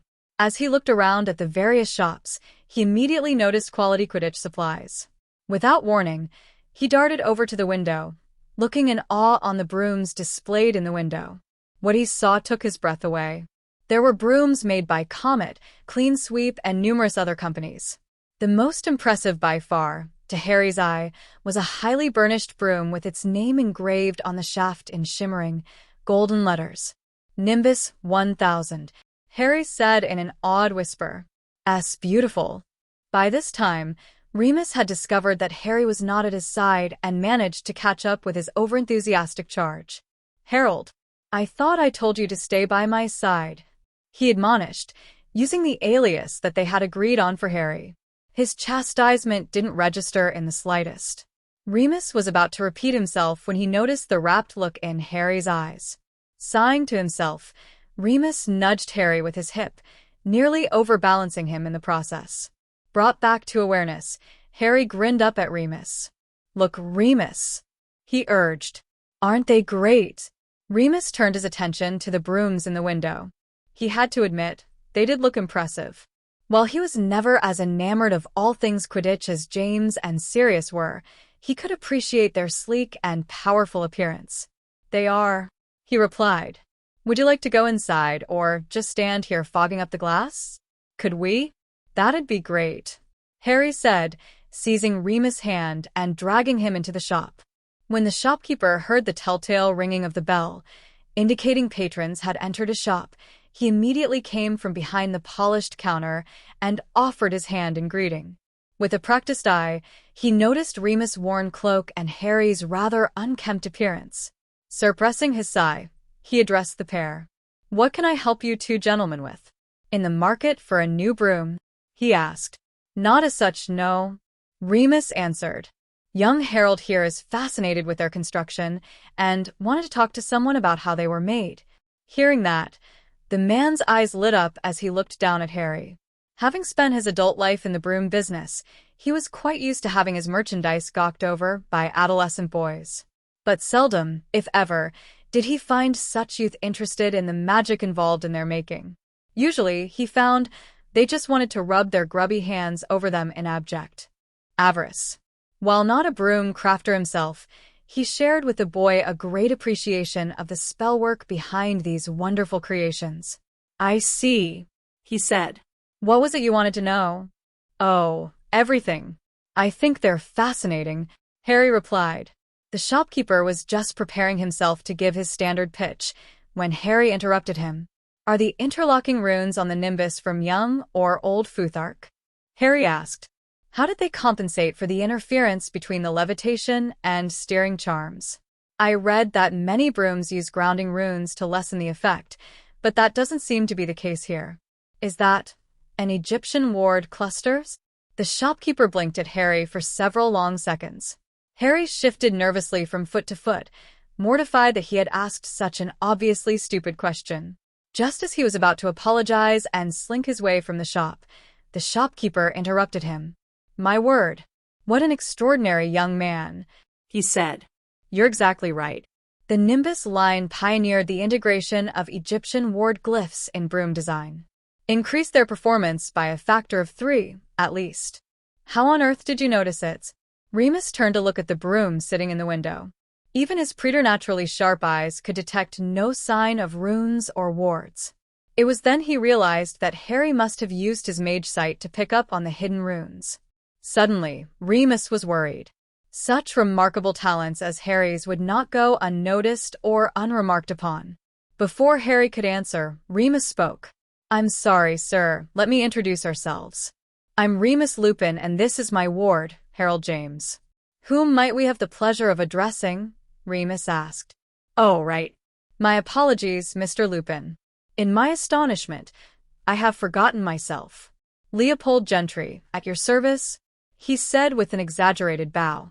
Harry giggled at his theatrics, which brought a smile to the proprietor's face. "I must say, you have a remarkable young man there, Mr. Lupin. However did he come upon such a talent, if I might ask?" "Not at all," Remus replied. "The boy has an incredible mind for runes, as I'm sure you'll agree. I've been tutoring him for several years in the subject, and I can tell you he's a most apt pupil. We were both admiring the spell work on your brooms in the window. I know a charm to reveal hidden runes, and Harry here was quick to pick out their significance. Since he's long shown a fascination with brooms, we thought we'd come in. I do hope you don't mind." "Not at all, my good man. I'm delighted to find a kindred spirit among our youth. Tell me, Harold, why do you think they used an Egyptian ward cluster instead of the typical grounding rune?" the shopkeeper asked with a look of expectation on his face. Harry scratched his head in thought. After a few seconds, he replied, "I couldn't say for sure, sir. I've read that different runic families shouldn't be used together. Too much interference, if I remember right. I wonder." "Yes," the man asked, encouraged by Harry's reasoning. "Maybe that's the answer," Harry said, his young face deep in thought. "Yes, I'm sure of it. The Egyptian ward must be activated when it detects conflict between the charms. It would create just enough interference to reduce the conflicting energies. That's bloody brilliant. Whoever thought of that must be proud as a rutting rooster. What a pip. Who is it, do you know? I wonder if he has written any books. Remus, do you think we could check at the bookseller?" The shopkeeper smiled in amusement at Harry, whether at his childish enthusiasm, his insightful answer, or his vulgarity, is anyone's guess. Remus was sure, whatever else happened, this would not be a day the man would soon forget. Which is exactly why Remus felt an urgent need to move on, as quickly as Harry could be convinced. "I do believe you've got it," the shopkeeper said, clapping his hands together in glee. "Charm's Master Gladstone, I'm sure, would be happy for your endorsement. As for the books, I doubt he has any in his name. The broom makers, as a rule, guard their secrets very jealously. Still, I might have something that would interest you." The shopkeeper reached behind his counter and pulled out a battered copy of the Broom Maker's Almanac. He glanced down at it wistfully for a second and then handed the copy to Harry. Harry was speechless. From its well-worn cover, he could tell it was a prized possession. That the man was giving him such an important gift left him humbled. "Are you sure?" Harry asked the man. The shopkeeper smiled. "Young man, I'm delighted to help you in this way. A talent such as yours is exceedingly rare. It is my proud duty to encourage it. With hard work, I'm sure you will one day make your mark in this world. I just hope I'm around to see it." "I will, sir. I promise," Harry replied. "I know you will, son. Just think, one day I might be selling brooms of your own design. I will look forward to that day with great earnest." With glad goodbyes and handshakes all around, Remus and Harry made their way outside. Harry was so encouraged by his encounter that he all but dragged Remus down the street. Remus next took Harry down to the leaky cauldron, where he showed him the portal. Harry studied it minutely, impressed with it beyond measure. He had numerous questions, most of which Remus couldn't answer. Eventually, Harry had taken out a notebook and scribbled down his observations. When he was satisfied, Remus took him on a brief tour of the alley, pointing out the various shops and explaining what wares they had to offer. Perhaps an hour later, Remus decided that they had done enough sightseeing for one day. Harry grumbled a little, but soon acquiesced. Both of them were eager to get on with the task at hand. Remus found a deserted alley, just off the main thoroughfare. He pulled Harry into its darkened recesses and bid him to stay hidden. Remus then took the polyjuice potion from his pocket and swallowed it with a grimace. When the transformation was complete, he handed Harry his old robe and reminded him of his instructions. It was unnecessary, he knew. They had both gone over the plan until they could recite it in their sleep. Just as they planned, Remus walked out of the alley, with Harry following at a discreet distance. With unhurried steps, they made their way toward the Ministry of Magic. Shortly thereafter, Harry found himself standing in the atrium of the Ministry building. He was mightily impressed with the architecture. It was built on a grand scale and was quite unlike anything he had ever seen before. He was less than impressed, however, with the fountain in the center of the room. The Fountain of Magical Brethren may have been an important and valuable work of art.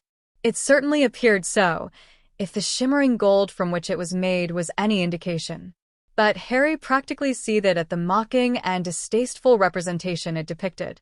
The creatures in the statue were all fawning in admiration for the proud witch and wizard that stood tall at its center. The pitiable house elf, in particular, drew his ire. Harry sat daydreaming, imagining taking an axe to the gold monstrosity, almost oblivious to the comings and goings around him. He was therefore completely startled by the hand that suddenly materialized on his shoulder. Looking up quickly, he was reassured to see Remus Lupin's smiling face gazing down at him. "Did you get it?" Harry whispered. Remus nodded, quickly drawing out the pass and showing it to him. "Yes." "Now I believe it's best if we don't tarry. Keep behind me, and we'll make our way out the same way we came in. Understand?" Harry nodded. Doing just as Remus asked, Harry followed a few strides behind him as they made their way to the exit. Before they had crossed half the distance, Harry nearly bumped into Remus as he came to an abrupt halt. "Oh, bugger," Harry heard Remus mutter. "What is it?"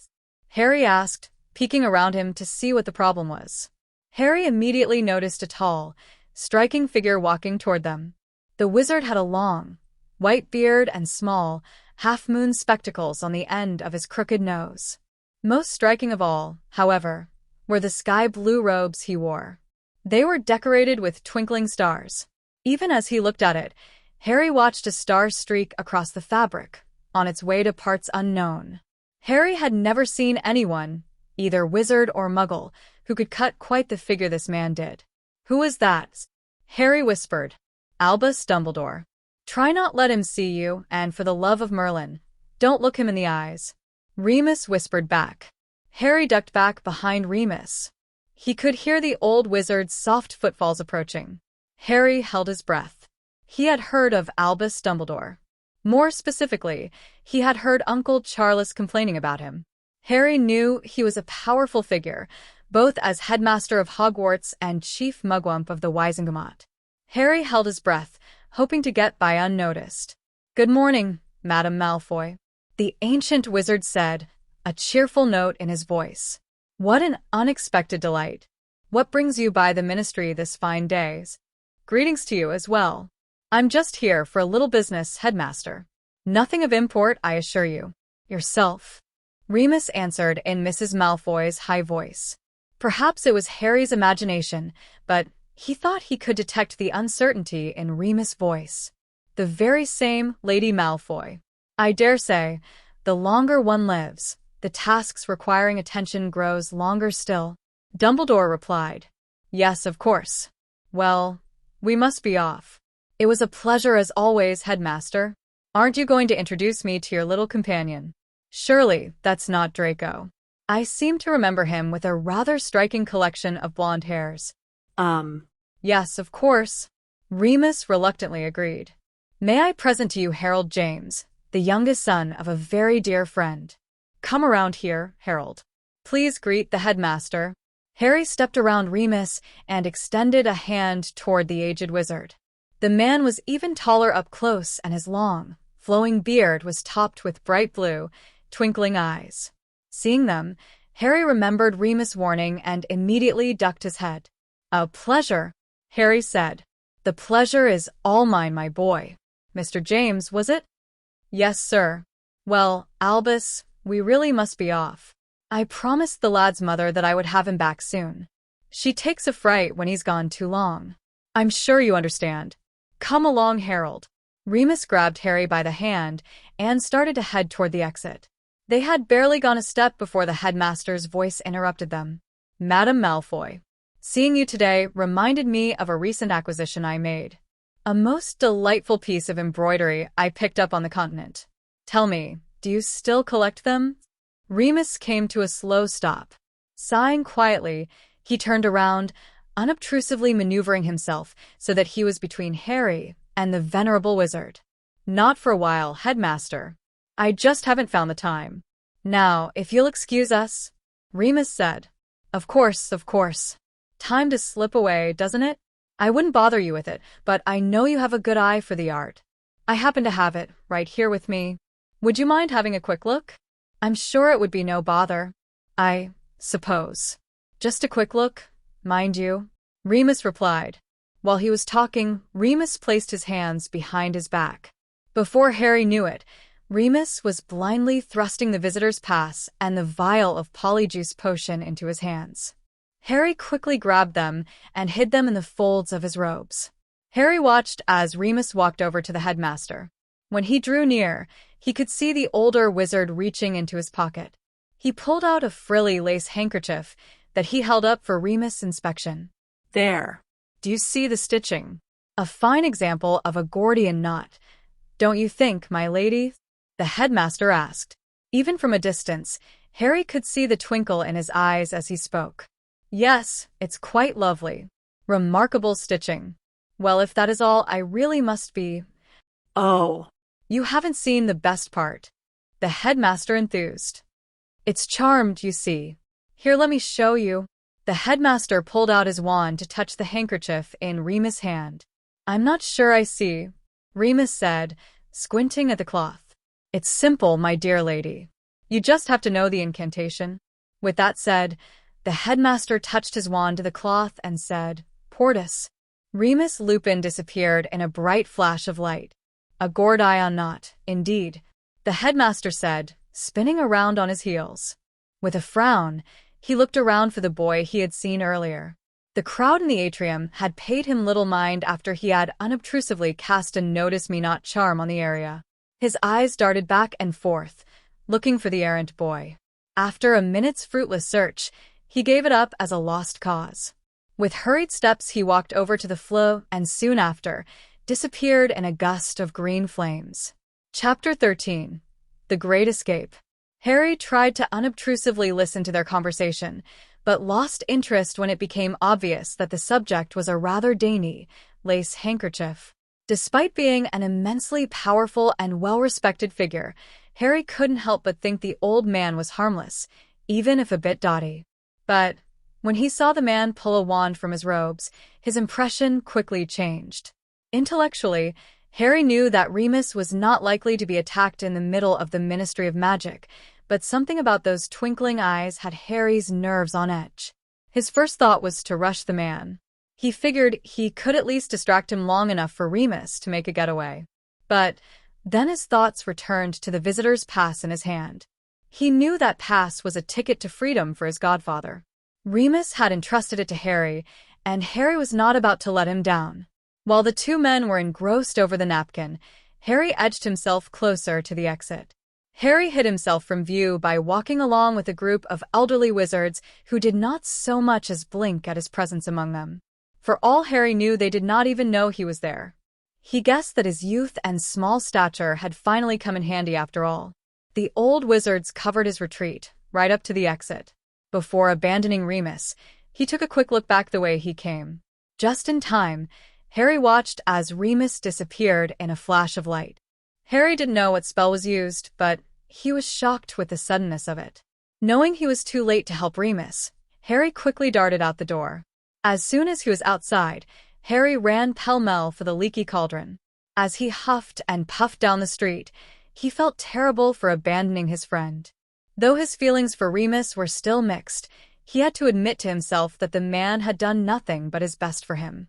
Harry was pretty sure that he hadn't been hurt by the headmaster. He figured that he was probably given a portkey or some similar device. That thought did little to assuage his guilty conscience. Arriving at the pub, Harry leaned against the wall, trying to catch his breath. He was at a loss for what to do. He couldn't apparate, and the manor wasn't connected to the flow system. As far as that went, Harry had no real idea where Godric's Hollow was located. He knew that it was near the Welsh border, but that was all. The sum total of his travel experience was a few apparitions with Remus and Tippy. Utterly alone and quite despondent, Harry took stock of his situation. He had a few galleons that Remus had given him for emergencies. This surely qualified as that. He knew he could ask for directions from some of the pub's patrons, but one look at the clientele rather quickly disabused him of that notion. Plus, he knew that being an unchaperoned child would likely lead to questions he couldn't answer. Looking down at the pass in his hand, he noticed that it was only good for 2 days. Harry quickly made a decision. As far as he knew, they might never get a chance like this again. Remus was likely in Dumbledore's custody. It would only be a matter of time before their plan was discovered. Harry would be damned before he let Sirius rot in jail, all due to some cock-up. To say that Harry knew nothing of wizarding travel was not completely accurate. He did know one flow address: the Witch's Brew in the city of Sunderland, the gateway to Azkaban prison. Harry had the polyjuice potion in his pocket. He also had Remus' cloak. Harry quickly searched the pockets and was quite relieved to feel a lump of string, a tube of what Harry guessed was glue, and some small, lead boxes within. Remus, it seemed, had come prepared. Harry walked cautiously toward the crowded common room. Along the wall, he noticed a coat rack, filled with assorted robes. Harry grabbed the finest and most feminine one out of the lot and rolled it up in Remus' robes. Shifting the large bundle under his arm, Harry made his way over to the flow. Luckily for Harry, another young witch was also about to depart. He carefully watched her as she grabbed the flu powder from a little jar by the mantel and threw a handful into the flames. As soon as the flames turned green, she stepped confidently inside and called out her address, somewhere in Surrey. Before anyone could look askance at him, Harry copied her actions. He could not reach the mantel, but there was an unoccupied chair nearby that fit the bill. As he dragged the chair near the fire, the barkeep, a wizened and rotten-toothed man in an apron, called out to him from across the pub. "You there, young man. What do you think you are doing? Borrowing your flu? Hope you don't mind," Harry called back as he grabbed a hold of the flu powder. He glanced over his shoulder and saw the barkeep walking out from behind the bar. "Now see here," the man yelled. "Aren't you a little young to be using the flu by yourself?" "Why, yes." "Yes, I am," Harry replied, jumping down from the chair. Glistening powder dripped from his hands as he stepped toward the fire. Before the man could raise further objections, Harry threw in the powder and called out his destination. "The Witch's Brew, Sunderland," he yelled. In a flash of green fire, he was gone. Harry tumbled out of the fire like a whirling dervish of flying arms and legs. "Bloody great bollocks," he exclaimed as he dragged himself to his feet. Taking stock that he still had all his appendages right where he had left them, Harry risked a look around. The Witch's Brew made the previous pub look like a palace. The paint was peeling and slightly moldy, and the place stank of stale spirits and tobacco smoke. Harry rubbed his teary eyes on the sleeve of his robe. Luckily for him, the place appeared deserted. Even the proprietor was curiously absent. Harry was not about to question his luck. As stealthily as he could, Harry hurried out the door. The sight that greeted him quite took his breath away. The pub sat right on the outskirts of a fair-sized city. Harry had spent some little time wandering the streets of the Hollow. He had been to Hogsmeade and Diagon Alley. None of that prepared him for the profusion of people and automobiles that wandered the streets nearby. Harry was tempted to take advantage of his brief taste of freedom and have a look around, but, remembering his task, decided it could wait for another day. Recalling Remus' directions, Harry soon found the river and immediately turned to follow it downstream. The wind, Harry soon discovered, was rather stronger and colder than he was accustomed to. Luckily for him, he had 2 extra robes under his arm. Not wanting to dirty the lady's garment, Harry quickly donned Remus' robe and was immediately thankful for the added protection. Harry followed a well-worn trail as it ran along the river's banks. After perhaps half an hour, he came at last to a stumbling stop at the river's mouth. He could only stare dumbfounded at the scene before him. Spread as far as the eye could see, there was a giant expanse of water. It was dotted with white-capped waves that beat resoundingly against the shore. White seabirds were in profusion, swooping and diving in a great, dizzying dance. For long moments, Harry just stared at the spectacle, sweeping his eyes along the rocky coast. Eventually, he noticed a slender pier and a rather stolid boathouse a few hundred yards along the beach. Realizing he had reached his destination, Harry reluctantly pulled his eyes away from the majestic scenery and concentrated on the task at hand. Harry pulled the vial of polyjuice potion from his pocket and quickly downed it. He soon found that the transformation was not painful, but dreadfully uncomfortable. He was pleased, however, to note that he had grown several feet. He was less enthusiastic about the uncomfortable fact that his clothes were now painfully tight. His swelled chest strained against the buttons of his shirt, and his pants felt like they were trying to split him in two. Harry was so constricted that he could barely move. He realized, with dread, that he had no choice but to remove them. Squatting behind a scraggly bush, Harry removed his robes and clothes. The bitter wind immediately had him shivering. He was so cold that he could hardly be bothered to explore the interesting and naked nubile body that he had borrowed. He did, however, find the energy to grab his newfound breasts and shake them enthusiastically. Jiggly, he stuttered, his teeth chattering in the cold air. With as much haste as he could manage, Harry donned the lady's robe. He was mostly Starker's underneath, but kept his snug-fitting boxers as a pretense at modesty. He was very pleased to realize that his shoes were a close match for his dainty feet. His toes were a wee bit cramped, and they were hopelessly unmatched to the feminine garb, but they were serviceable. Harry wasn't any judge of women's fashions, but figured they would get less noticed than the fact that he was almost completely Starker's beneath his robe. Luckily, the wool garment buttoned all the way up the front, ending in a stiff brocade collar. They were a little short, but not so much to notice. Fully outfitted, or as near as he could manage, Harry stashed his clothes behind the bush and pocketed the supplies from Remus' robes. Then he remembered that he would likely be searched. He hoped not too thoroughly, and stashed the whole lot into his knickers. With careful steps, he made his way down the beach and up to the boathouse. As he neared, one of the guards noticed his approach and hastened quickly outside. "My lord, woman, hurry inside. You'll catch your death out here," the man exclaimed, rushing to take his arm. Harry did his best to put on an aristocratic air, borrowing heavily from the adventurous stories that Charles had told him. "Not at all, my good sir. Not at all. I do thank you for your kindness. The weather is a bit more brisk than I'm accustomed to." "I dare say it is, my lady," the man gushed, his eyes drinking in Harry's appearance. Harry was most revolted at the lingering stare, but thought it best to ignore it.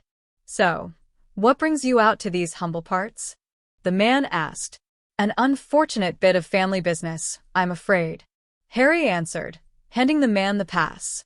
The man swept his gaze over the document, but kept a closer eye on Harry's backside as he pretended to read. "Well, it seems everything's in order. Would you care for a spot of tea? I've just put a pot on the boil." Harry fought down the urge to roll his eyes. Plucking the pass from the guard's hand, Harry answered in his most dignified voice. "I'm afraid I must decline. My business is rather urgent, and the day is wasting away. Another time, perhaps?" The man affected a rather piteous look as Harry demurred, but his entire countenance lit up as Harry finished his sentence. "Of course. I wouldn't dream of delaying a fine lady, such as yourself. Just let's step over to the boat, and we'll be on our way." Harry had to agree that being a pretty woman certainly had its perks. He very much doubted the guard would be so accommodating if he wore his true form. As impressed as Harry was with the North Sea, he was far less impressed with the journey across it. The choppy water was pretty at a distance, but left Harry feeling slightly queasy as it tossed around the small boat. The constant fawning and inane commentary from the lovesick guard was even more nauseating, if that was possible. After an interminable period, the boat finally touched down on the barren rock of the island. Remus' description, while accurate, didn't capture the pure awfulness of the place. It was dark and dismal and left a tainted and depressing malaise on Harry's spirit. Even at a distance, Harry could feel the oppressive weight of despair bearing down on him.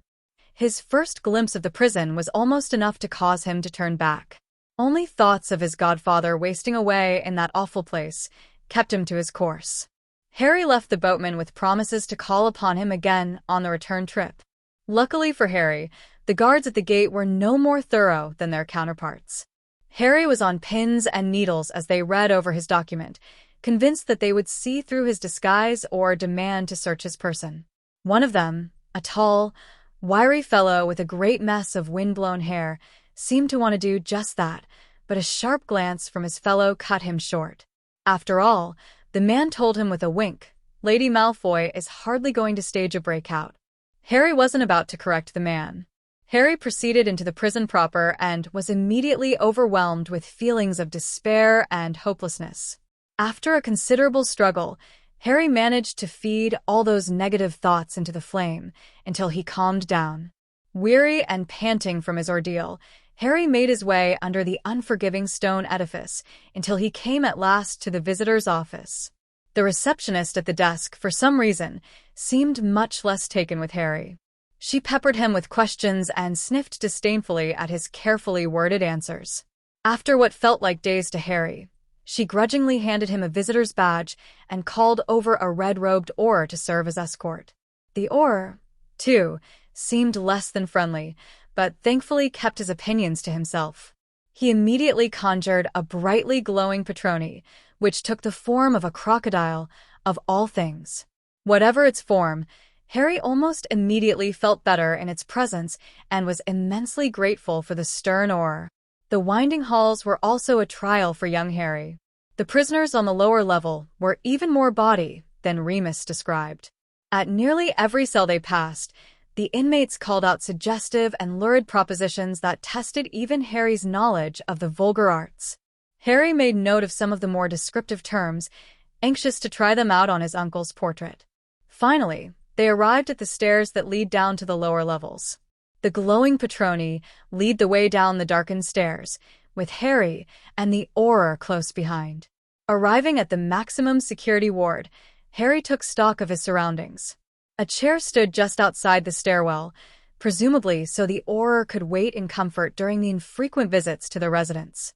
The cell doors were made of solid metal and there were tiny, barred windows set near the top of each door. All in all, Harry could scarcely imagine a more forbidding sight.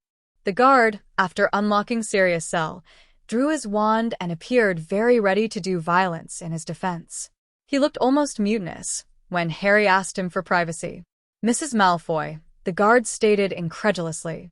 Harry raised an eyebrow in surprise, not realizing that the guard recognized his appearance. I don't think that's wise. Most of the inmates here are not what you would call civilized. Most of them are barely sane. All of them would kill you, right quick, if given a chance. He's family, Harry replied. The guard looked at him with skepticism. Family or not, you shouldn't be left alone with him. Sirius Black is a cold-blooded murderer. Harry bore it all with a look of outright contempt on his haughty face. I assure you, or I am quite safe. We are cousins after all. Sirius is a Black. He couldn't possibly harm me. I realize that you are trying to look out for me, but I really must insist on privacy. Such family matters are not meant for others' ears. Very well, the man relented. On your head it be. But know this, at the first sign of trouble, I'll be in there in a flash, and I assure you that your cousin will not enjoy the experience. Do I make myself clear? Perfectly, Harry replied. When the Auror had moved back down the hall, Harry braced himself and pulled on the heavy door. With surprising ease, It yanked open, spilling light into the dismal cell. At the sudden noise, the man laying on the small cot looked up, squinting into the light. As he recognized Harry's appearance, his eyes furrowed and a confused frown showed itself on his face. "Sissy? Is that you?" he asked. "Hello, Sirius," Harry answered, studying the unkempt man before him. He had expected it from Remus' description, but was still shocked at his gaunt frame and sunken cheeks. Giving lie to his feeble appearance, the man jumped up from the cot and closed the distance to Harry. He grabbed Harry's shoulders in a surprisingly firm grip. "What the devil are you doing here, Sissy? You're the last person I expected to come calling." Harry glanced over his shoulder. When he was convinced that the guard was not loitering nearby, he answered in a whisper. "Remus sent me." The look of surprise and disbelief on Sirius' face was almost comical to Harry. Sirius looked like he could be knocked over with a feather. "Remus? Sent you?" Sirius abruptly sat down on the bed, cradling his head in his hands. Harry could hear him muttering quietly under his breath. "Remus must really be off his nut. Barmy old wolf can't send Dumbledore. No, that would be too easy. Hey, I know. Let's send Narcissa Bloody Malfoy to the rescue. Nothing at all wrong with that great bloody git." Harry guffawed at the rant, pleased that Sirius still seemed to retain his wits. "Are you quite finished?" he asked. Sirius looked up at him. "There might be a few more in there." "Let me see," he replied with a smirk, scratching his scraggly beard and making a great show of being deep in thought. "Nope. "I think I got them all." Harry snickered. Good. "What say we get you out of here? You've secured my release?" Sirius asked with a hopeful look on his face. Not exactly," Harry answered. "Arranged your escape is closer to the truth." "Really?" Sirius perked up. "What's the plan? Who have we got inside?" Harry motioned him to keep quiet. Remus was supposed to be here himself, but got detained by that Dumbledore bloke. "So, to answer your question, it's just you and me?" "Dumbledore? What on earth was he doing?" Sirius asked with a hopelessly confused look on his face. "Never mind. I'm sure I'm better off not knowing. I'm probably hallucinating this whole thing. Much better to just go along." "Probably right," Harry answered him. "So moving right along, why don't you move your arse off that cot and give me a hand?" Sirius immediately hastened to comply. Together, he and Harry managed to drag the cot into the middle of the room. Harry winced at the noise they were making, expecting at any minute that the guard would burst into the room. When the guard failed to appear, Harry reached under his robes and drew the ball of string from his knickers. Sirius raised an eyebrow at him, whether at his choice of hiding spot or the fact that Narcissa Malfoy was wearing boys' briefs. Harry had no idea. Harry started to untangle the string, careful not to dislodge any of the glued joints. The process seemed to take forever, but Harry eventually managed to get it laid out on the cot. Sirius watched it all with curiosity. Harry then jumped up on the cot. In his new guise, he was just able to reach the low, stone ceiling. Harry pulled out the tube of glue and applied a drop of it to the stone. He then reached down and grabbed the marked string that indicated a point of the pentacle and held it to the glue. Just as he had feared, it wouldn't adhere the damp, dirty surface. Harry bit back the urge to cuss. He and Remus had expected as much after their trials at the well house. Instead, Harry bid Sirius join him on the cot, which Sirius did after giving Harry a skeptical look. "What the hell are we doing anyway? How is this meant to help me escape?" he asked. "It would take too long to explain," Harry answered him. "Just know that we need to get this pentacle glued to the ceiling. It's not wanting to stick. I need you to hold this string at the marked point and pull it tight. Whatever you do, make sure you hold it in that position.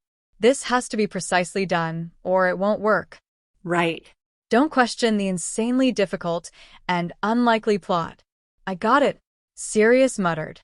Despite his skepticism, Sirius did as Harry asked. Harry managed to apply another bead of glue at the proper spot. That completed, Harry figured that enough time had passed that the first spot he had glued would be dry enough to complete the join. Harry grabbed Sirius' end and applied another drop of glue just over the previous spot. To Harry's surprise, The string did finally adhere to the surface, and Harry moved over to repeat the process on the second point. Harry was inordinately pleased with his success. Everything was going to plan, more or less. Just as he was about to complete the third point, disaster struck. 1,000 years of dampness and grime, it seemed, was not about to be overcome with a tiny bit of glue. As Harry was stretching the string to attach the third point, the first spot he had glued came undone. Shortly thereafter, the entire thing started to come down. Sirius, in an unfortunate attempt to save their efforts, lunged forward to catch the falling contraption.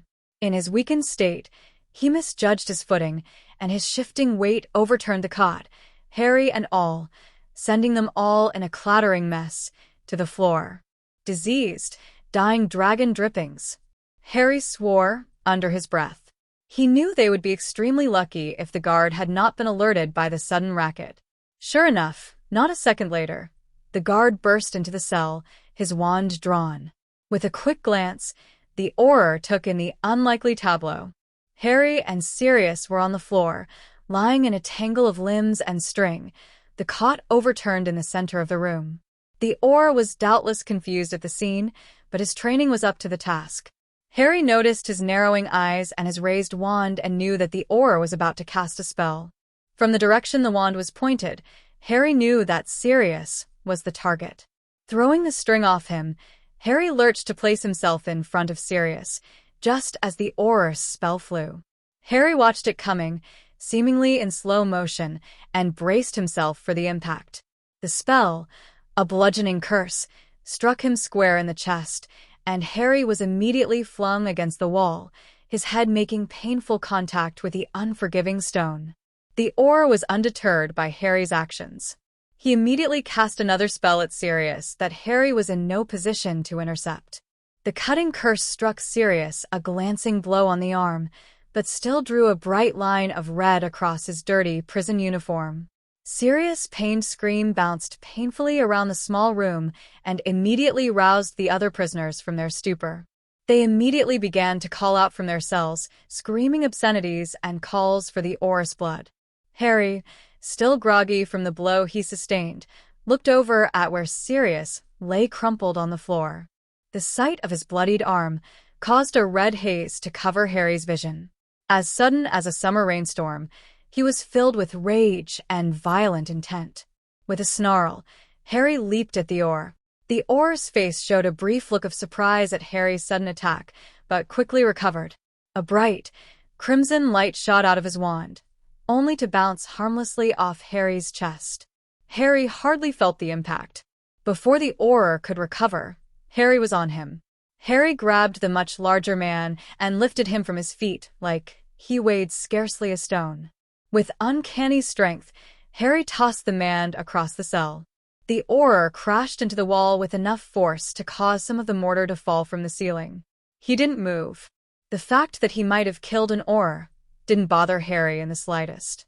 So consumed was he by the torrent of emotions filling his head that he immediately moved to finish the job. The only thing that saved the helpless man from a horrible and bloody end was Sirius. As Harry stalked his prey, Sirius grabbed him from behind and locked him in a firm grip. Harry tried to shake him off, but his clawing fingers could find little purchase. "That's enough, sissy. I think he's done. Merlin, I hope you didn't kill him.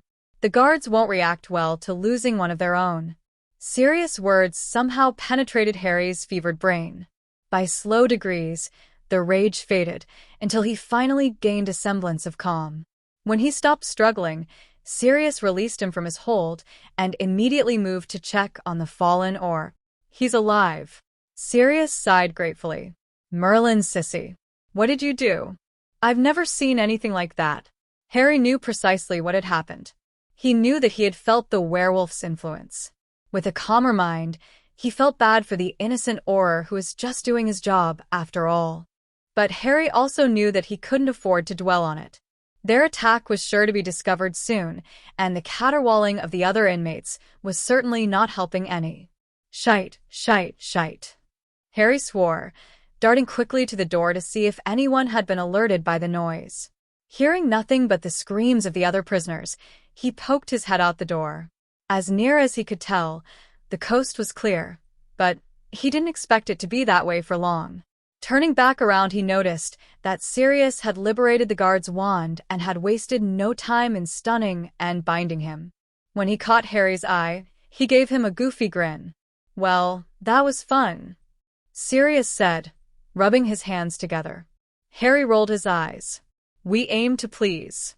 Any thoughts on how to get out of this mess?" he asked. "Me?" Sirius said with a surprised look on his face. "This is your brilliant plan, I believe. What was the idea with all that string, anyways?" "It creates a null field that allows apparition through the wards. We had hoped to get out undetected." "That's all bollocksed up now," Harry said, trying to catch his breath. He felt quite out of his element. His heart was still racing from the fight, and he was feeling a little lightheaded from the sudden adrenaline rush. Looking down, he noticed that his hands still glowed from his emotional, magical outburst. "We could apparate through the wards?" Sirius asked hopefully. Harry nodded. "Well, let's get it set up then," Sirius exclaimed. "We can't. Not in here, at least. Too dirty and damp for the glue to stick." "You saw what happened," Harry replied. "What about a sticking charm?" Sirius asked. "I don't have a wand," Harry yelled. "Not that it would do any good if I did," he added under his breath. "Oh no?" Sirius asked. Harry looked up at Sirius, intent on giving him a piece of his mind when he noticed the wand he was waving in the air. He had completely forgotten about the Oris wand. "Oh, right. "Forgot about that," he said in embarrassment. "I'll hold the string, and you cast the charm." "All right, let's do it," Sirius said, hopping on his feet in excitement. Quickly, Harry and Sirius righted the cot, and Harry grabbed the string from where it landed. Luckily, the skirmish with the aura hadn't damaged it any, otherwise, Harry was unsure if he could repair it. Just as he was climbing onto the cot, they heard a loud bang from the hallway. Harry nearly fell off the cot again, in his surprise. The prisoner's shouts quieted a bit following the noise, allowing Harry to hear the unmistakable voice of authority that rang in the confined space. "What's all this, then?" the voice demanded. Sirius and Harry exchanged a nervous look. Sirius moved to the door of the cell and peeked out from his narrow window. He looked back at Harry. Harry saw him mouth the word "or." Harry was immediately on full alert, his blood hammering in his veins like the pounding of a drum. "Can you seal the door?" he asked Sirius in a whisper. "Yeah." "Can't do anything for the window, though. It wouldn't keep them out for long. We'd be sitting ducks in here," he answered. Harry racked his brain for any way out of the situation. "Is there anywhere on the ward that would be more secure?" he asked. Sirius thought about it for a moment before nodding. "There's a storeroom at the end of the hall. The guards use it as a fortification in case of a breakout. The door's heavily warded, though. I don't think there's any way we could get in," he answered. Harry thought about it briefly. He was no ward breaker, even if he had his magic. He had no idea how to get through a warded door unless he didn't use the door. "That's it. Sirius, seal the door. Don't let anyone in." "I'll need a moment," he yelled. Sirius wasted no time in complying. Meanwhile, Harry grabbed the worn-out blanket and easily tore a large section from it. Looking around, he realized with horror that he didn't have anything to draw with. Swearing vehemently, he kicked the cot and was immediately sorry for his actions. The frame of the bed was made of rather flimsy metal and had broken during the tussle with the guard. A section of one of the legs had broken, and the ragged metal had not felt pleasant against Harry's foot. "Just great," Harry muttered. "It's not enough to be stuck in prison and injuring a guard. Now I've got a bloody broken foot, too." Before the words had hardly left his mouth, Harry had an epiphany. Crouching down, he ran his feminine hand over the serrated edge of the broken bed frame. It was not sharp, but certainly jagged enough for his purposes. He immediately jabbed his index finger against the sharpest point and hissed in pain as the metal pierced his uncalloused finger. Inspecting it, Harry was pleased with the bright, flowing blood that gathered at its tip. It would work. Without further thought, Harry began applying himself to the task. He spread the torn cloth out on the cot and began to hastily draw a rune in his own blood. In the hallway outside, he could still hear the Auror, who appeared to be questioning someone in one of the nearby cells. The prisoner he was questioning didn't seem to be cooperating, however, a fact for which Harry was extremely grateful. Focusing on the task at hand, Harry drew the first rune. It wasn't easy. Such runes were fairly intricate and really required more precision than a bloody finger allowed. It forced him to draw them bigger than he normally did. He also had to stop several times and squeeze his fingertip, urging the blood to flow more freely. Just as he finished the first rune, Harry heard the guard begin to question another prisoner.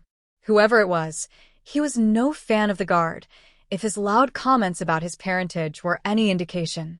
The guard must have realized he would get nowhere with his current tactic because he let off another loud bang with his wand. "All right, you lot," he yelled. "The next person who refuses to tell me what the devil is going on around here is going to spend the next month of their life making very close friends with the Dementors." He was answered only by silence. The threat of Dementors was not one to take lightly, even for hardened criminals.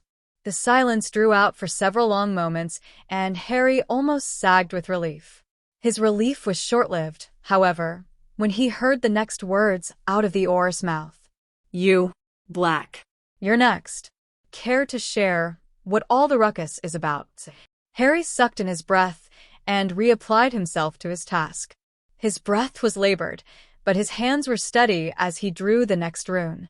He was very thankful for his many hours of practice. The runes were embedded firmly in his memory and practically flew from his bleeding hand. So great was his concentration that he didn't notice the increasing glow from his hands or the subtle, but noticeable glow that emanated from the bloody runes. Sirius, though scared, was having the time of his life, or recent life anyway. Adopting an almost nonchalant air, he addressed the guard. "It's nothing really. Lestrange over there was saying as how the Chudley Cannons were going to win the cup this year. Which is pure nonsense, of course. Everyone knows those wankers couldn't win, even if they were the only ones to show up at the match. Quidditch? You lot got all worked up over Quidditch? I don't believe it. Pull the other one." The guard answered. "Well, you don't hear me shouting. Only a great lump like Rabaston would get so worked up over the cannons." "Oi! "Shut your gob, Black. It was you that—" Lestrange responded, only to be interrupted by Sirius' loud retort. "You know it's true," Sirius shouted. "Always going on about the cannons, you are. It's enough to make a man's ears bleed the way you carry on. Just last week you were carrying on about how they were so underrated. If you weren't a man, I'd swear you fancied that chaser of theirs. Drumhall, isn't it? Course, if what I hear about you is true, you probably do fancy him. Isn't that right, Lestrange?" Sirius said with a smirk. "What? Why, you little if I wasn't—" He stuttered, indignantly. "That's enough," the Auror interjected. "You had best keep it quiet from here on out, or I'll be back.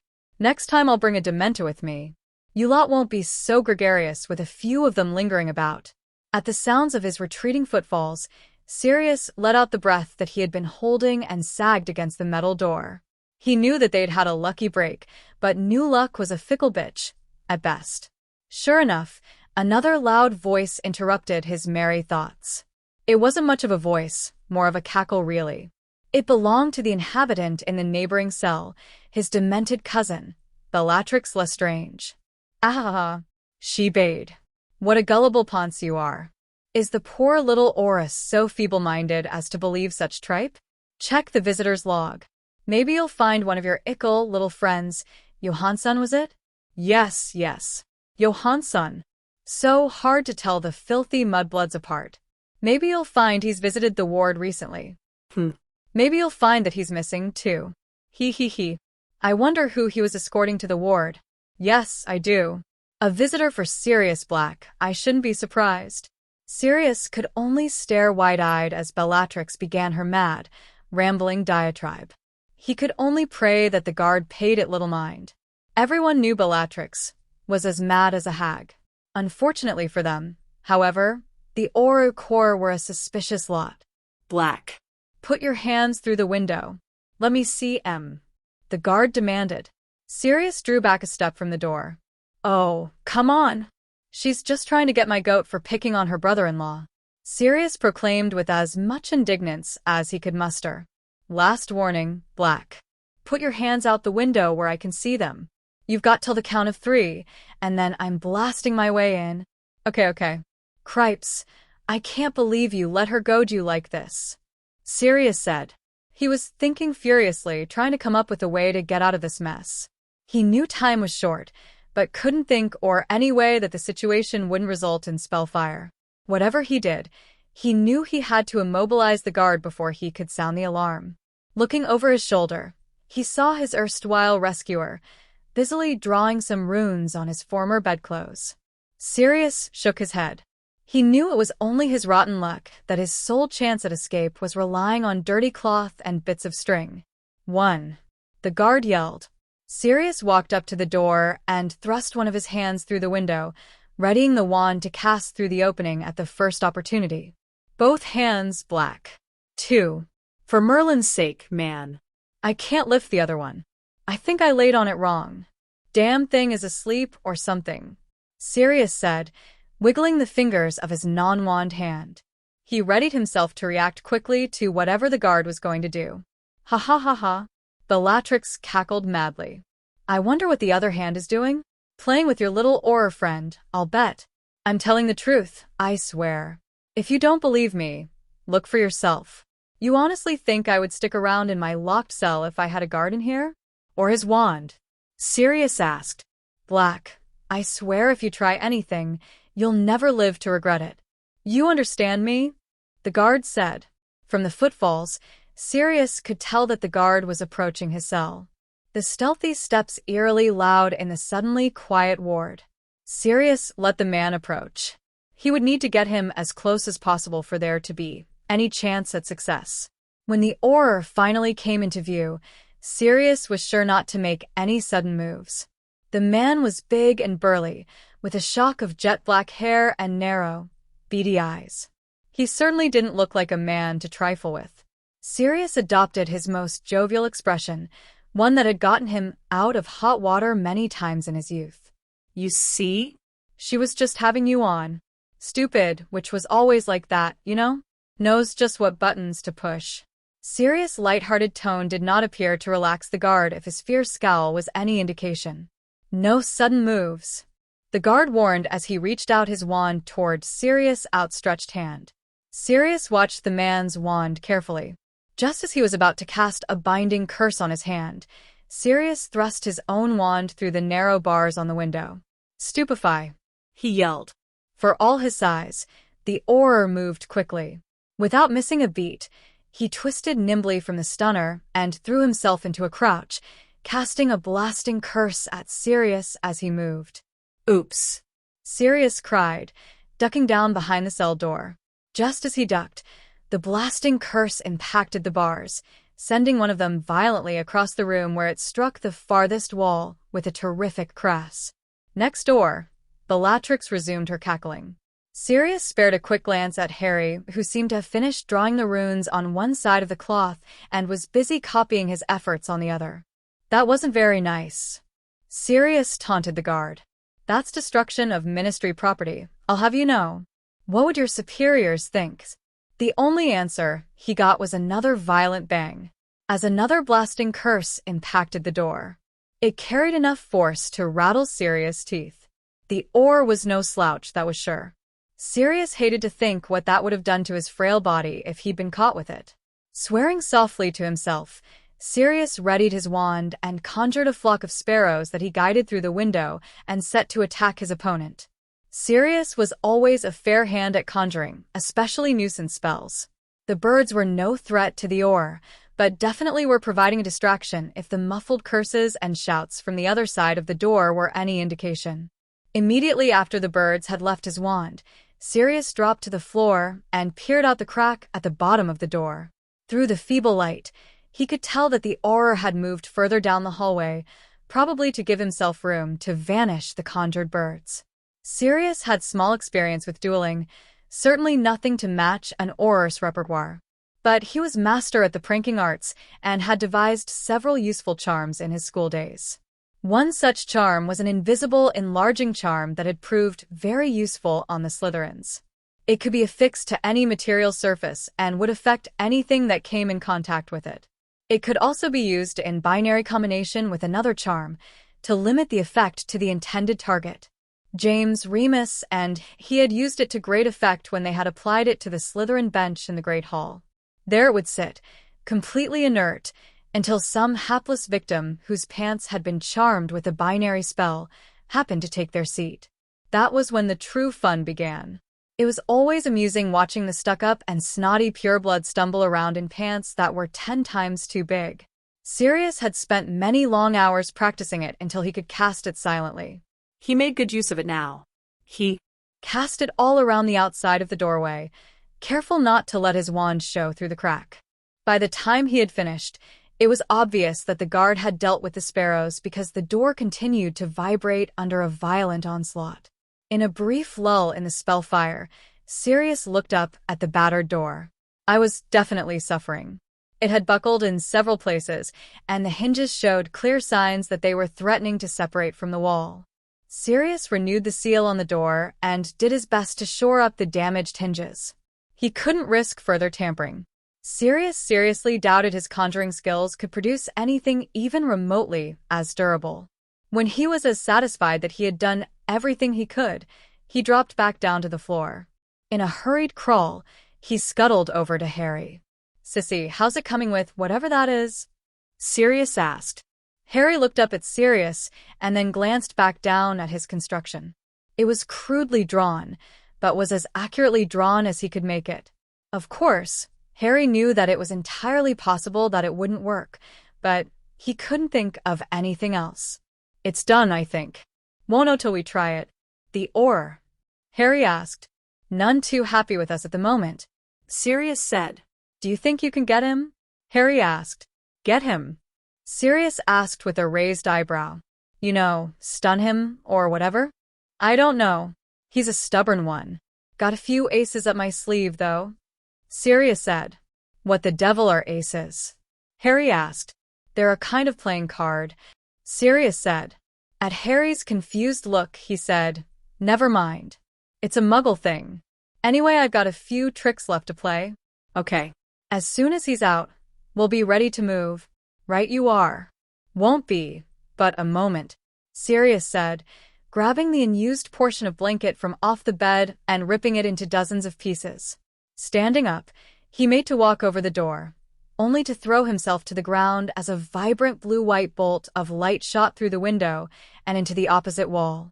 Sirius looked up at the wall and was quite impressed to see a meter-long spear of ice, neatly embedded in the stone wall. "Merlin, this bloke's not playing around.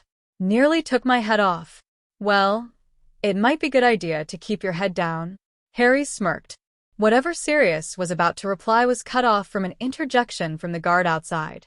"Give it up, Black. I've warded the door from this side. There's no way out. Throw your wand out, and you won't get hurt." "How do I know you won't blast me the moment you have my wand in your hand? How stupid do you think I am?" Sirius yelled back. "You have my oath. No harm will come to you if you give up now.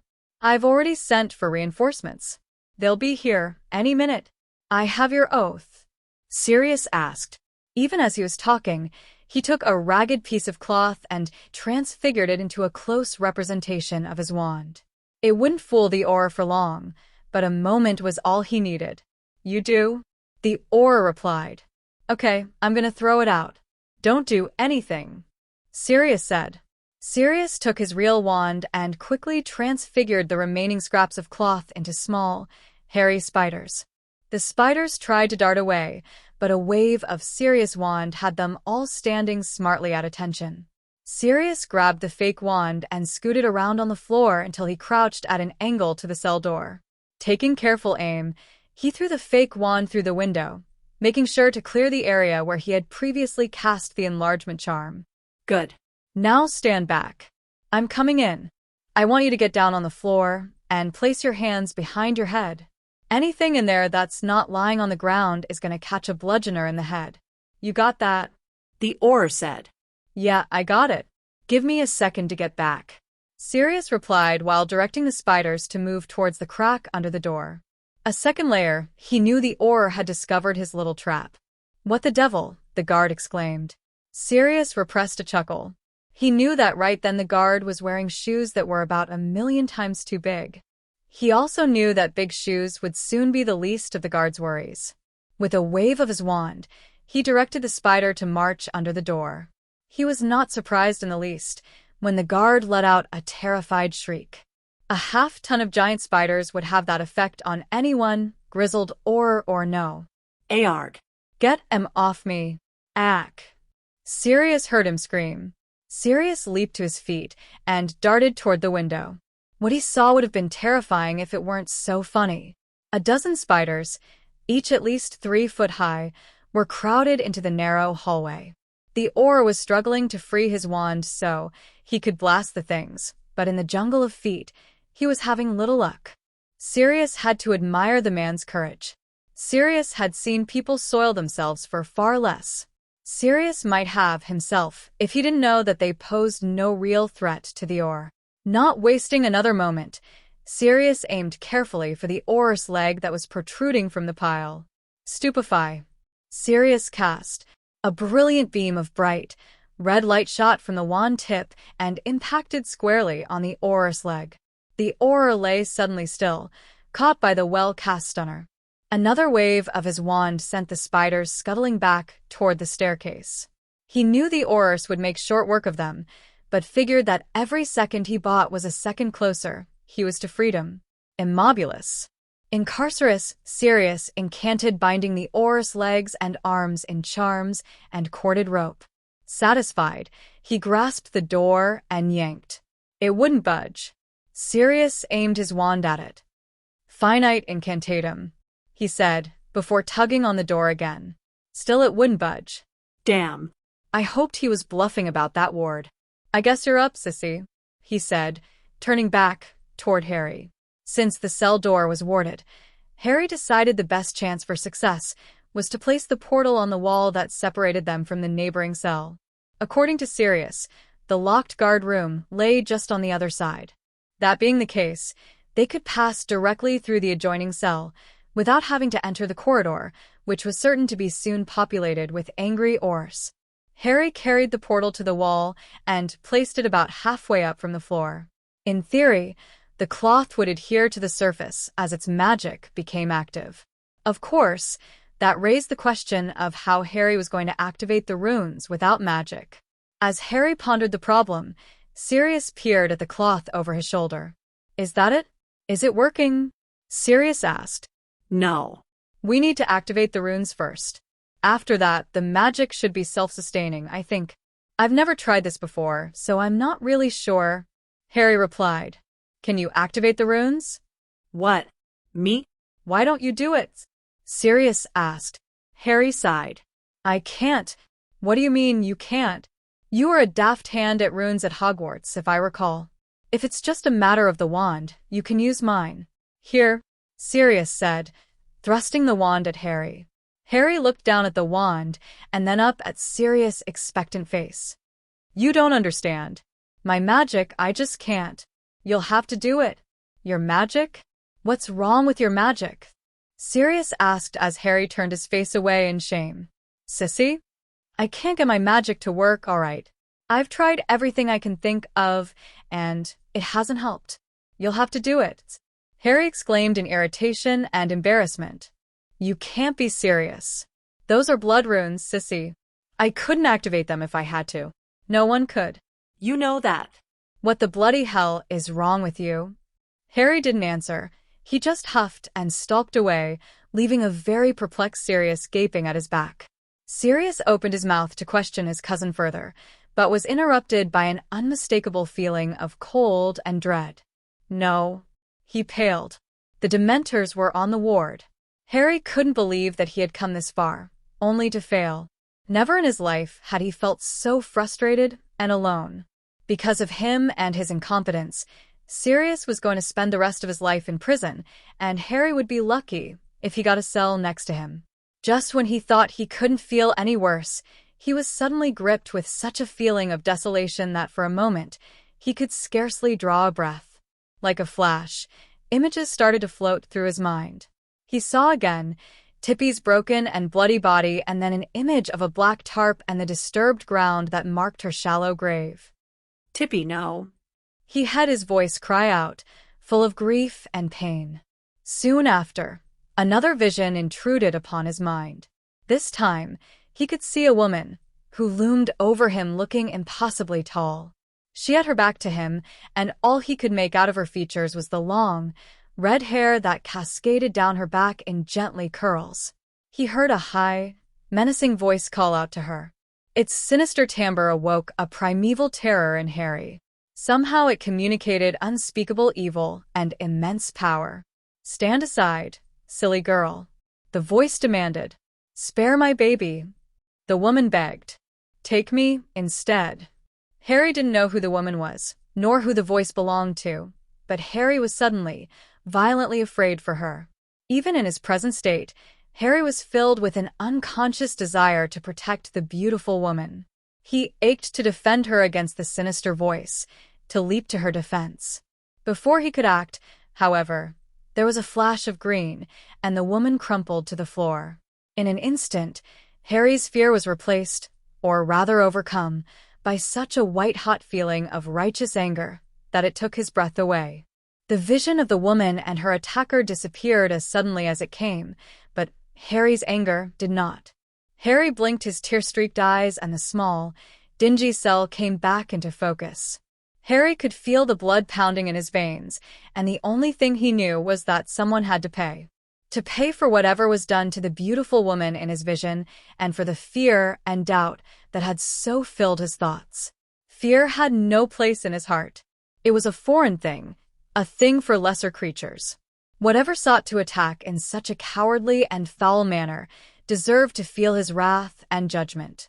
Looking around the cell, Harry noticed Sirius curled up in a fetal ball on the floor, moaning piteously. Here, too, was a victim that needed his protection. He cast his eyes at the door of the cell, seeing nothing but a murky blackness through the barred window. As he took a step toward the door, he heard a sharp click as the lock was sprung. Whatever was on the other side, be it Aurors or something else, must have lifted the ward that was blocking the door, because it slowly started to open. Before Harry could take another step, 3 tall, dark-cloaked figures entered the cell. What he could see of their faces and hands revealed gray, flaking skin and wide, puckered mouths. Harry had never seen a Dementor before, either in person or in his books, but knew that these were them. On some level of his mind, he knew that they were deadly and dangerous creatures that fed on human misery and consumed the souls of their victims. The danger mattered not one whit to Harry. To his eyes, they were less than nothing, a dark blot that needed to be stamped out. One of the creatures moved over toward Sirius, while the other 2 moved on Harry. Unknowingly, Harry's eyes had taken on a glowing, silvery cast, and his hands glowed with a similar light. Moving faster than could be believed, Harry lunged at the nearest Dementor and seized it by the arms. The creature hissed in pain and tried to pull away, but Harry would not relent. With strength much beyond his size, Harry swung the creature around and fairly tossed it at the one standing over Sirius. The 2 went down in a heap, but immediately rose up in a fluid, almost graceful motion. Harry moved to intercept the pair when he was seized from behind by the 3rd creature. Its grip was impossibly strong, and Harry found that he could barely move. The Dementor turned him around and crushed him to its chest. Harry could smell its putrid and decaying flesh and looked with disgust at its eyeless face as it lowered its face to his. Harry was so incensed that the creature dared to lay hands on him that he managed to push it away before seizing it like he did the other. The strength behind his arms swung the creature about with such violence that Harry was able to nearly toss it across the cell, where it fell heavily to the floor. Unlike its brothers, this one took some time before it could rise to its feet. Now all 3 Dementors stood and studied Harry from beneath the lowered hoods of their cloaks, unsure what to make of him. Harry, through the torrent of his emotions, was desperately trying to remember the lessons that Remus had given him on Dementors. He knew that they could be defended against, The Patronus charm could drive them away. In the back of his mind, Harry understood he wouldn't last forever against the beasts. He was outnumbered, and his physical attacks caused them little discernible damage. He needed a way to drive them off that didn't rely on brute strength. Remembering his lessons, Harry focused on his happiest memories. He envisioned the warm summer playing with Tippy in the woods, and he recalled the great love she showed for him, even unto death. For some reason, he also thought of the red-headed woman standing over him in his vision. She, too, had exhibited that same kind of love and willing sacrifice. As those two, seemingly unrelated acts coalesced in his mind, Harry realized who the woman was. His mother, sacrificing herself in order to save Harry's life. The idea of her love filled Harry's heart, and with it, he could feel his inexplicable power increase to new heights. Figuring it was now or never, Harry yelled out with all his might, "Expecto Patronum!" He screamed with his hands outstretched. Despite his newfound confidence, Harry was quite surprised when he saw the bright flash of silvery light explode from his body. Harry looked down at himself in disbelief. The silvery mist formed a kind of shield around him that started a few inches from his skin and encased him from head to foot. The Dementors reacted instantly to it, screeching and clawing at each other to get away from the hurtful shield. Harry almost laughed at their antics. He felt so overwhelmingly good that he very well might have succumbed to laughter if he hadn't heard the sobering cough and rattling breath come from a reawakened Sirius Black. Slowly, Sirius sat up and looked around. Harry rushed to his side and offered him a hand up. Sirius gratefully took his offered hand until he noticed the silvery glow. Hastily, he dropped the hand and almost dropped himself back to the floor in his surprise. "Sissy?" he asked with a raised eyebrow. "You were expecting?" Harry answered with a smirk. "But what? How?" Sirius spluttered. "No time," Harry answered brusquely. What say we get out of here while we can? It won't be long before the Oris arrive. What do you say? Sure, Sirius replied, once more giving Harry a strange look. Through the door, then? No, I don't think so. If we were caught out in the open, we'd be sitting ducks. Better to seal it again, and do as we planned. Sirius opened his mouth to object, but was stalled when he noticed Harry confidently stride over to the Finn's portal and place his glowing hand over the center rune. Immediately, the runes activated one after the other. They flashed briefly, and then completely disappeared. In their place was a large round hole in the wall that was encircled by a runic border. For several long seconds, Harry and Sirius stood staring at the hole, amazed at their sudden success. They were aroused from their stupor by a HEW and cry from outside the cell. "This is the Oris. Cease all resistance and surrender your prisoners. Failure to comply will be met with deadly force," came the strident call. Harry quickly beckoned Sirius to seal the door and waved him through the portal. Sirius wasted no time. In a trice, he did as Harry beckoned, laying numerous wards and charms on the door, and then took a quick breath and leaped, headfirst, through the hole. Harry quickly followed. When they reached the next cell over, they were greeted by a wide-eyed and wild-haired Bellatrix Lestrange staring open-mouthed at their sudden arrival. When she noticed who had entered her cell, if anything, her shock grew. "Sissy? Sirius?" she asked in disbelief. Harry didn't bother to answer. He reached toward the portal and grasped at the border. With perfect ease, he peeled it from the wall. Sirius was more verbose. Adopting a carefree and jovial air, he wiggled his fingers at Bellatrix. "Trixie," he called. "Delightful to see you. Don't mind us, we're just passing through." Harry immediately walked to the opposing wall and placed the portal on it. Just like before, a large hole formed in the wall. At his insistent wave, Sirius hurried over to the portal and immediately stepped through. As Harry made to follow, he was grabbed from behind. "Sissy, you have to take me with you. Don't leave me here. Please, I beg," she said, clawing at Harry's robes with claw-like fingers. Harry did his best to pry the fingers off, but she held on with determined strength. Just when he had decided to strike back at the deranged woman, Sirius poked his head through the portal. "Problem, Sissy?" he asked. "Get this diseased bitch off me," Harry yelled. "Righto," Sirius said gaily. One crazy bitch coming right off. Sirius brandished his wand and sent a bright red light, point blank at Bellatrix's face, causing her to fall to the ground. Harry gasped in relief and stepped through the hole. Turning to look at Bellatrix, Harry couldn't help but feel sorry for her. He had no idea who she was or what she had done to get sentenced to this awful place, but didn't feel right about leaving her there, defenseless. "What should we do about her? Should we take her with us?" Harry asked. Sirius shrugged. "It's your party. I know you two were always close. I'd just as soon dump her down a well. But beggars do as beggars must," he said, before adopting a thoughtful expression. "Then again, maybe we should take her with us. That would certainly confuse things for the Aurors, at any rate."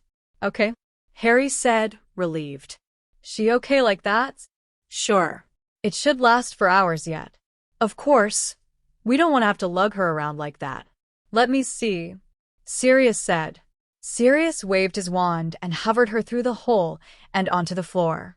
With another wave and a muttered incantation, Bellatrix was transfigured into a mouse. Sirius then stunned her again, for good measure, before adopting a pleased look on his face. "That should do for her, I expect," he said with an arrogant smirk. Harry smirked back. "I expect so." With that bit of untidy business finished, Harry turned to inspect the room they found themselves in. To his relief, it was much more modernly decorated. Instead of unfinished stone, the walls were bright plaster. There were cabinets along the wall, which Sirius wasted no time going through.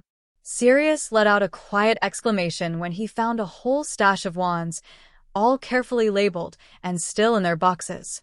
They also found several curious objects that were clearly magical in nature. One of them was what Sirius called a faux glass, and another was some sort of scrying device that resembled a hand mirror. Harry longed to study the artifacts, but knew that time was of the essence. Harry dragged a table to the center of the room and took out his bundle of string.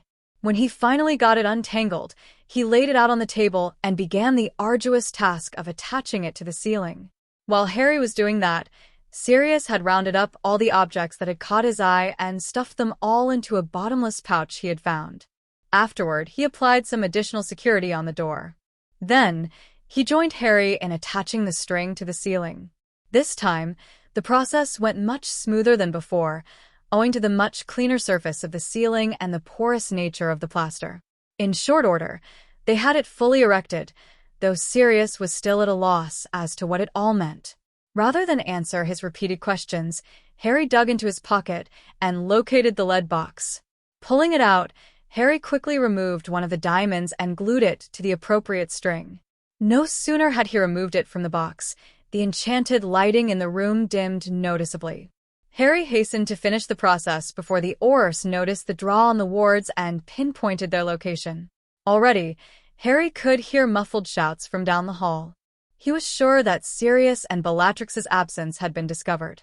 Judging by their swift progress, Harry was convinced they would soon make good their escape. His hope was soon diminished, however, because just as he was applying the final diamond, he felt an uncomfortable twinge in his gut. He recognized the feeling almost instantly. The polyjuice potion was finally wearing out. For almost a minute, Harry stood transfixed as his skin rippled under the effect of the transformation. Suddenly, his robes were much too big, and it was all he could do not to trip over them. His muttered oath drew serious attention, and the older man's slack-jawed astonishment was soon changed to a fierce scowl and a pointed wand. "Just who the bloody hell are you?" Sirius growled menacingly. Harry took one look at his godfather and adopted a sheepish look. "Surprise," he said. Sirius looked him over from head to foot. The longer he looked, the more confused he became. "Merlin's bloody balls. You're just a kid. Who are you?" Well, it's not easy to explain." "No. "Don't point your wand at me, you cur. I'll explain everything later, okay?" "No. "It damn well isn't all right. I only agreed to this ridiculous enterprise because I thought you had some chance for success, and frankly, I didn't have anything to lose. But In case you hadn't noticed, we've got a whole herd of angry Aurors out there, just spoiling for our blood. Now, I find out that the only thing between me and a gruesome death is some kid still dragging at his mother's tit. I have half a mind to take you over my knee. For all his youth, Harry didn't take the man's words to heart. He had, after all, grown up hearing much worse from Uncle Charles. But that's not to say that he was just going to stand there and take it, either. The hell you will. It'll be a cold day in Hades before I let a mangy mutt like you take me over your knee. I don't know what you prisoners get up to around here, but take care not to include me in your sick fantasies. Sirius just stood and stared at him, unable to form words. To Harry, he looked torn between outrage and shock. Harry had seen that look before. Inciting such looks on Uncle Charles had been a major source of fun for him, and the only way, truly, to shut the painting up. Sirius' stupefied look lasted for several long seconds more, until Harry was sure he had broken something inside his godfather. He was about to say something else, maybe an apology, when Sirius guffawed in barely contained laughter. Jesus, kid. You really had me going for a second. You're a right cheeky bastard, you know that? Fantasies, huh? Good one, kid, He said. So glad you approve. Now, if you wouldn't mind, I'd like to get out of here now. Those Aurors seem to be getting closer, and I think we're running out of time. Harry smirked. Sirius glanced around at the door, and sure enough, the Aurors' voices had gotten louder, and he could tell that they would soon be at the door. Right, he exclaimed, joining Harry on the table. Only when they were in position did another critical point make its way to Harry's conscious mind. Sirius? Yes. What is it? Sirius asked. You do know how to apparate, right? Harry asked. Sirius gave him a level stare. It's been a while, but yes, I know how to apparate. Oh, good. For a second there, I thought we were in real trouble, Harry replied. Just then, the door of the room opened and Harry and Sirius faced a large group of very surprised Aurors. The two groups stared at each other for several seconds, neither group saying a word. Finally, one of the Aurors, a tall and rather striking black man, with a shaved head and a powerful build, remembered himself. Hold it right there, Black. Don't move, he said, pointing his wand at Sirius. Kids, Sirius said. Yeah, Sirius? Harry replied with nonchalance. Where are we going? He whispered back. Anywhere that's not here, Harry replied. Right. No problem. Just hold on tight, Sirius said, grabbing Harry by the arms. The Aurors, seeing Sirius Black grab a child, responded immediately. At once, a half-dozen curses flew from the wands, flying straight for Sirius. Sirius watched them come, certain that his time was at an end. He stood mesmerized as the spells winked out one by one as they approached the string contraption that Harry had built.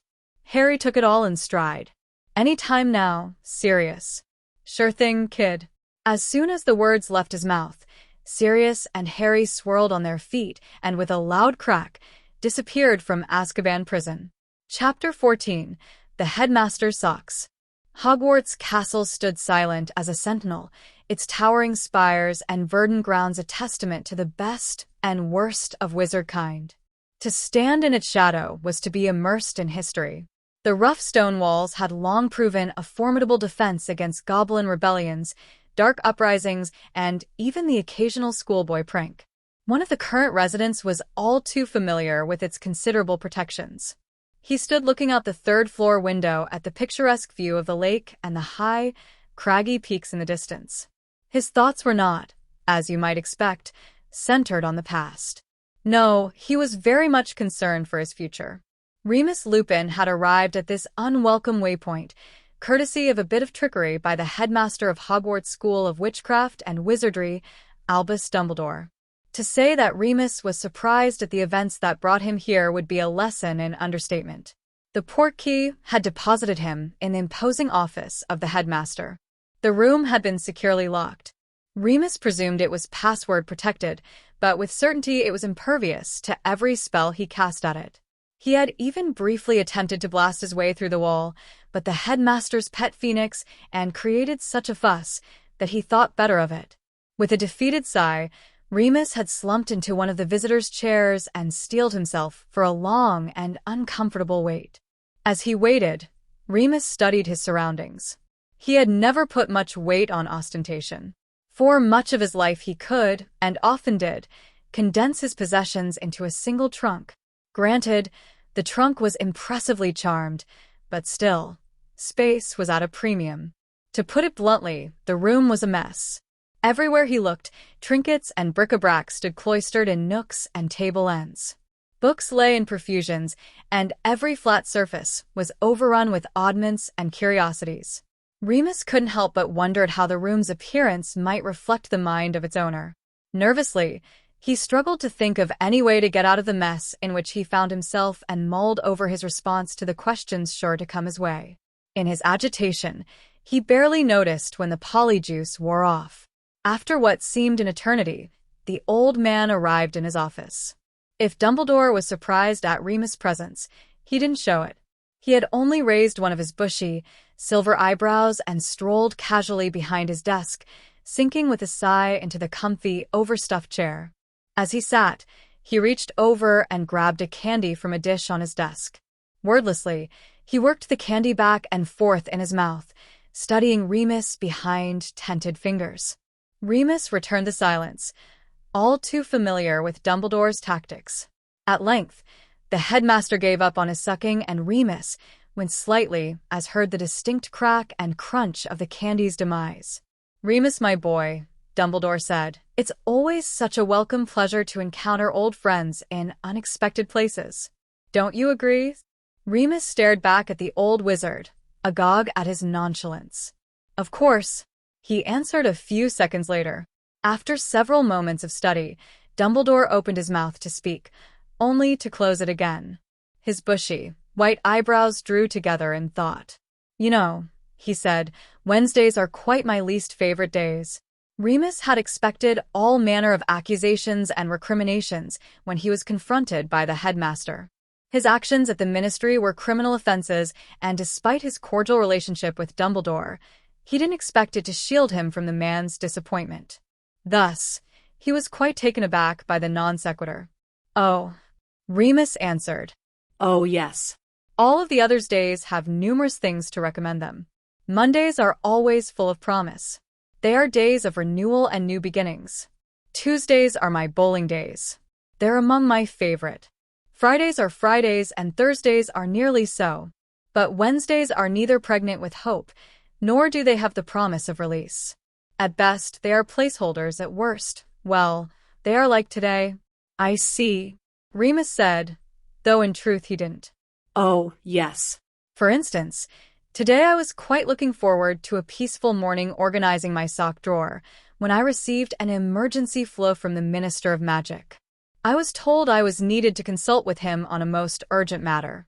In deference to the Honorable Minister, I of course agreed, and made dignified haste to his office. Remus nodded his head, quite sure that such summons were part and parcel of the life of the leader of the Wisengamot.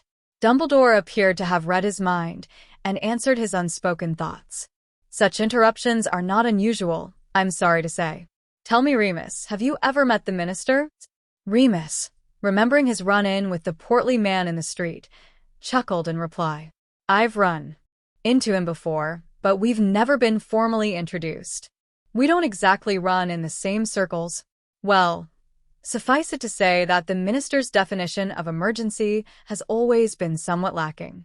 In this case, I found that he needed my help with the seating arrangements for a state dinner with the French ambassador. You can imagine my joy aiding such a noble cause. After a delightful hour in the minister's company, I regretfully informed him that unexpected business was calling me away."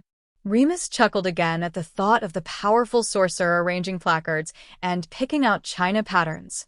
Dumbledore graced him with a rueful smile, his eyes twinkling with amusement.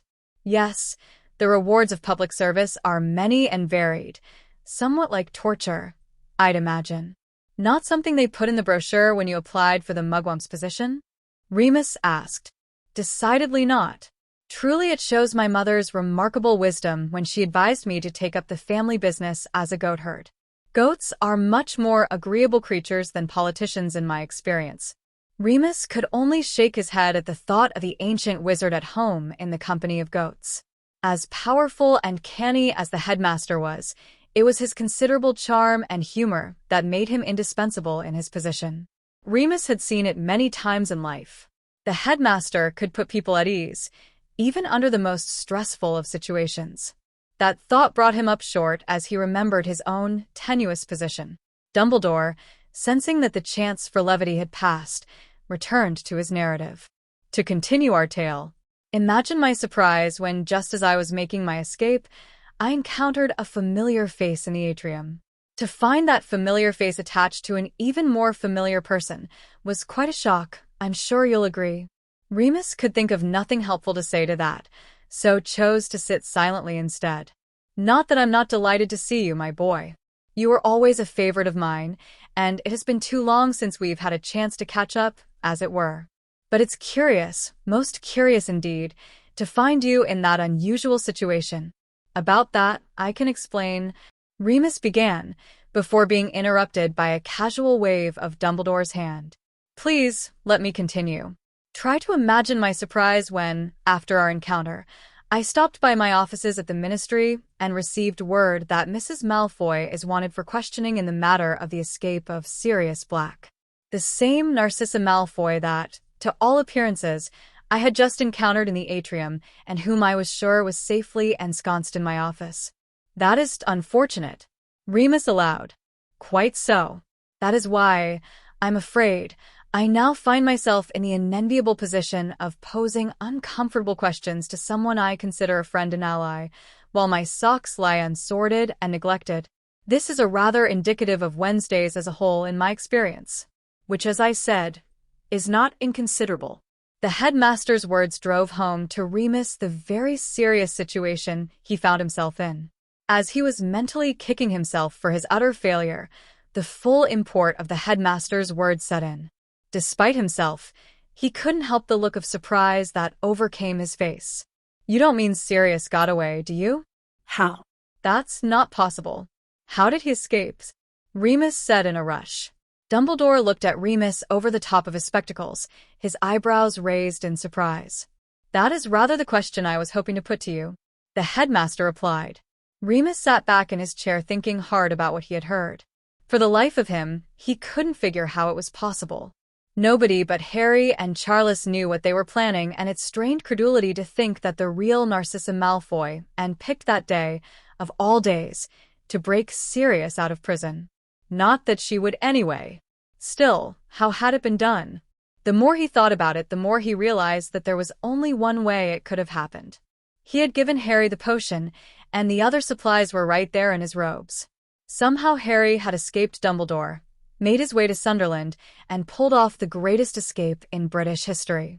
It was all Remus could do to keep from laughing at the look he could imagine on Sirius' face when he realized who his rescuer was. Remus clamped down firmly on the joy that was bubbling in his heart and was careful to adopt a pensive frown. I can't believe she pulled it off, he said with an angry snarl. The headmaster leaned forward intently. Who exactly pulled it off? Narcissa Malfoy. Remus exclaimed. I knew she was going to try, but I just never believed she could actually do it. After everything I went through to stop her, she did it anyway. Remus said, lowering his head in his hands with a weary sigh. After a few seconds, he looked up at the headmaster, whose features were drawn down in puzzlement. Do you mean to say that Mrs. Malfoy was actually responsible? Dumbledore asked. Then what were you doing impersonating her at the Ministries? Again Remus sighed. Something foolish it appears, ineffective too. Though for the life of me I don't know how she did it. The old wizard studied Remus for a moment before speaking. Why don't you start at the beginning? I find myself quite at a loss. What made you think that Narcissa was going to attempt to break Sirius out of prison, and how exactly did you intend to stop her? Well, it's like this, Remus began. I'm sure you know that due to my condition, I am often forced by circumstance to associate with, let's say, less than desirable characters. At the headmaster's nod, he continued. Well, one night, down at the pub, I ran across a man who also suffers from my ailment. Normally, I wouldn't associate with him, you understand, but he had come into some money recently and was eager to buy me a pint. My financial situation being what it is, I could hardly refuse. Remus looked at the headmaster, and seeing nothing but interest, he continued. Well, one pint turned into several, and I asked him where he had come into his money. At first he wouldn't say, but eventually he let it slip that an artifact had come into his possession that could negate even the strongest anti-apparition wards.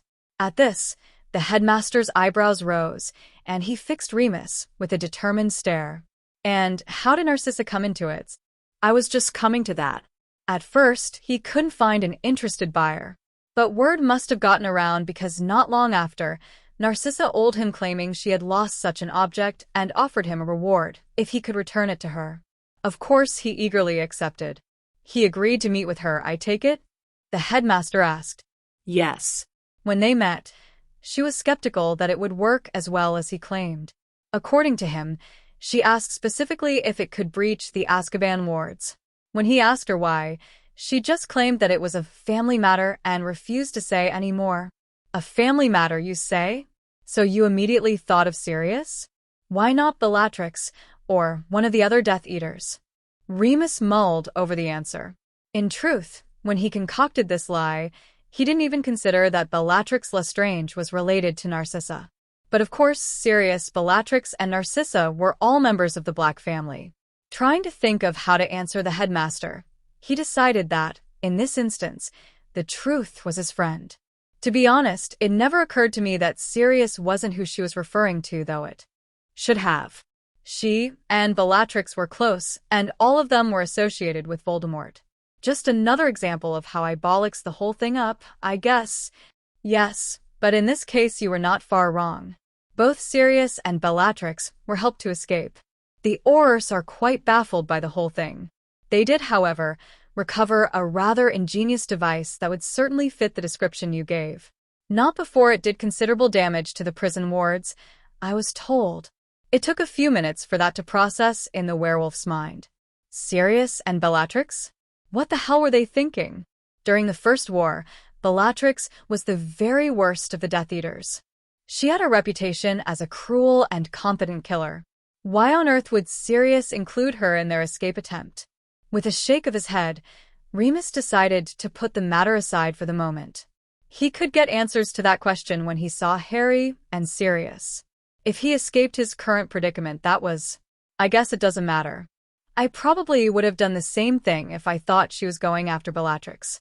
At the time, I just knew I had to do something to stop her. There's no way I was going to let that betrayer go free. Not while there was anything I could do about it. But why would someone of Mrs. Malfoy's station trust her purpose to such an unsavory character?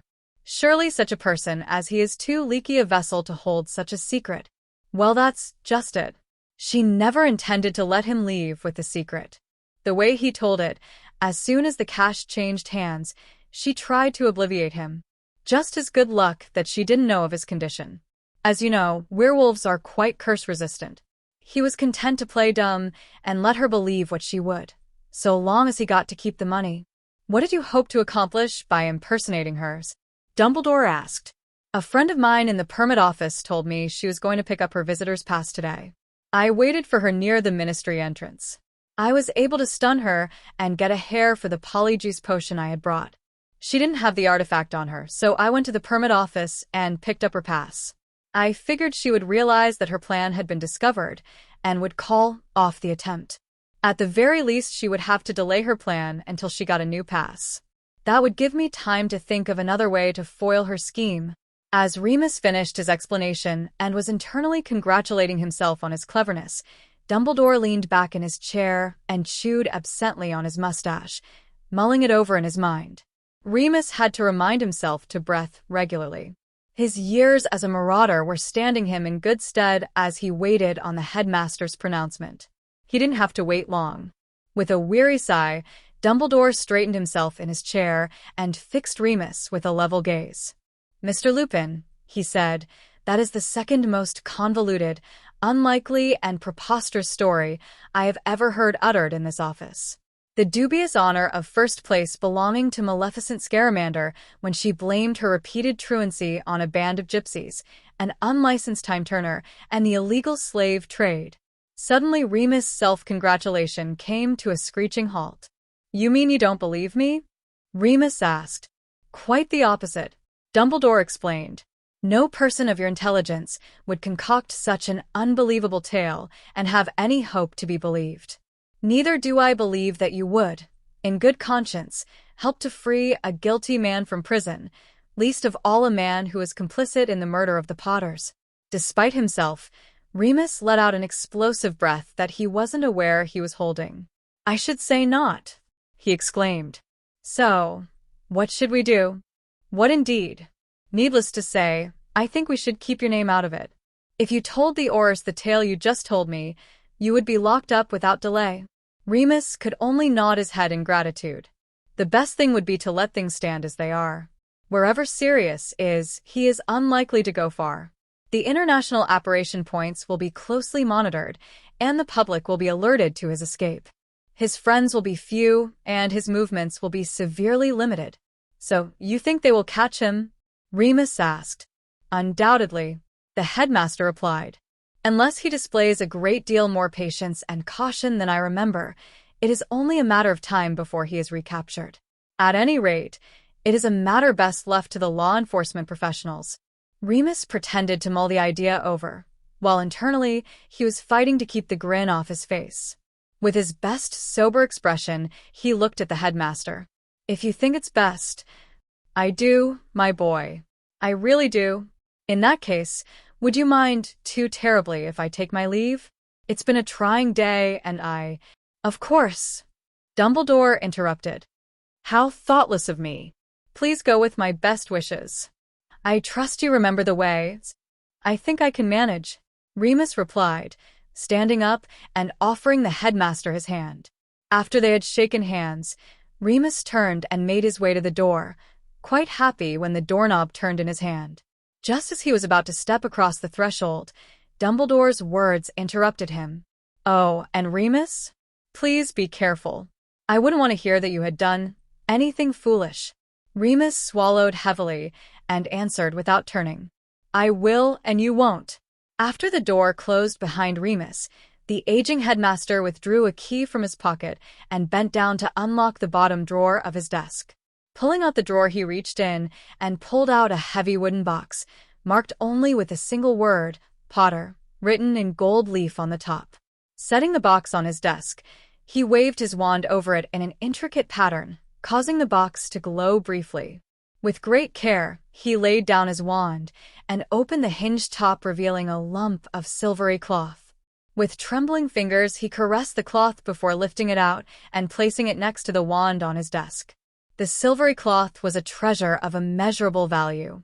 Invisibility cloaks were rare and very expensive. However, comparing this one to an average invisibility cloak was like comparing a typhoon to a summer rain. As valuable as it wasn't what captured the wizard's attention. In the bottom of the box lay a curious silver instrument. Its sides were inscribed with faint runes, and its spindly frame ended in a fluted spout. As curious as this object was, what startled the venerable wizard and left him gasping for breath was the emergence of a bright green puff of smoke that poured intermittently from the spout.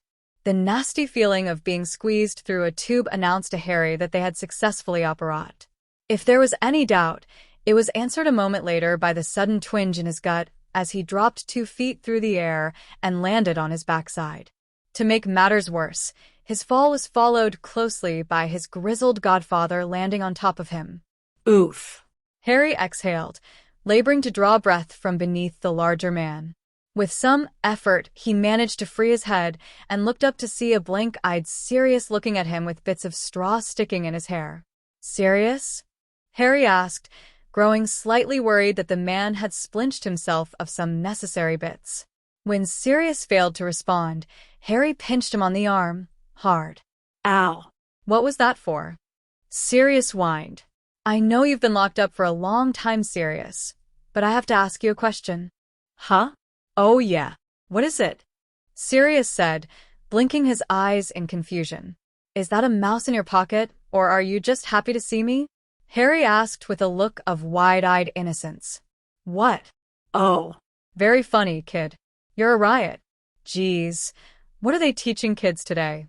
Sirius grumbled. Serious? What? Seriously. You're smashing my bits here. Could you get off me? I know I'm adorable and all, but seriously. You stink. A lot. Oh, right. Sorry, kid. Give me a second. That really took a lot out of me. There we go, Sirius said, rolling off Harry and stumbling to his feet. After teetering for a few seconds, he bent over and gave Harry a hand up.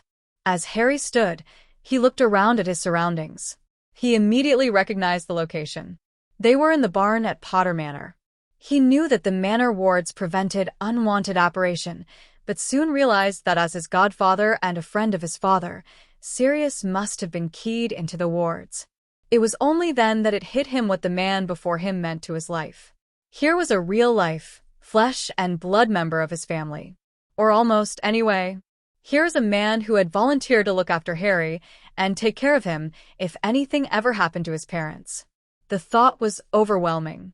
Harry remembered his mum and the sacrifice that she had made to protect him. Suddenly, Harry's eyes filled with tears and he looked away, scrubbing at them with the sleeve of his overlong robes. When he had calmed himself, he looked up to see Sirius looking at him with a puzzled expression. What is it? Harry sniffed. Sirius looked down and shuffled his feet uncomfortably. After a moment's silence, he looked Harry in the eye. Look, kiddo, don't think I'm not grateful. I am. I can't tell you how much it means to be out of that hellhole. But who are you? I feel like I should know you, but I just can't imagine anyone I know letting their kid just run off and break me out of Azkaban. They didn't. I mean, I wasn't supposed to be there at all. But when Remus got caught, I didn't know what else to do. Someone had to get you out of there, so it was me or nobody. Sirius seemed to puzzle over that for a second, before a look of delight and wonder crossed his face. I can't believe it. So, you're Remus' kid? Wow. That old dog. I can't believe he had a sprog. Hard to picture it, really. It was Harry's turn to look uncomfortable. This was really turning out a lot more difficult than he had imagined it to be. No. Remus isn't my duh. Just met him a few weeks ago, actually. So who then? I'm damn sure you're not Sissy's kid. I can't imagine that she'd let you go off to save your blood traitor of a cousin. Are you one of Andromeda's? She had a young daughter when I was sent away, but she had plenty of time to have another. What are you, 5? 6? Sirius asked. I turned 7 on July 31st. Harry bristled, well aware that he was small for his size. Merlin, I couldn't have been locked up that long. I mean, sure, every once in a while they'd let me read the paper. So I knew, but it seems so much more real now. Cripes. That makes me what? Almost 30. I'm creepy? Skeletal? Deranged? Harry smirked. Old. Sirius exclaimed with a look of such revulsion on his face that Harry couldn't help but laugh.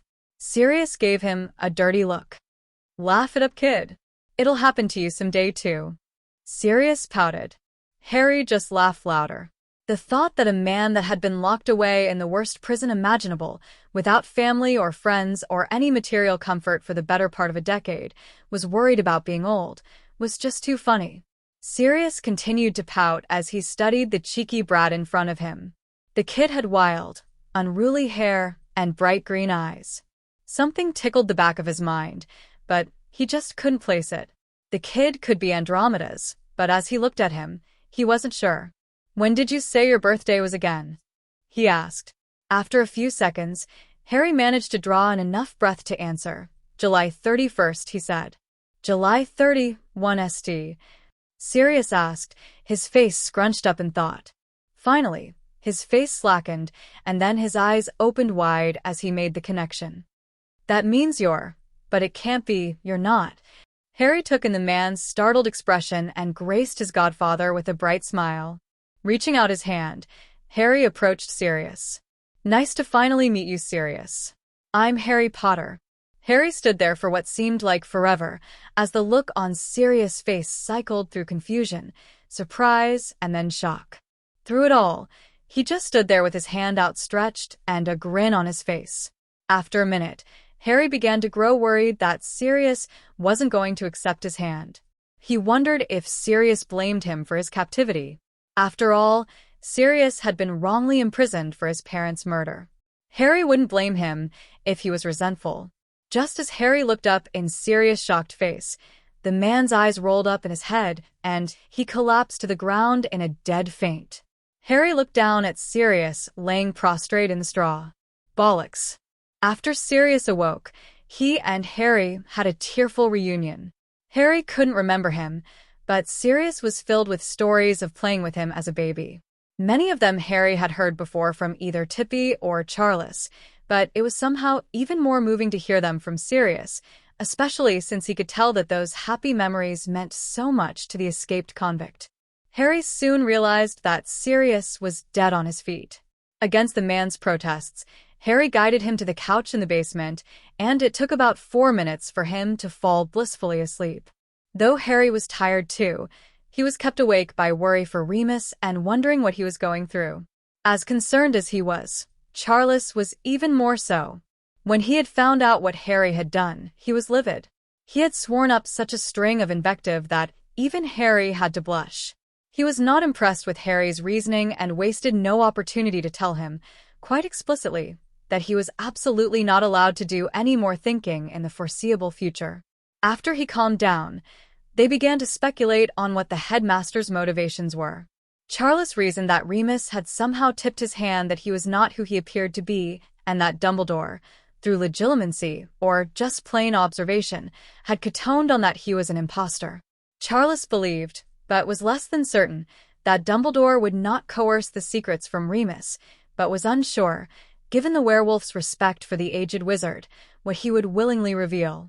They also didn't know what, if anything, the headmaster would do with the information. As head of the Wisengamot, the headmaster was sure to be made aware of the breakout and might feel compelled to investigate the matter. If that was so, a team of Aurors and hit wizards could descend on them at any minute.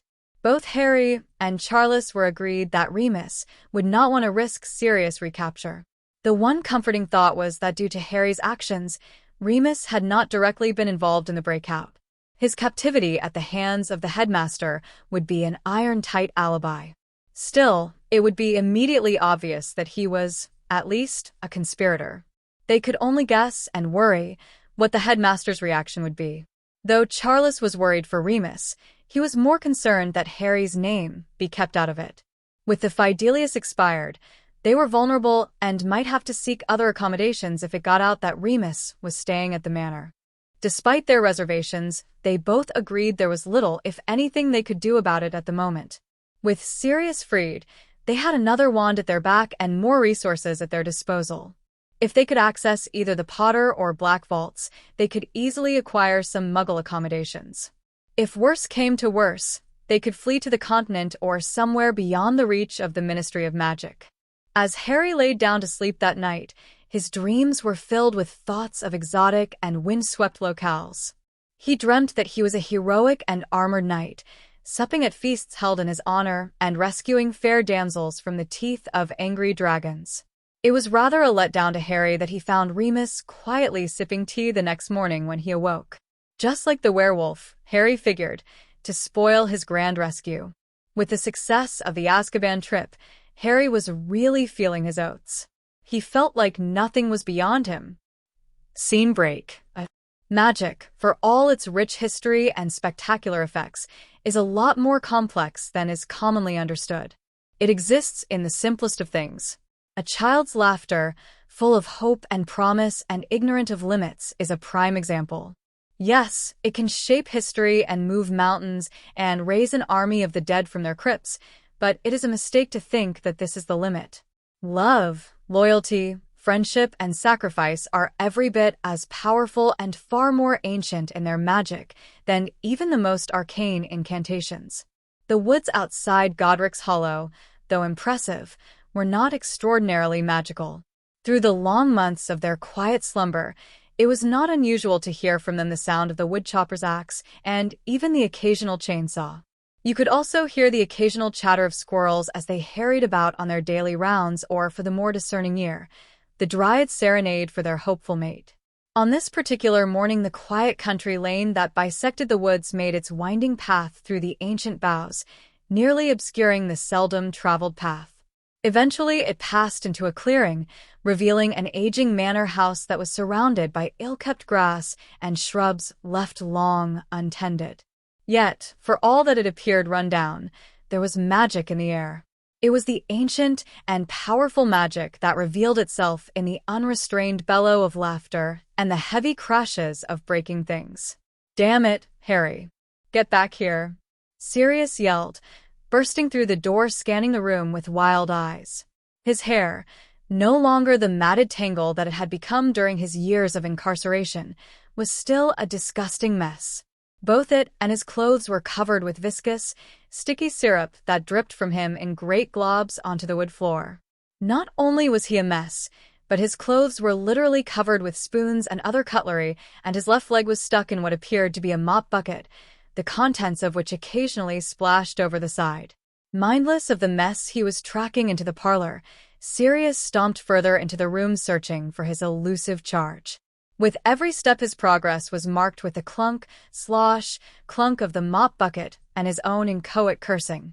The object of his ire, Harry Potter chuckled from behind the sofa. "I told you we're all wet." Sirius whirled as best he could and brought his wand to bear on the couch, summoning it to himself and revealing a startled Harry Potter crouching where it used to be. "Not fair. We said no magic," Harry yelled, darting for the nearest door. "Well, that was before I got my damn leg stuck in a bucket, wasn't it?" Sirius yelled back, aiming his wand at Harry's retreating back, trying to summon or at least slow the boy down before he got away. With uncanny dexterity for a boy his size, Harry slid under the curse and scrambled through the doorway and out of sight. As Harry dove through the doorway, Sirius hobbled after him, a sinister smirk on his face. Sirius stopped at the threshold of the doorway and peered around the corner, obviously wary of further attacks. A quick look revealed only the empty hallway and the sound of Harry's giggles as they rapidly retreated. Emboldened, Sirius managed to pull his foot from the bucket and dash down the hall. Unfortunately, his mind was too focused on retaliation to be mindful of his surroundings. This fact became painfully obvious to the erstwhile prankster when he rounded the corner and stepped right in the middle of a portal that Harry had spread across the floor during his escape. Even more unfortunately for Sirius, his fall was not a quick one. His leading foot fell through the floor, but his forward momentum continued. In the blink of an eye, Sirius fell forward and down, meeting the edge of the portal with his groin and the floor with his chin. His vision blackened at the impact, and he was blessedly too shocked to notice the incredible, gut-wrenching pain of his extremities or his gradual slide as the weight of his legs dragged him down through the portal. His landing, however, was much softer than he had any right to expect. Someone, it seems, had graciously placed a massive pile of feathers on the ground where he landed. When his vision cleared and the pain registered, Sirius could only lay there and moan piteously. He was brought back to the present by an unmistakable snickering. Gathering his courage, he managed to roll over and brace himself on his hands and knees. Looking up, he saw Harry and Remus, that traitor, barely standing under the weight of their undisguised mirth.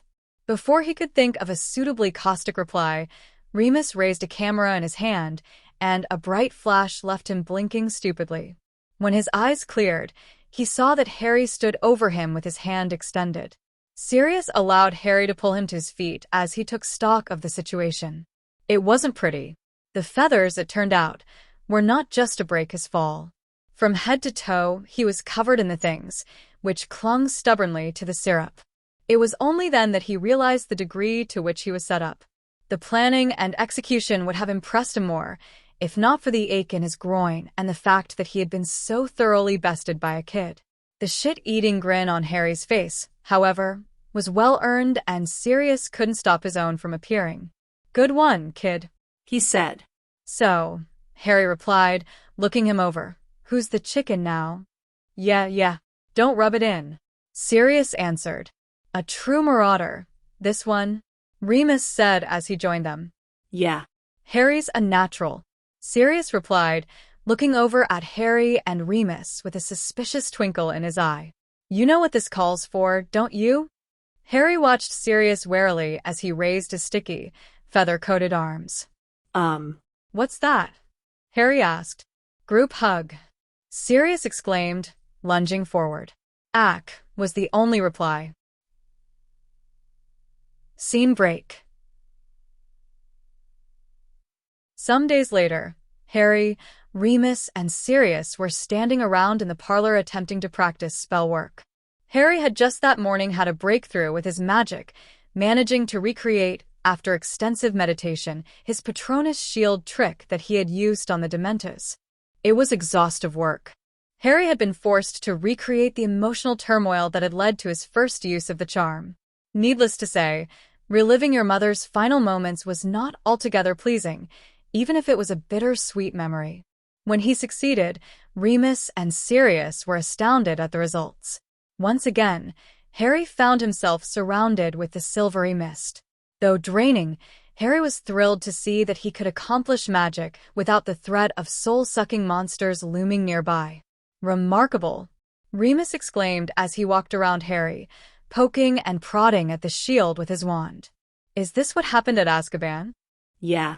Pretty much, Harry said, waving his arms around slowly, watching the ghostly, silver contrails that followed in their wake. Course, I wasn't altogether with it at the time, you know? Of course, Remus said, rubbing his jaw in thought. How does it feel? Harry briefly toyed with the idea of telling him that it felt like chocolate pudding, but was just too exhausted to make the attempt. It pretty much feels normal. Tiring, but I think that was mostly from before. Now, it just... What? Remus asked. I don't know. It kind of sings, I guess. Not out loud. Or anything. It's not like some blooming orchestra. It's more like it sings in my blood, if that makes any sense. Well, who can say? As far as I know, it's not something anyone else can do. Due to your accident, it might very well be that you have a more personal connection to these kinds of magics. Patroni are very personal manifestations, after all. If your magic is emotionally triggered, then it would make sense that you have a closer connection to this charm. If you say so, Harry said, finally letting the charm extinguish. With a gusty sigh, he slumped down on the settee. Both Sirius and Remus were looking at him, and their scrutiny was making him a little uncomfortable. Casting his eyes around the room for a distraction, they landed on the mantel where a very lifelike statue of a mouse was perched. Waving his hand lazily in its direction, he asked, So, what are we going to do with her?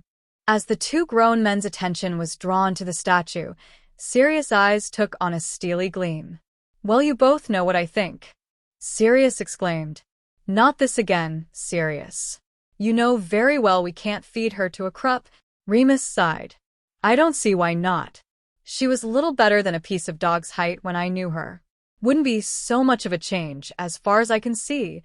Maybe not, but even if we had a Krupp, which we don't, she's still a human being.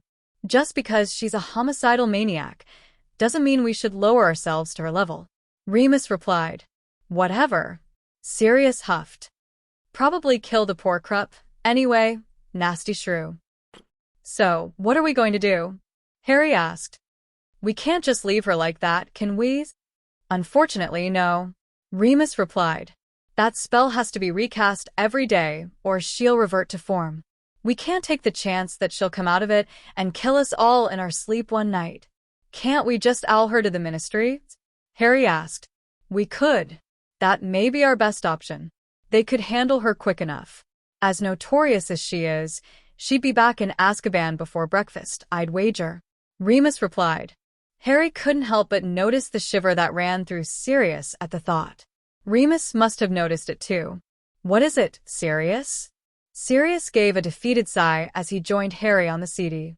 For a few seconds he seemed to wrestle with his thoughts before he spoke in a somber voice more suitable for a wake than the sunny parlor of a manor house. I know she deserves it, but I can't abide the thought of sending anyone back to that place. Not even Bella. Death would be a kindness compared to that. So what should we do? Harry asked. I don't know. We can't let her go. That much is certain. She's just too dangerous. I was thinking, maybe. Remus studied his struggling friend, not particularly liking where the conversation was headed. Serious. Please tell me you're not thinking what I think you're thinking. It could work. Used to be done all the time. Hell's bells. They did it to my Uncle Alfred, and he was the best of a lot. Sirius exclaimed. By the Black family. Since when do you hold them up as proper standards? Remus exclaimed. Not just them, Sirius shot back. All of the old families used to do it, before Azkaban. What are you? Harry asked before being interrupted by Remus. There are a million reasons why that is a bad idea. First off, it's illegal. Second, it's dark. Remus huffed. Sirius snorted. Dark, he says. According to the Ministry of Magic? What are Dementors then? Whimsical, fairy tale creatures. Hell, according to them, you're a dark creature. Harry was following the conversation, such as it was, with keen interest and quite a bit of frustration. What exactly are you? That's beside the point entirely. Remus interrupted again, his agitation clear in his raised voice. It's a case of slavery, plain and simple. Any rational person can see that. The very idea is disgusting. At this point, Sirius jumped to his feet, his face reddening in anger. So, I'm irrational, am I? If I am, it's because the Ministry, in its wisdom, made me so. How dare you try and put... Whatever he was going to say was interrupted by the loud crash of a 3 centuries-old vase smashing into a million pieces on the floor at their feet. Both Sirius and Remus looked up, startled by the violent interruption, to see Harry standing calmly in their midst. Before they could open their mouths, Harry jumped in. What the bloody fuck are you talking about, and why the bloody fuck are you two shouting at each other? Remus and Sirius both looked chagrined at Harry's words and the calm manner of their delivery. Remus started to answer him, but Sirius overrode him. It's called a binding, he explained. Basically, a witch or wizard is bound by oaths not to act in certain ways. It used to be done all the time, back before Azkaban was put into use. Back then the oaths were bound under the Ministry's oversight, using the Goblet of Fire as an arbiter to guarantee the oaths were true and just. Obviously, we don't have access to the goblet, but if we had Bella swear unbreakable vows, she would be physically unable to break them. Harry turned to Remus. Why would that be so bad? He asked. Because Harry, that denies a person their free will. The Wisengamot declared that any magical binding that a person is coerced into was a dark art. You remember how we talked about the Imperious Curse? It's somewhat like that.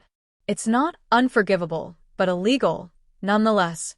Harry considered Remus' words. I don't get it. I can see that it's bad to take away someone's free will, but that's not what we're talking about. It's not like she has a choice between freedom and binding. If she doesn't take the vow, then she's off to Azkaban. As far as I saw, there wasn't a whole lot of free will being used up at the prison. Harry's words left Sirius smirking and Remus with a scrunched-up, pensive look on his face. That's exactly the problem with it, Harry. We would be using the threat of Azkaban to force her into the oaths.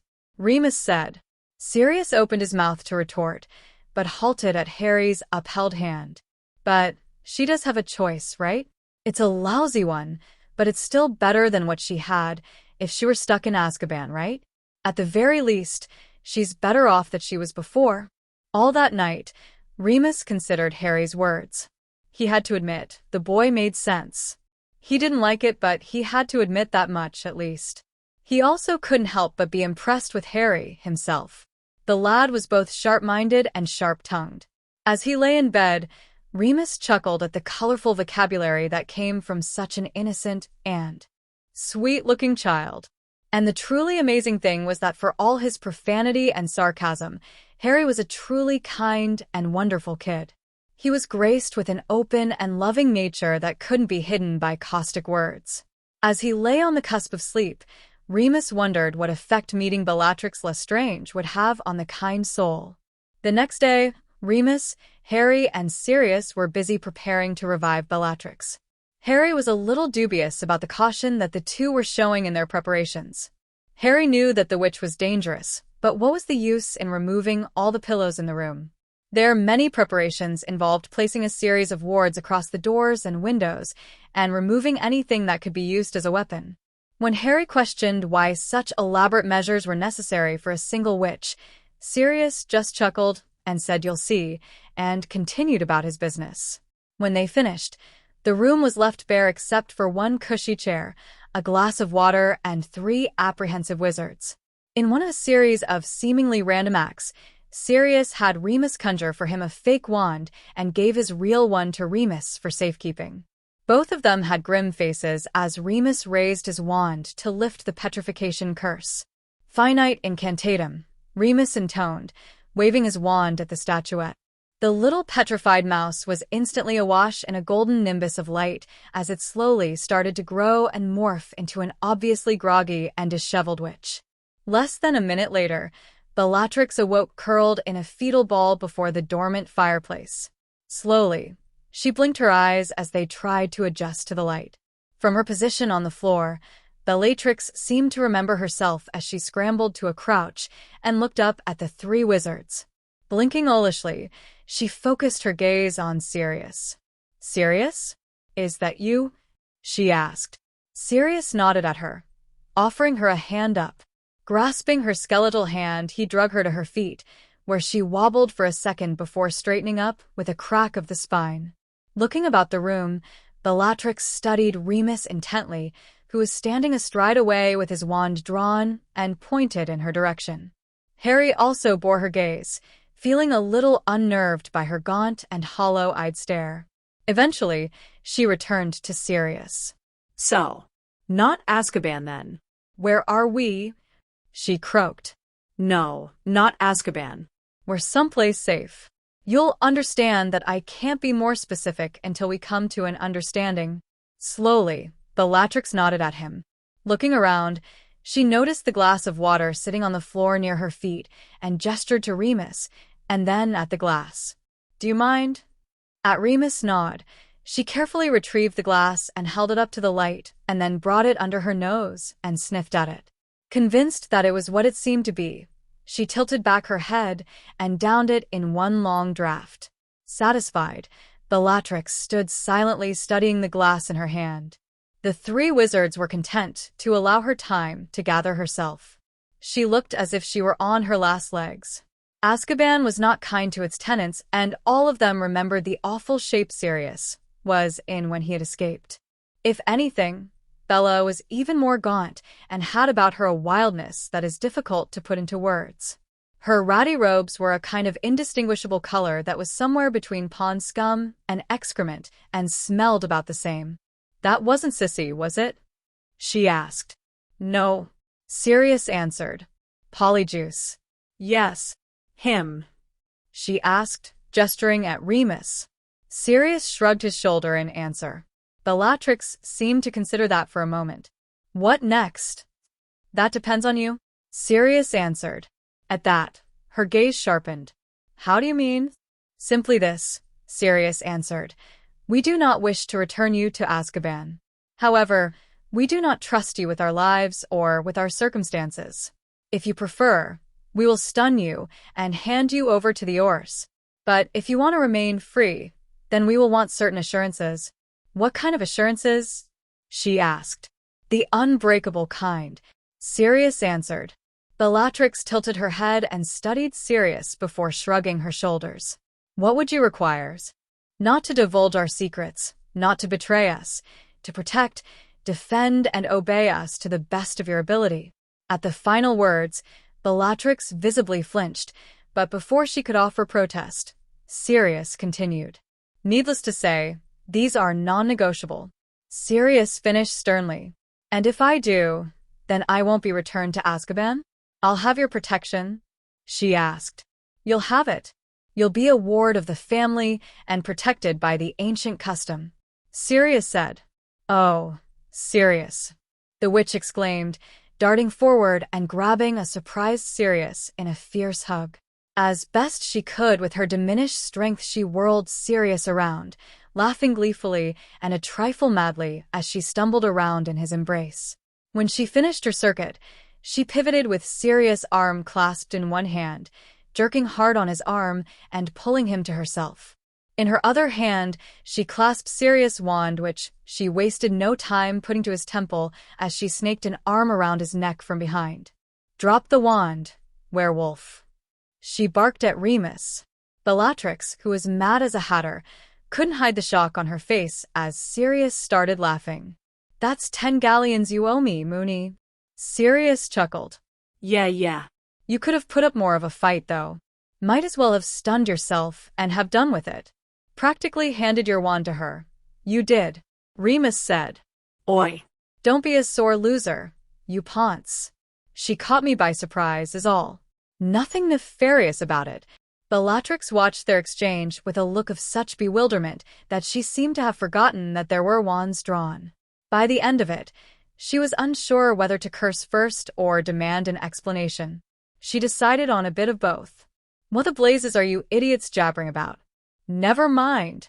Lupin, you have until the count of 3 before I leave little bits of bone and brains lying about your floors," she shrieked. Remus just waved his wand nonchalantly in her direction.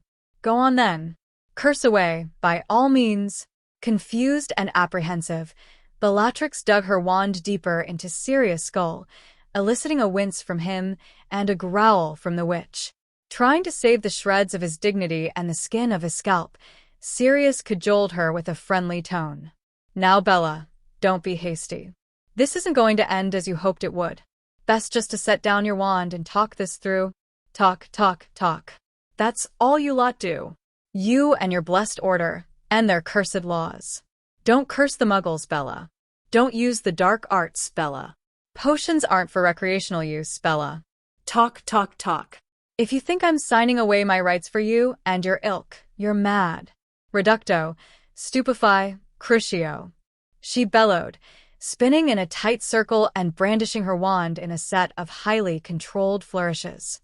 It wasn't until she landed in a partial crouch with her wand extended that she realized that none of the spells she had cast had the slightest effect. Looking bewilderingly between the hale and hardy wizards, Bellatrix turned her attention to the dead wand in her hand. With a look of disgust on her face, she tossed the useless wand at Sirius' feet and crossed her arms in a huff of indignation. Remus, Sirius, and Harry had a long laugh at the childish, petulant look on the witch's face. When it finally died down, Sirius was the first to speak. "So, ready to take your vows, Bellas?" Bellatrix gave him such a look of loathing that it was all Sirius could do not to start laughing again. "First tell me who'll be included in these vows." "You, and the werewolf I know." "Who's the little rats?" she said, gesturing at Harry. Harry had been silent, mostly, through the entire episode, content to let Sirius and Remus handle the negotiations. But his patience came to an end when insults were being thrown his way. "Listen here, you old hag. Stuff a little rat up your shiveled. Old cunny, you diseased, toucanute hussy." Harry spat. Bellatrix blinked at his vehemence, before opening her mouth, then letting it close again. After a moment, she turned back to Sirius. "Quite the mouth on this one.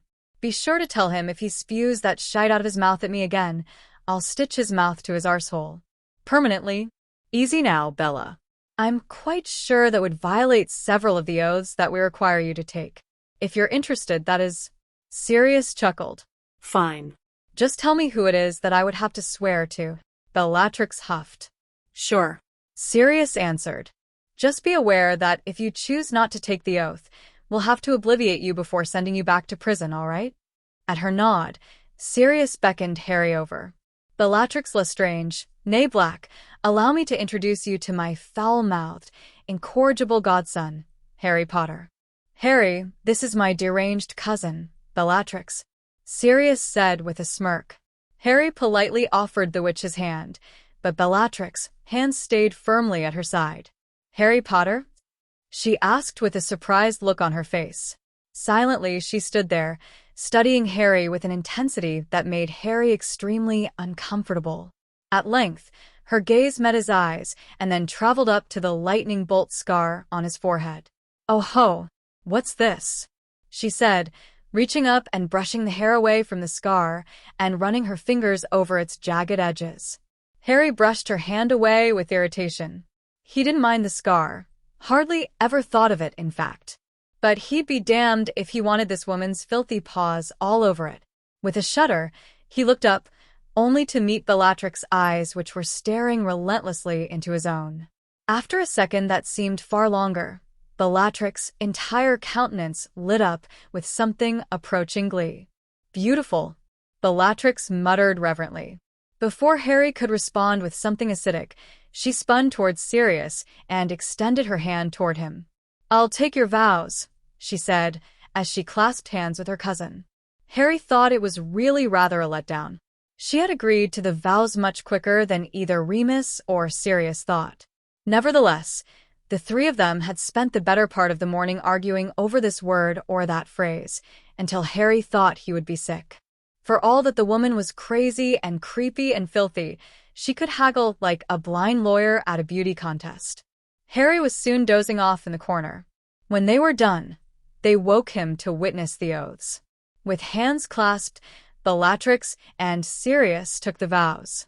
Basically, Bellatrix promised to protect the persons, property, and secrets of Sirius, Harry, and Remus from all threats and to the best of her ability. She further agreed to obey them in all ways that concerned the same. It all went off without a hitch until she came to Harry's name, where she added language that went beyond what they had agreed to in their negotiations. After a hurried conference between Sirius and Remus, they couldn't see how it would adversely affect the vow, so they continued. On his turn, Sirius agreed to protect her and give her shelter and aid in accordance with the traditions of an ancient pureblood house. When they finished, the golden glow of magic sealed the vow, and they released hands. As soon as the vows were completed, Sirius started giving Bellatrix instructions that she was not to leave the premises or make contact with anyone without Sirius' permission. All in all, Harry was a little disappointed. Sure, there was that bit where Bellatrix had tried to take Sirius hostage, and the later when she had ad-libbed the vow, but otherwise it was mostly a tedious bore. Harry, however, was not ignorant of such bindings. Tippy had explained the importance and power of binding magic when she had explained to him the bond that house elves formed with their masters. He was also aware of exactly what Bellatrix was giving up, even if he thought she was getting a better deal than she deserved. As the four of them started moving the furniture back into the room, Harry wondered what she had meant in her vow when she had promised to protect, honor, and obey Harry Potter and all that he is, from all enemies, upon risk of her magic and immortal soul. The whole thing seemed kind of silly and redundant to Harry. What did she mean? All that he is? What else would he be, other than Harry Potter? Silly bent, Harry thought as he dragged the end table into its proper place. And that concludes our enchanting journey through Harry Potter and the magic unleashed by the incredible Sooner90. We hope you were as spellbound as we were, following Harry's epic struggles, newfound powers, and the mesmerizing twists and turns of this magical tale. A huge thank you to Sooner90 for crafting such a captivating story that expands the horizons of the wizarding world we all love. And, of course, thank you, dear listeners, for joining us on this adventure. Your support makes all the difference. But the magic doesn't have to end here. Make sure to hit that like button, subscribe to Grimoire Audiobooks, and turn on notifications so you won't miss a single spellbinding story. We have many more fanfiction treasures and classic tales waiting for you. Until next time, keep your wands at the ready and your imagination soaring. This is Grimoire Audiobooks, signing off. Stay magical.